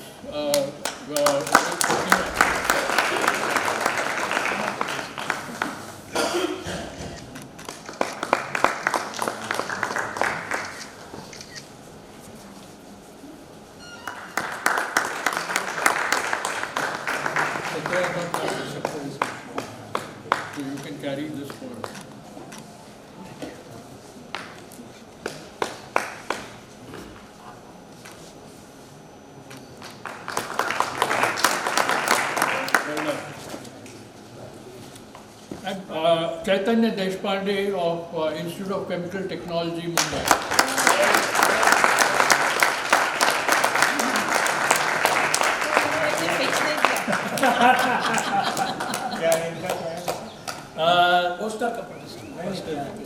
Can you just, you have a right to talk for yourself. Take this mic.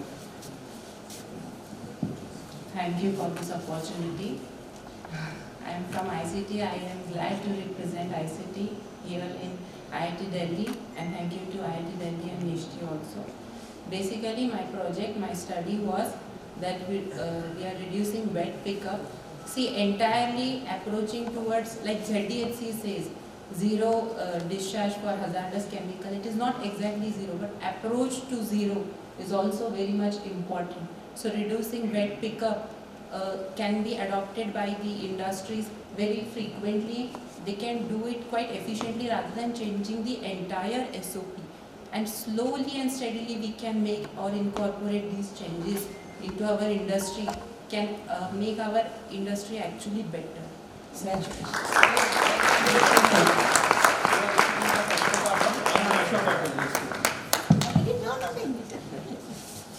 Here, in fact, one announcement, we thought of keeping Professor Abhijit in jury, in the team of jury.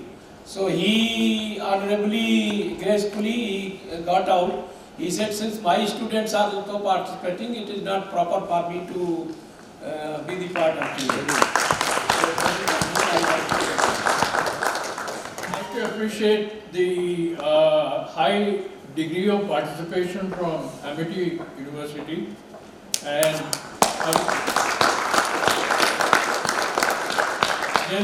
nearly one half of the poster participants were from Amity University, and that is very congratulatory. And even if you have not been part of the winners, we appreciate very much the kind of effort that you put in to make your posters and the work that you do. Those who have participated and are still there, you can come with your certificate and stand here, take photograph with madam. Please come to the stage. Please come, all of you, each and everyone, everybody, because 20 participants were there. So that responsibility we had given to Professor Shanbhag, and we thought of taking a group photo with all participants along with their certificate. Please come. All of you.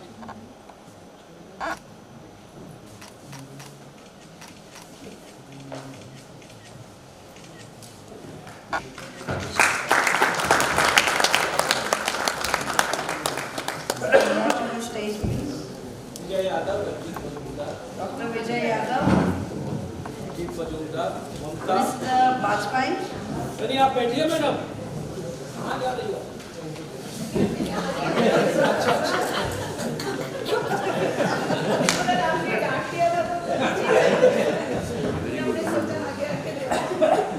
Same Bajpai.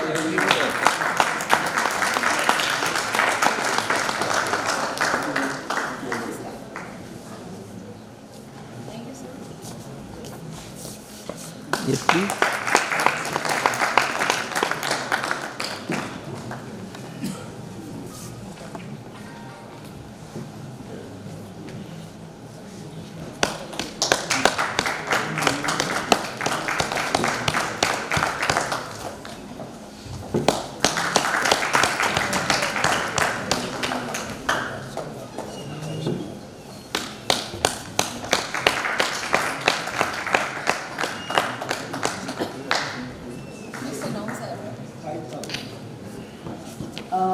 For the organization is awarding Ms. Mamta with ₹5,000 for all the efforts that has been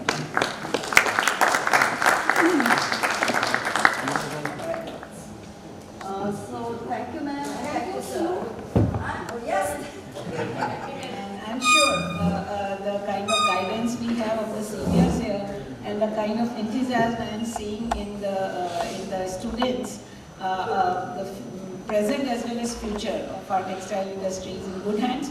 Let us synergize our all approaches together, and I'm sure we will have our own models to ensure that sustainability in true sense woven into our textile value chains. Thank you everybody.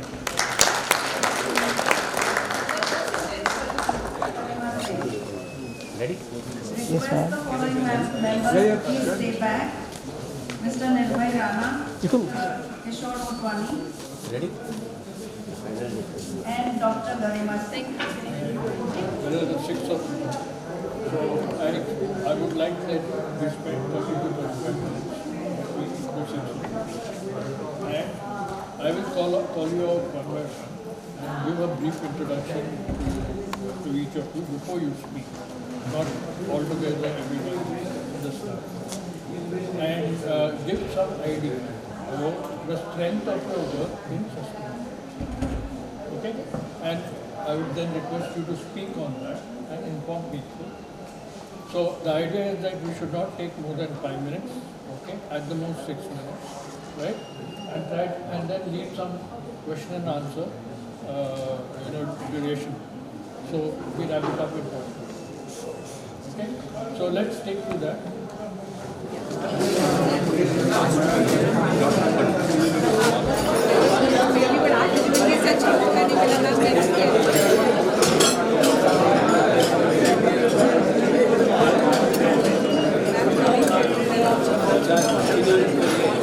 Good evening, and I'm sure with a valedictory session still pending, you all are interested that the day is found out as fast as possible. So thank you very much for coming in to this session. This is a panel discussion, and colleagues sitting to my right and left will be sharing with you the work that they are doing in the area of sustainability from the different assignments that they are handling at their workplace. So it would be nice to hear the diversity that exists in the field of sustainability with various types of possibilities and applications. I would like to call upon Professor Nayan Seo to set the ball rolling. Professor Nayan Seo is the Dean of the Institute of Design, JS Institute of Design in New Delhi. And she has been responsible for introducing digital design linked with Sustainability Development Goals, SDGs. So, Professor Nayan Seo, maybe you could shed some light on this for everyone to know what JS Institute of Design is. Thank you, Dr. Shanga. Finally, I get to say something. Sorry. Today has been a long day, but I did want to talk about what we are doing, not we as myself or my college. I want to talk about the domain of digital design and mainly the game design arena, where I think it seems a little too far-fetched from the kind of products that we are talking about today. So game design or game art design is in the domain of entertainment. It's a space where people of all age groups turn to when they want to relax.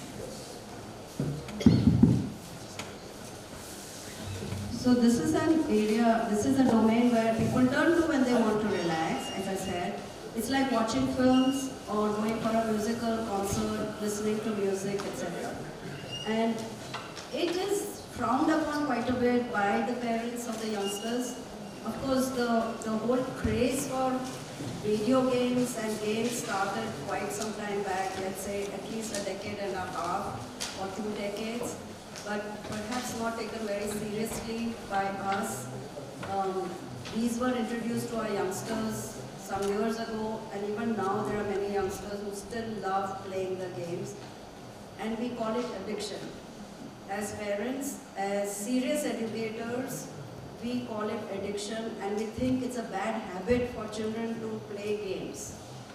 However, when we decided to get into the education of game design, we discovered many things which we think should be adopted by many of us from all fields of education, or should be adopted by many of us who want to practice some skills, some cognitive skills. We want to practice some negotiation skills or business skills. I mean, this is something which we look at and think about as a big potential. Typically, the youngsters who come in to learn this came in with the idea of this would be fun because they enjoy so much of the game. Is a place where you keep getting rewarded for everything that you achieve. And of course it is known that if you actually keep on rewarding a person or a person with some mind, they keep on wanting to achieve higher and higher, and that is what the game is achieving through the way it has been planned. And the first target that they made the target were the kids, first the children and then the teenage group. And within the teenage group, it was only the male gender that they decided to target. So typically, you see all the games are designed for male members. Now, should only the male members enjoy? So one thing is we are very clear, whether it is for entertainment, whether it is for learning, whatever it is, we want the female gender to have an equal share in it. And that's something that we are looking into very carefully. I don't think the kind of product content that we have is very feasible for a woman's mind or girls. And that is what we have figured out, that women and men think very differently. So we have to have products which are different for them. It is the same with the games. And we realize when we ask the boys to look at any game which has a softer connotation, which talks about feelings, which talks about thinking and mind, they immediately say, we are not interested in that kind of games. We want to shoot, kill, or whatever, chase, jump, and kick, and do all those kind of things. So, how do we turn these children away from such kind of thoughts? Does it help them? It gives them excitement. Their adrenaline rush is huge, but are they learning anything? And this is what now we realize, yes, the gamification theory of really challenging somebody, giving them a reward at every step, can be used as a concept to do many things. And most of all, it can be used in education. So that is one of the takeaway for us, those who are educators in this field. When these youngsters, so with all this in mind, of course, typically there's a lot of technology to be learned, there are a lot of softwares to be learned. And the main aspect of design for game is like making a movie. You need to think about everything. The game has to be a story, and within that, the difficult part is you include the player as a main protagonist. The player comes back and says they enjoyed the game or didn't, and whatever is the feedback they gave, the game industry changes the game content as they go along. They continue to build up the versions. So you see what is happening in this industry, when once you bring in the consumer, it becomes even more difficult to deliver a product. So I believe that all of us, in whichever product you may be or whichever services you may be in, when you bring in a customer to do that, you should learn all this from the way you gamify your product or the way you gamify your services. Anyway, that's besides the point. Let's look at our students. We realize they want to develop things which are typically entertainment aspects. And so we started telling them, we would like you to devise games, design games with SDG as your goal.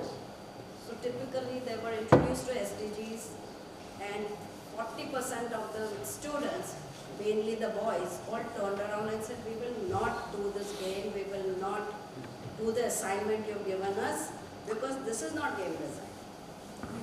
And we did take them through this whole project. Of course, they understood SDG through research, through the analysis. They did the mind mapping, they funneled down and got to those 2-3 points which they wanted to address. And we were amazed at how a very serious topic like SDGs or social responsibility, social awareness could actually be gamified, could actually be seen as something exciting to learn through the same target or by the same target whom we wanted that they learn SDGs or they understand what SDGs. So they've talked of a lot of things which concern them, such as gender parity, work-life balance. They talk about driving. I mean, a simple driving game can teach you many things about how you need to be careful.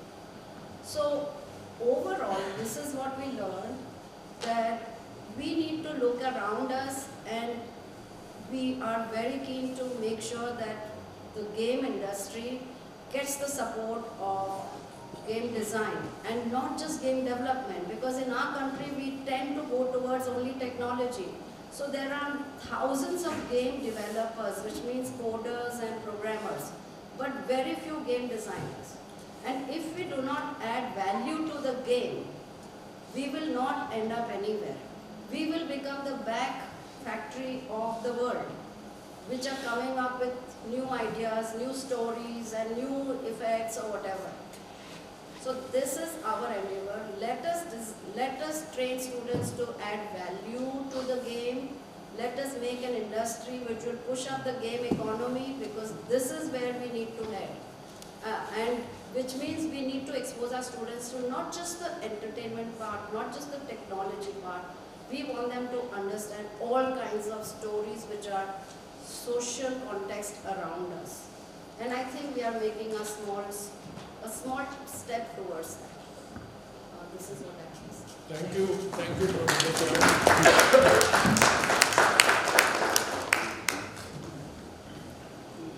I think you have made some very interesting points, given that this is the context in which our youth are growing, and the more the attention that is paid to this aspect of their engagement, it will be wonderful.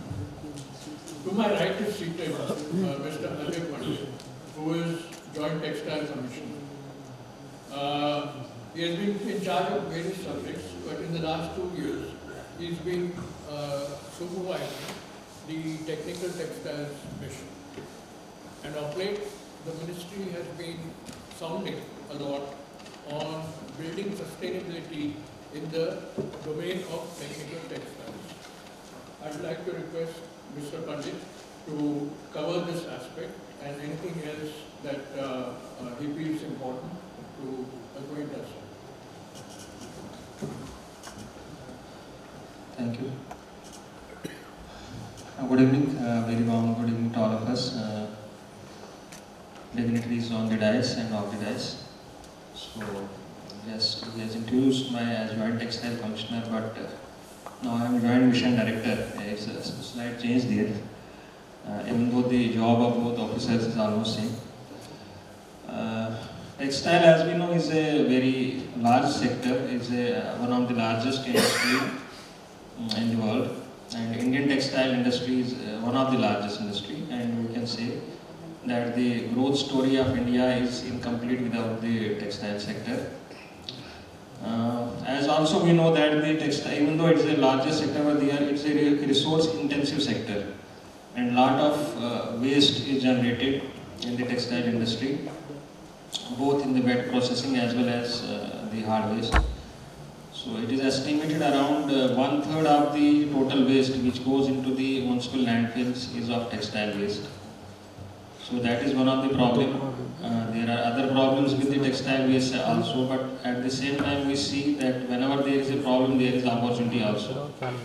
So the sustainable textiles is a buzzword on which the whole developed countries, including including Europe, is looking very aggressively for implementation of sustainable practices. So I think India has the opportunity to lead the sustainable textile sector because it is estimated in coming years the market size of the sustainable textiles will be around 500 billion US dollars. So we see that the India, whatever has been, our ancestors have been always thrusting on the sustainable practices. We have been using the green methods, we have been worshipping the nature. So I think it is in our blood, the sustainable practices have been there in our blood, and we have just kind of reinvented it. When we were also growing, we see that the shirts used to exchange from the big brother to the younger brother, and then it will go to different uses, finally to the dustbin. So that is in our blood. That is why I feel that the sector, India is having that capacity to build the sector and lead the world in the sustainable practices. As far as the exports are concerned, so there are a number of things which the customers are now asking us to implement. Like we say, the carbon neutrality targets are there. Some of the industries have already committed for that. CABMs are coming into the textile sector value chain also. So industry has to be aware of the things that are required in the export market to be competitive. Then traceability is one of the important aspects which these buyers are now asking us, that they need the whole value chain traceability in whatever they are procuring. FPRs, again, these are all things. Then European Union Green Deal is there. ZDHSC roadmap to zero discharge. So what I want to say is that there are a number of regulations which are going to come in the coming years, and our industry, textile and apparel industry, has to be aware of it. They have to be groomed for such challenges, and so that they can face those challenges and still remain competitive in the global market. How it has to be done, that all the stakeholders have to come together and think the roadmap ahead. Ministry on its part has been working for almost 1 year now. We have had different discussions. We are trying to make an approach paper, a roadmap, how to groom the industry, how to educate the industry about these sustainable practices, and how to lead them to be competitive in the world. Some of the things that we are thinking of is that there should be hand-holding support. First of all, we have to create a complete ecosystem for the sustainable textiles. There are a number of factors which will come into play. Certification bodies has to be there, then testing centers are required. Number of testing centers, maybe centers of excellence in the sustainable textiles. Probably institutions like IIT may have to play a big role in educating the industry. Then adoption of the technology. As of now, we just have the mechanical kind of shredders that we are using in some of the beds like Panipat for recycling purpose. But the technologies are evolving, ever evolving, and there are different methods of recycling and upcycling. We are not going into the upcycling in a huge, in these areas.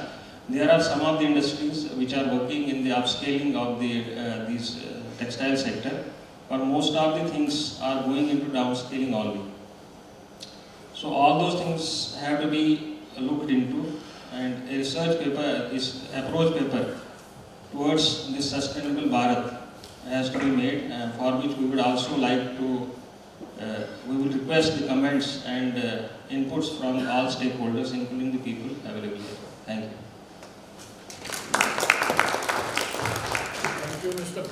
Thank you, Mr. Pandit.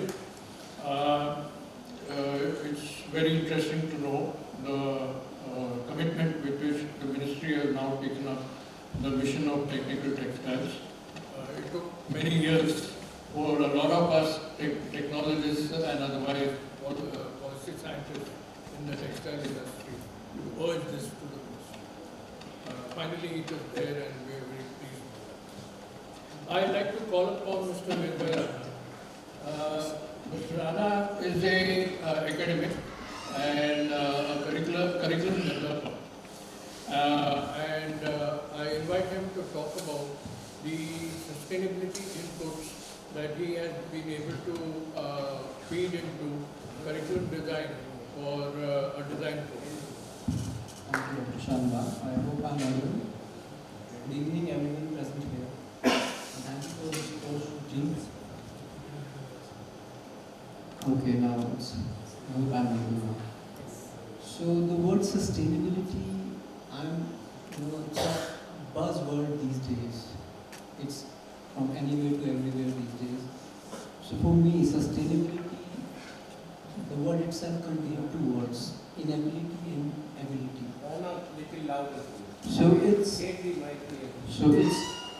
reflect our ability to make mindful choices when we use our resources, and at the same time it reflects our inability to do it alone. So for that, if we want to achieve sustainability, we have to take people along to achieve sustainability. So I clearly remember when I approached Emerald, when I'm doing my research on sustainable fashion, they accept my proposal and they replied me, we move forward with this book, which is Threaded Harmony, a sustainable approach to fashion. So in that book, I talk about how to change our approach towards sustainability. I would like to mention here the title of our discussion, which is Sustainability and Circularity in Textile and Clothing, and how to make it happen. So to make it happen, creating that awareness is very important. So when I talk my VC about the subject, we should introduce like sustainable fashion in our university, and we should offer it for all disciplines, not just design, but for computer BTech students, because clothing is something which is common to all of us. So we must know about its impact, its negative impact on environment. So in that class, I have like 75 students which are currently taking this class. So in my class, I asked them, how many of you know about fast fashion brands? And to my surprise, only 2 of them, they know what is fast fashion brand. So they said like Zara and H&M. So it is very important to bring that awareness in our students. Create that awareness. I think education is the most powerful tool which can create and spread that awareness about sustainability. So today we see like recycling textile waste is something which is helping achieving sustainable goals. But directly jumping to sustainability, we forget 3 steps, which is avoid, repair and reuse. We should avoid buying new clothes. We should repair our old clothes and we repeat our clothes. So, I would like to ask my audience, like, how many of you is wearing something that you have had for more than 5 years? Okay, good. So majority of us, like youngsters, they keep buying new clothes because it's affordable and it's available in the market at a very affordable price. So repeating, we should make it very, something which is acceptable. People, they shy of repeating their clothes.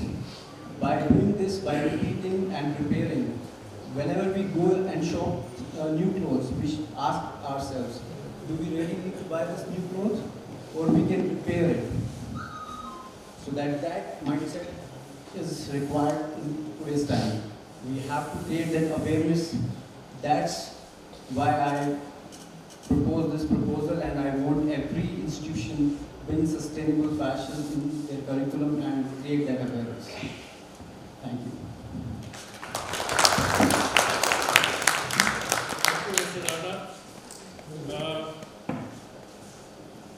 May I request Mr. Madhav Bhatt to take the mic?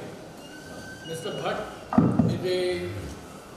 Bhatt is a entrepreneur engaged in machinery manufacture, and he'll share with us interesting ideas and details about how his company incorporates sustainability in machinery itself.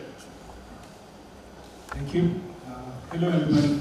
I hope you are doing all well. So basically I come from a company called Bread Brothers. It's a company which was established by my grandfather with a very humble beginning. And I'm the third generation. And when I got into the company, I wouldn't only have to fill in the blank, but it's a succession approach. I thought that, I really want to contribute. So that's why I pursued my master's in textiles to understand where we lack. And mainly when we talk about manufacturing, there are a lot of, the textile value chain is so huge that, you have to be very specific in terms of creating a change and then taking it forward to the value chain. So basically at Bread Brothers what we do is we recommend and we manufacture continuous ranges, which generally people or other processes in India, in process houses in India, they have to export it, either from Europe or maybe other countries like China. So what we do is we manufacture different types of machines for ovens and knits, and mainly for processing, for dyeing, for bleaching, mercerizing, coloration, finishing. And we tend to enhance the continuous aspect for the very reason that it saves a lot of utilities, it saves a lot on power, it saves a lot of other resources which are very scant right now. It's ample water. And especially when we talk about utilizing the resources, we also have to understand that resources are scarce, and basically there are a lot of innovations that are happening in processing. There is a textile vacuum extractor. What it does is basically it draws water from the surface of the fabric all the way to the bag. So what it does is it enhances the substantivity of the dyeing aspect. Then there are also, as Mr. Chaitanya, who was the winner of the poster competition, pointed out that there is a spraying technology which can be incorporated. There is another company called Vico who is manufacturing such spraying technology, and they spray alkali instead of dyes to get better fixation. So that is what we are striving to do. But what we do is we go for smaller approaches. So there are a lot of process houses which got shut in the last couple of years. And now the trend is such that these process houses are now putting up small printing plants. And for them to keep investments at a low cost, it's very difficult. And basically what we provide to them is continuous afterprint washing range. And in general, a washing range consists of 7 or 8 chambers, and it needs like a space of around 56 to 70 meters, depending upon the drying aspect. And what we have done is we have curved that space into just mere 18 meters. Those wash boxes are aligned vertically, and it also saves a lot of cost consumption. Similarly, there are manufacturers who are only doing continuous bleaching. What we provide is continuous desizing, singeing, and bleaching. So every process is done in one stage. All these 3 processes are done in one stage. And it can achieve savings of, per day a savings of around 64,000, which can give you a payback period within 10 months. So these are the approaches that I take in consideration when I talk about manufacturing and what is new for me.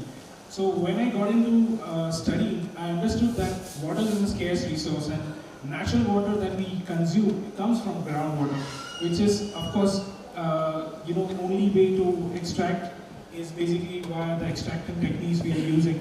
But we forget the rest of the 96% of water that is around the world. It's mainly seawater. Now seawater has salt already present in it, which also aids to dyeing and finishing aspects.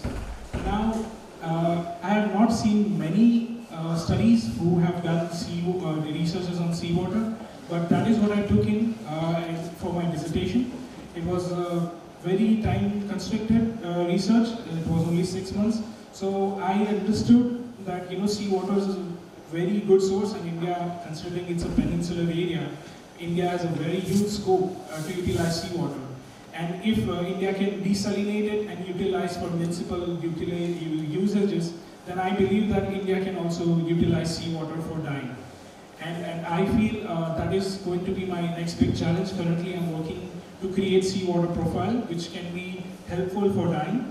And at the same time, I believe that there are also other pre-treatments that needs to be done to utilize seawater. So first pre-treatment that I researched on was cationization of cotton. It's been done in India for natural dyes, for many other aspects, but then it's quite forgotten. In Japan, there are a couple of manufacturers who are utilizing cationization, and they have achieved fixation and exhaustion levels of more than 97%. And I was able to achieve fixation and exhaustion levels of 99% when I combined cationization with seawater, and that completely eliminated the utilization of salt.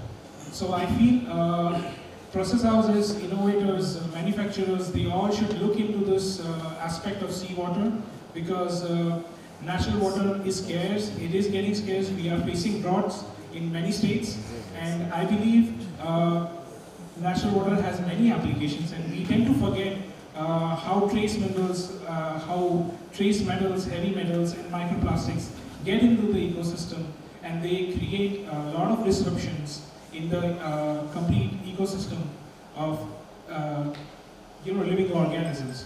So considering this back aspect that we have to understand that resources have intrinsic values, and we need to respect that, we should innovate and try to come up with better techniques. Thank you.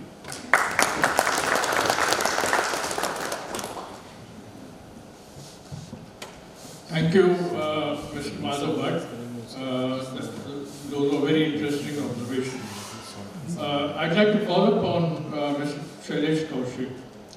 Shailesh Kaushik is a very big votary for technical textiles, and I'm sure it would be interesting for you to know that he coordinates the Technical Textiles Forum of the NISTI, which is a WhatsApp group with about 200 to 250 participants who exchange information on technical textiles regularly. In case you are interested to be part of this group, please get in touch with Mr. Kaushik. Here today, Mr. Kaushik, while he is knowledgeable about diverse domains of technical textiles, his favorite is composites, and in that today he is going to speak to us and share some ideas on hemp fiber, on which he has been doing some research. Over to you. Thank you, Dr. Shanwag sir, for giving me this golden opportunity to share this dais with this august panel, and couldn't have got a better opportunity to have the audience of Mr. Ajay Pandit, who is looking after NTTM. So you see these all during the day, almost whole spectrum of sustainability has been covered. So there's hardly very few areas which we can cover. So I'll focus on the unconventional natural areas. During a recent conference, rather for a magazine of Amalgam Matter, the topic given was confluence of tradition and technology. So hemp, as we call in Hindi, bham, is a fiber which is centuries old, or we can say as old as thousands of years. Shiv ji ke upar isko hum chadhate hain, so obviously we can say it's known for 3,000, 5,000 or for that many years. But at the same time, it has very good textile properties also. But here somebody may ask that it has narcotic properties also. So here I would like to clarify that Government of India has allowed usage of hemp having THC less than 0.3%, so which can be used in any kind of textile product. If I go a little bit back in history, in 2001, government has taken a stand that any kind of hemp should be allowed, and if I may suggest that even if we have THC more than 0.3, which is basically, you see, if we dissect the hemp plant, the narcotic portion is only confined to the leaves, and if we give the rest of the plant, the stem, etc., it has good textile properties in terms of tensile behavior, elongation, and the requisite properties which are required for conversion into any textile material. So if we confine, even if we have having this THC more than this percentage, and give it to entities like DRDO, even on either side of the spectrum, hemp can be utilized, but that is beside the point. So confining myself to this hemp having less than 0.3%, it has many applications, and this is sustainable, this is natural, and this is very easily grown in, at least in Uttarakhand and in Himachal Pradesh, and it's like a wild grass.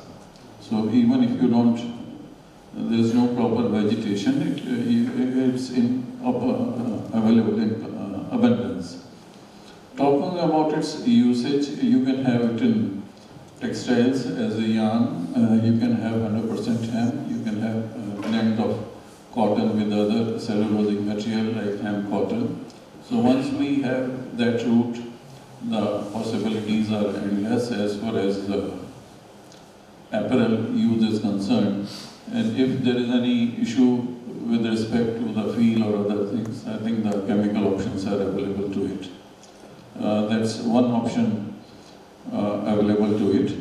Then we can use hemp into non-wovens also.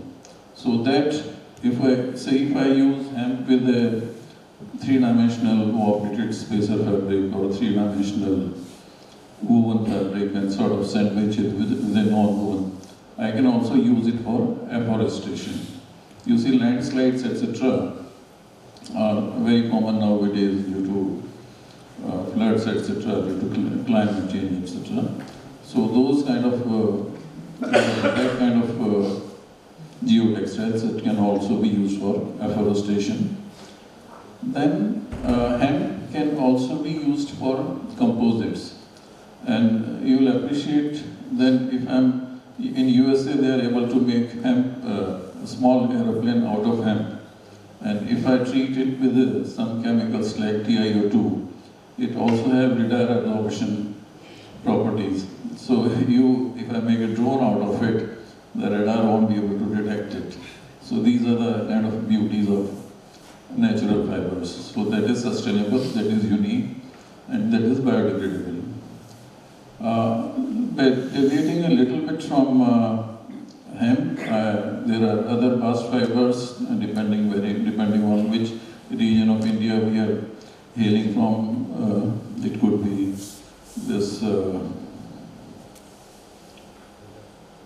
coconut fibers, other fibers, and which are being used in geotextiles, in canal lining, like bovas, etc. So this is a little bit from me. I'll come back again once the panel is complete through with the discussions. Thank you.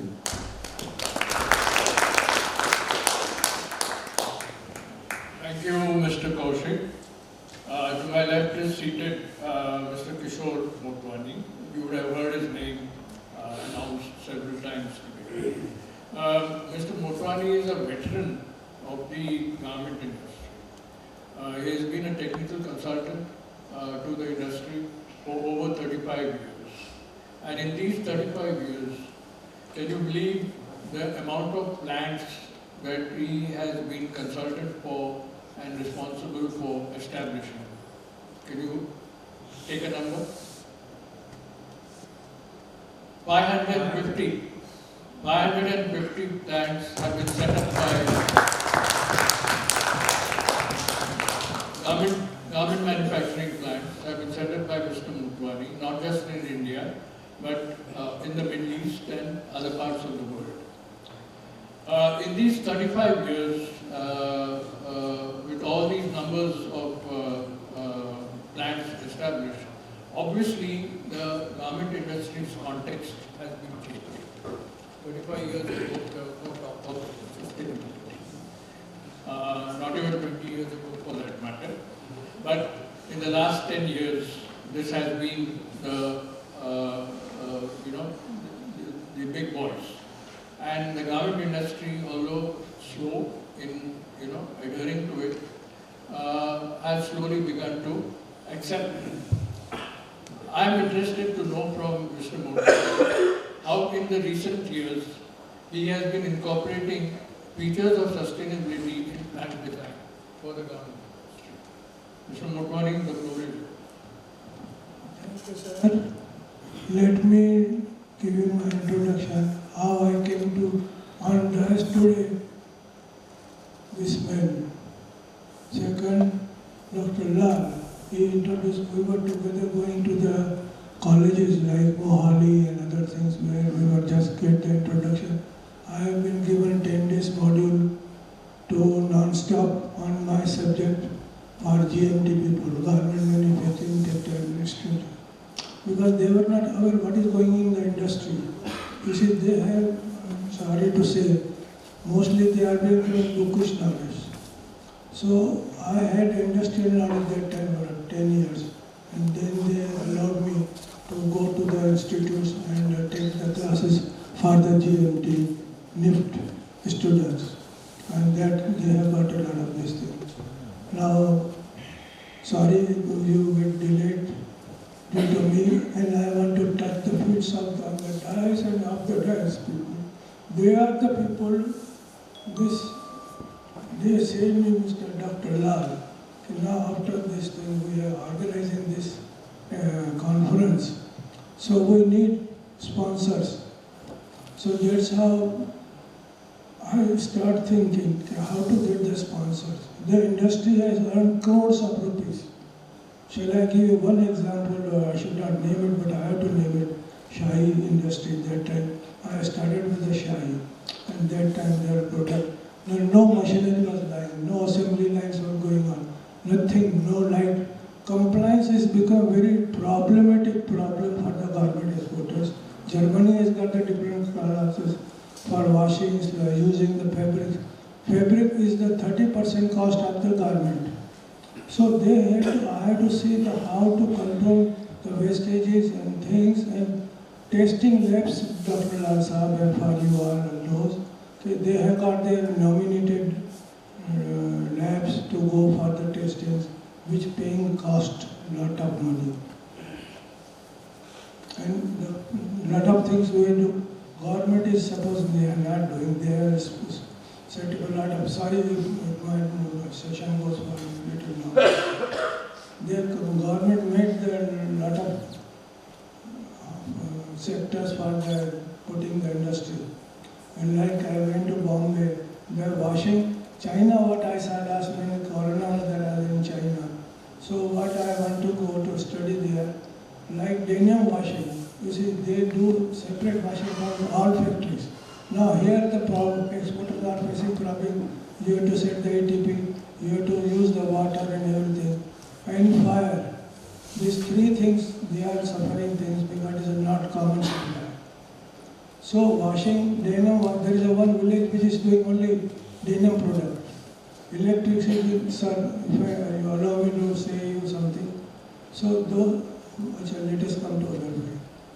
How I came to this dais is I have got a habit of this upper body section I am using. My brain, 2 eyes, nose. These are the factors I am getting used to them.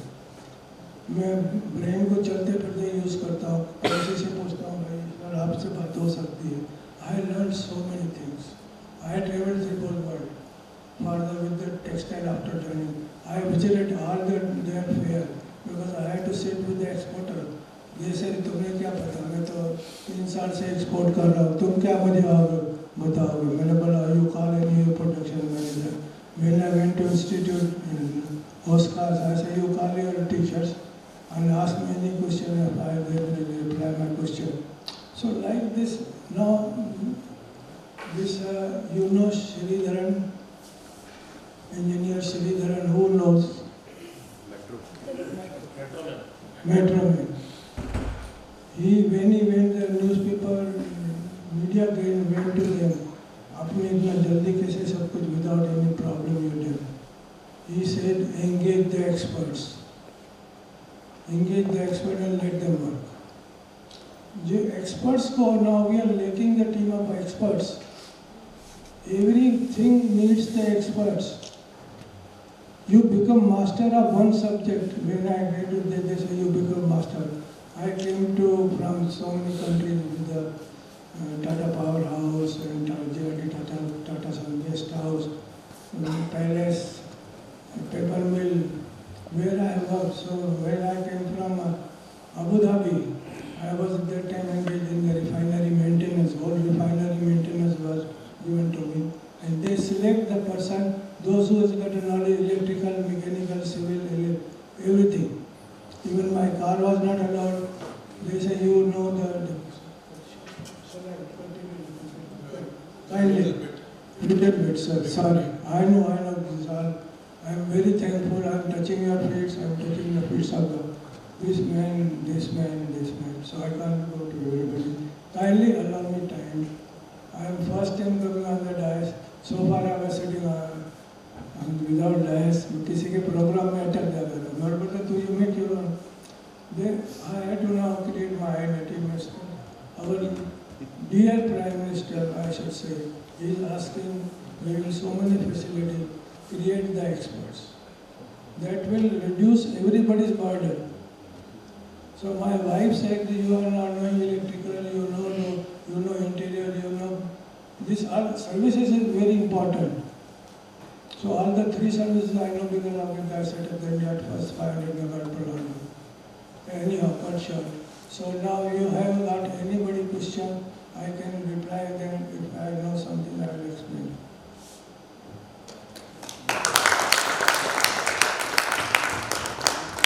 Then one more thing, just to advise you, to please use your diary. Every time everybody saying in lectures, use it, bring the diary. And one more thing, you note time, place, where you are sitting. Now I am referring my old diary. I have got 110 suggestions, ideas. Like water supply or like mineral water. Lot of people are sending the bottles. No, I want to, if you allow me, this will go.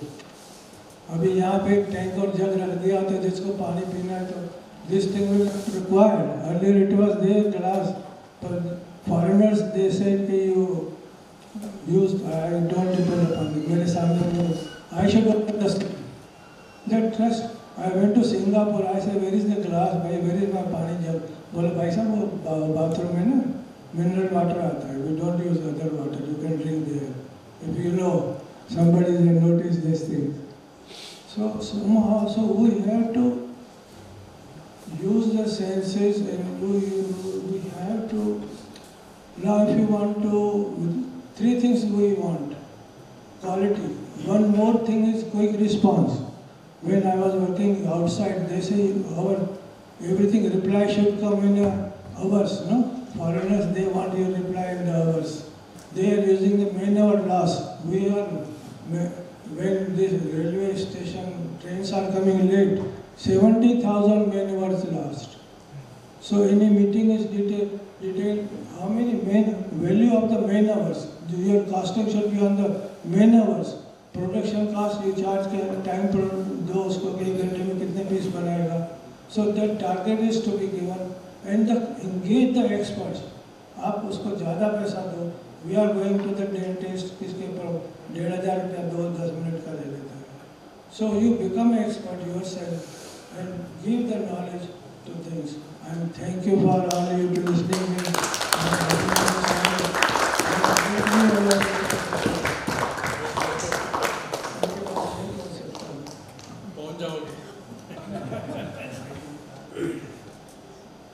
Very well. Last but not the least, I'm happy to invite Dr. Garima Singh, who is a textile scientist with expertise in sustainable textile innovations. she will give us an idea of her work and what she has been doing for fabric development, taking this into consideration. Dr. Nirmal. आप हिंदी में बात करना चाहते हैं तो इसको everybody should talk in Hindi. Okay, sir. Thank you. Sustainability word is very difficult to understand for common man. First of all, thank you so much for inviting me. हम young professional faculty को भी ऐसे institute में बुला करके अपने विचारों को एक्सप्रेस करने का मौका देने के लिए it makes us more confident and excite us to work in that direction with a more enthusiasm.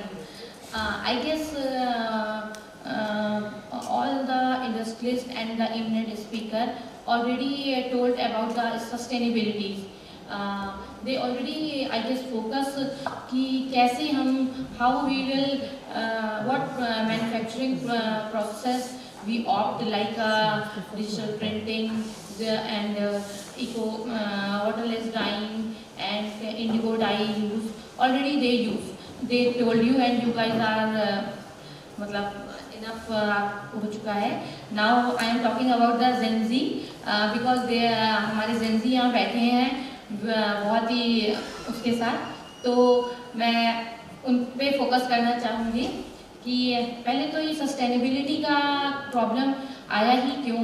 उसका कारण ये है कि इतना ज़्यादा ओवर प्रोडक्शन हो रहा है जिसकी वजह से ये एक प्रॉब्लम बन रहा है. And over not just a over production of a low quality of a clothes. So I just urge to all the manufacturers sitting here कि don't focus on the quantity, just focus on the quality over a quantity. So ये जो landfills वाली problem है वो resolve करने में help मिलेगी. Now Gen Z prefer fast fashion. Okay, that's cool. So I just suggest some few things, add on some 2-3 things.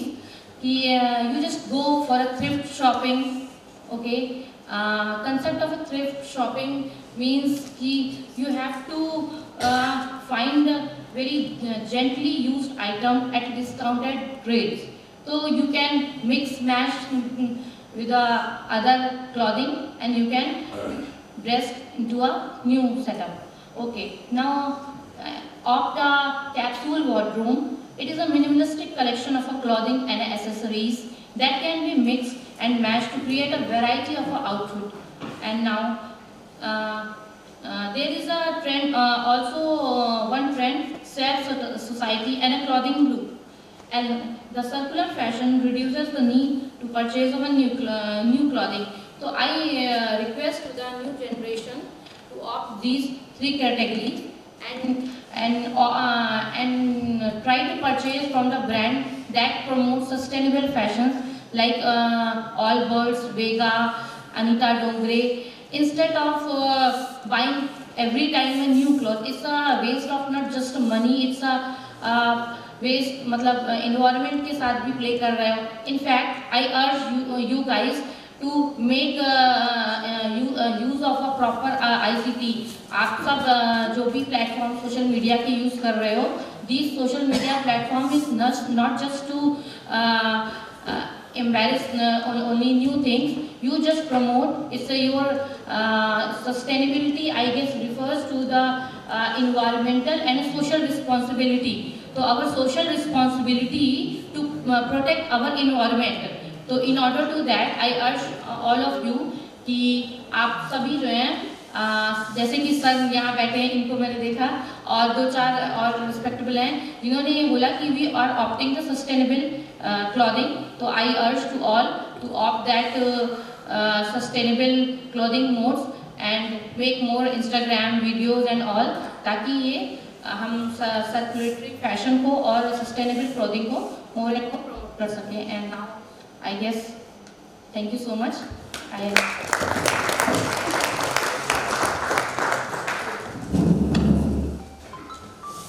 Well, we've come to the end of the panel presentation.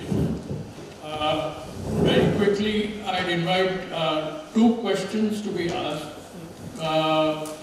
Please indicate to whom the question is addressed. And yes, Gopalji. So my suggestion is,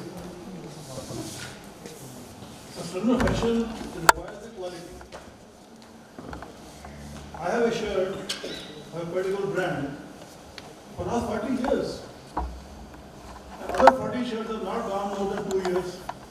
So quality of stitching materials, good quality of buttons, and the shirt is still new. So sustainable fashion doesn't mean that you have to go for fast fashion. You should invest little money in quality product so that it can sustain for a longer period. Well, that wish manufacturers have, because they'll be out of business. If they allow you, That's the main reason, because I am also from the apparel industry, one of the big brand. And Madam has just said, and Anita Dogra is a brand like this. I've been working with these guys. When they come up with pricing, they quote the price, with the cost price for the stitching, they give the least price. For the shirt, for the t-shirt, they say, this t-shirt can be done, the tailor can stitch it within 15 rupees bucks. So 15 rupees bucks and the quality of the 14 years shirt will be different. So that's a difference. The Raymond's gives you a t-shirt cost about 35 rupees for a t-shirt, or plain t-shirt, only for the quality of the stitching. The quality of this. This is the thing, because we people believe in sustainability. Now we are coming up. In the 70s, 1970, everyone was, like the Pandit sir has told us, we were exchanging the shirts with the different people, the clothes with the younger brother, then wearing other people, and this way. Same way, we would have been done it. But now, because West, they wanted to change the quick, within a week time, they want to change the clothes. They want to change this. Similarly, our Indian brands have come up. Every month, they need a booth. They did it, because I'm working with the brands. I know there's this, you don't have time, we have to do it. So 45 days knitting has to be done for the garments, and any fabric has to be done. And you have only 10 days to make a garment. So how could a small industry, small manufacturer will do? Definitely with the low quality of the stitching will be there. That's the reason is. Your point is well taken, and I think everyone here fully appreciates it. Okay, I think let us. Yeah, we would like to come. That's the reason is because manufacturers they need to build the money. They reach more about society. They talk about the society, but no one. Yeah. Thank you. I'd like to close this session, and thank you all for your. Come all the way from Ayodhya, and you know all our Yogi Adityanath. He is the main brand for this slow fashion. He uses one garment only throughout. So that is the best example of slow fashion. I have one more suggestion. Last time in Bharat Tex, we have seen one South Indian party, South Indian vendor. He had displayed this software for virtual fashion. Virtual fashion means it's for media savvy, social media savvy young generation. Whatever garment you want to adopt, you just select from that library of that software, and that garment will be on your body.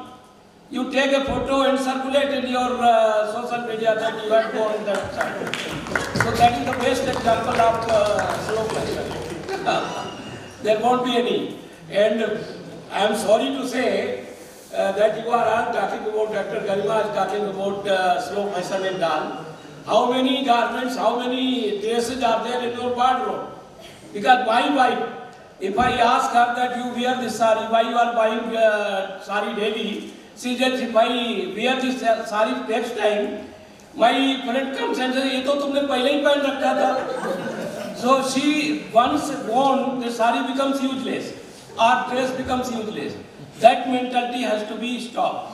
Your wardrobe has to be leaned down. That is the only possibility. Otherwise, sustainable fashion, we are talking about so many things. Fashion and sustainability can never go together. That is the main crux. Now, are you taking the... Yes.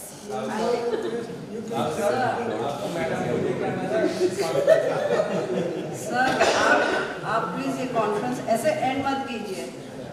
It cannot be. We have gone through the whole day. All right. Sorry.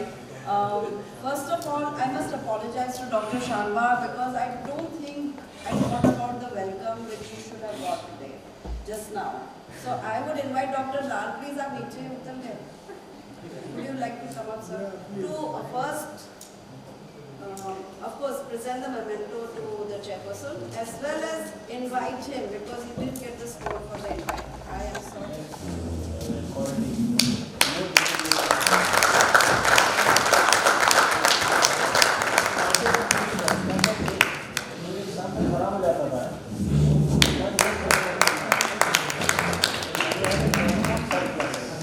Okay, I'd like to also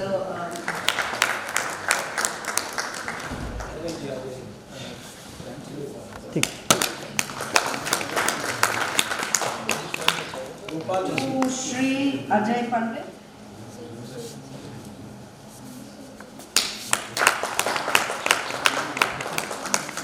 Memento to Mr. Madhav Bhatt, Shri Kishore Motwani. Prabhudas Pandey.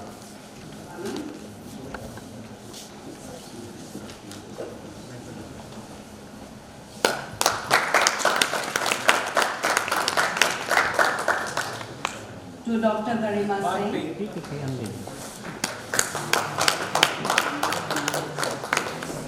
And to myself.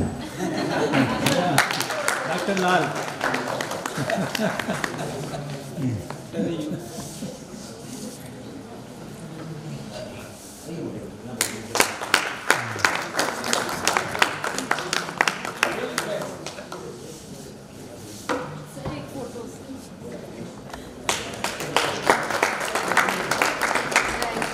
And you know, resting since morning. Come on here, don't go. Big one. It is because of her we have brought this conference to a logical conclusion. She has done the labor or hard work since morning, and till now she is so energetic, you can say. And the last comment? As moderator. What she has done as moderator. With the last comment, it felt like she was saying she has brought it to you have brought it to a logical confusion.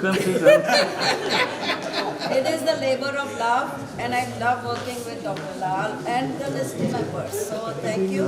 I still, please, abhi jayega nahi, ab some more lines. No, it is for you.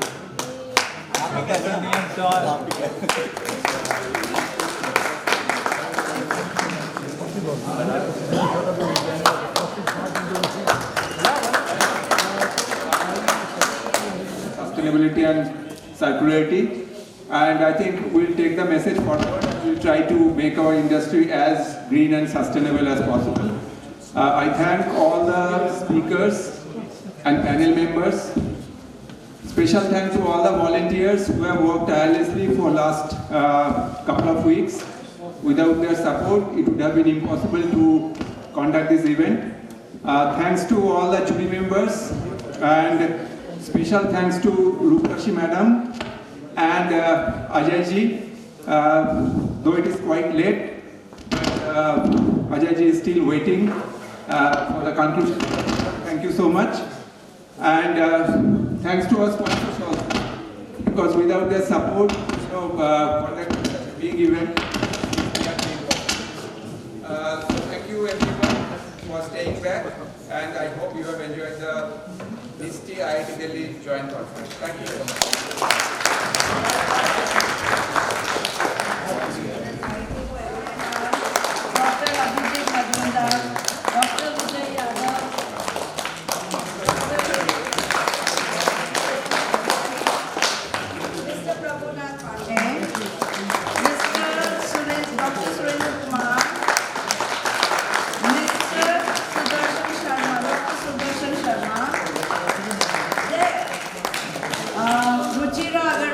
Dr. Ruchira Agarwal,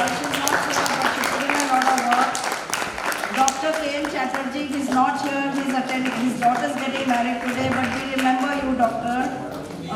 Mr. Gopal Bhasin, Mr. Vijay,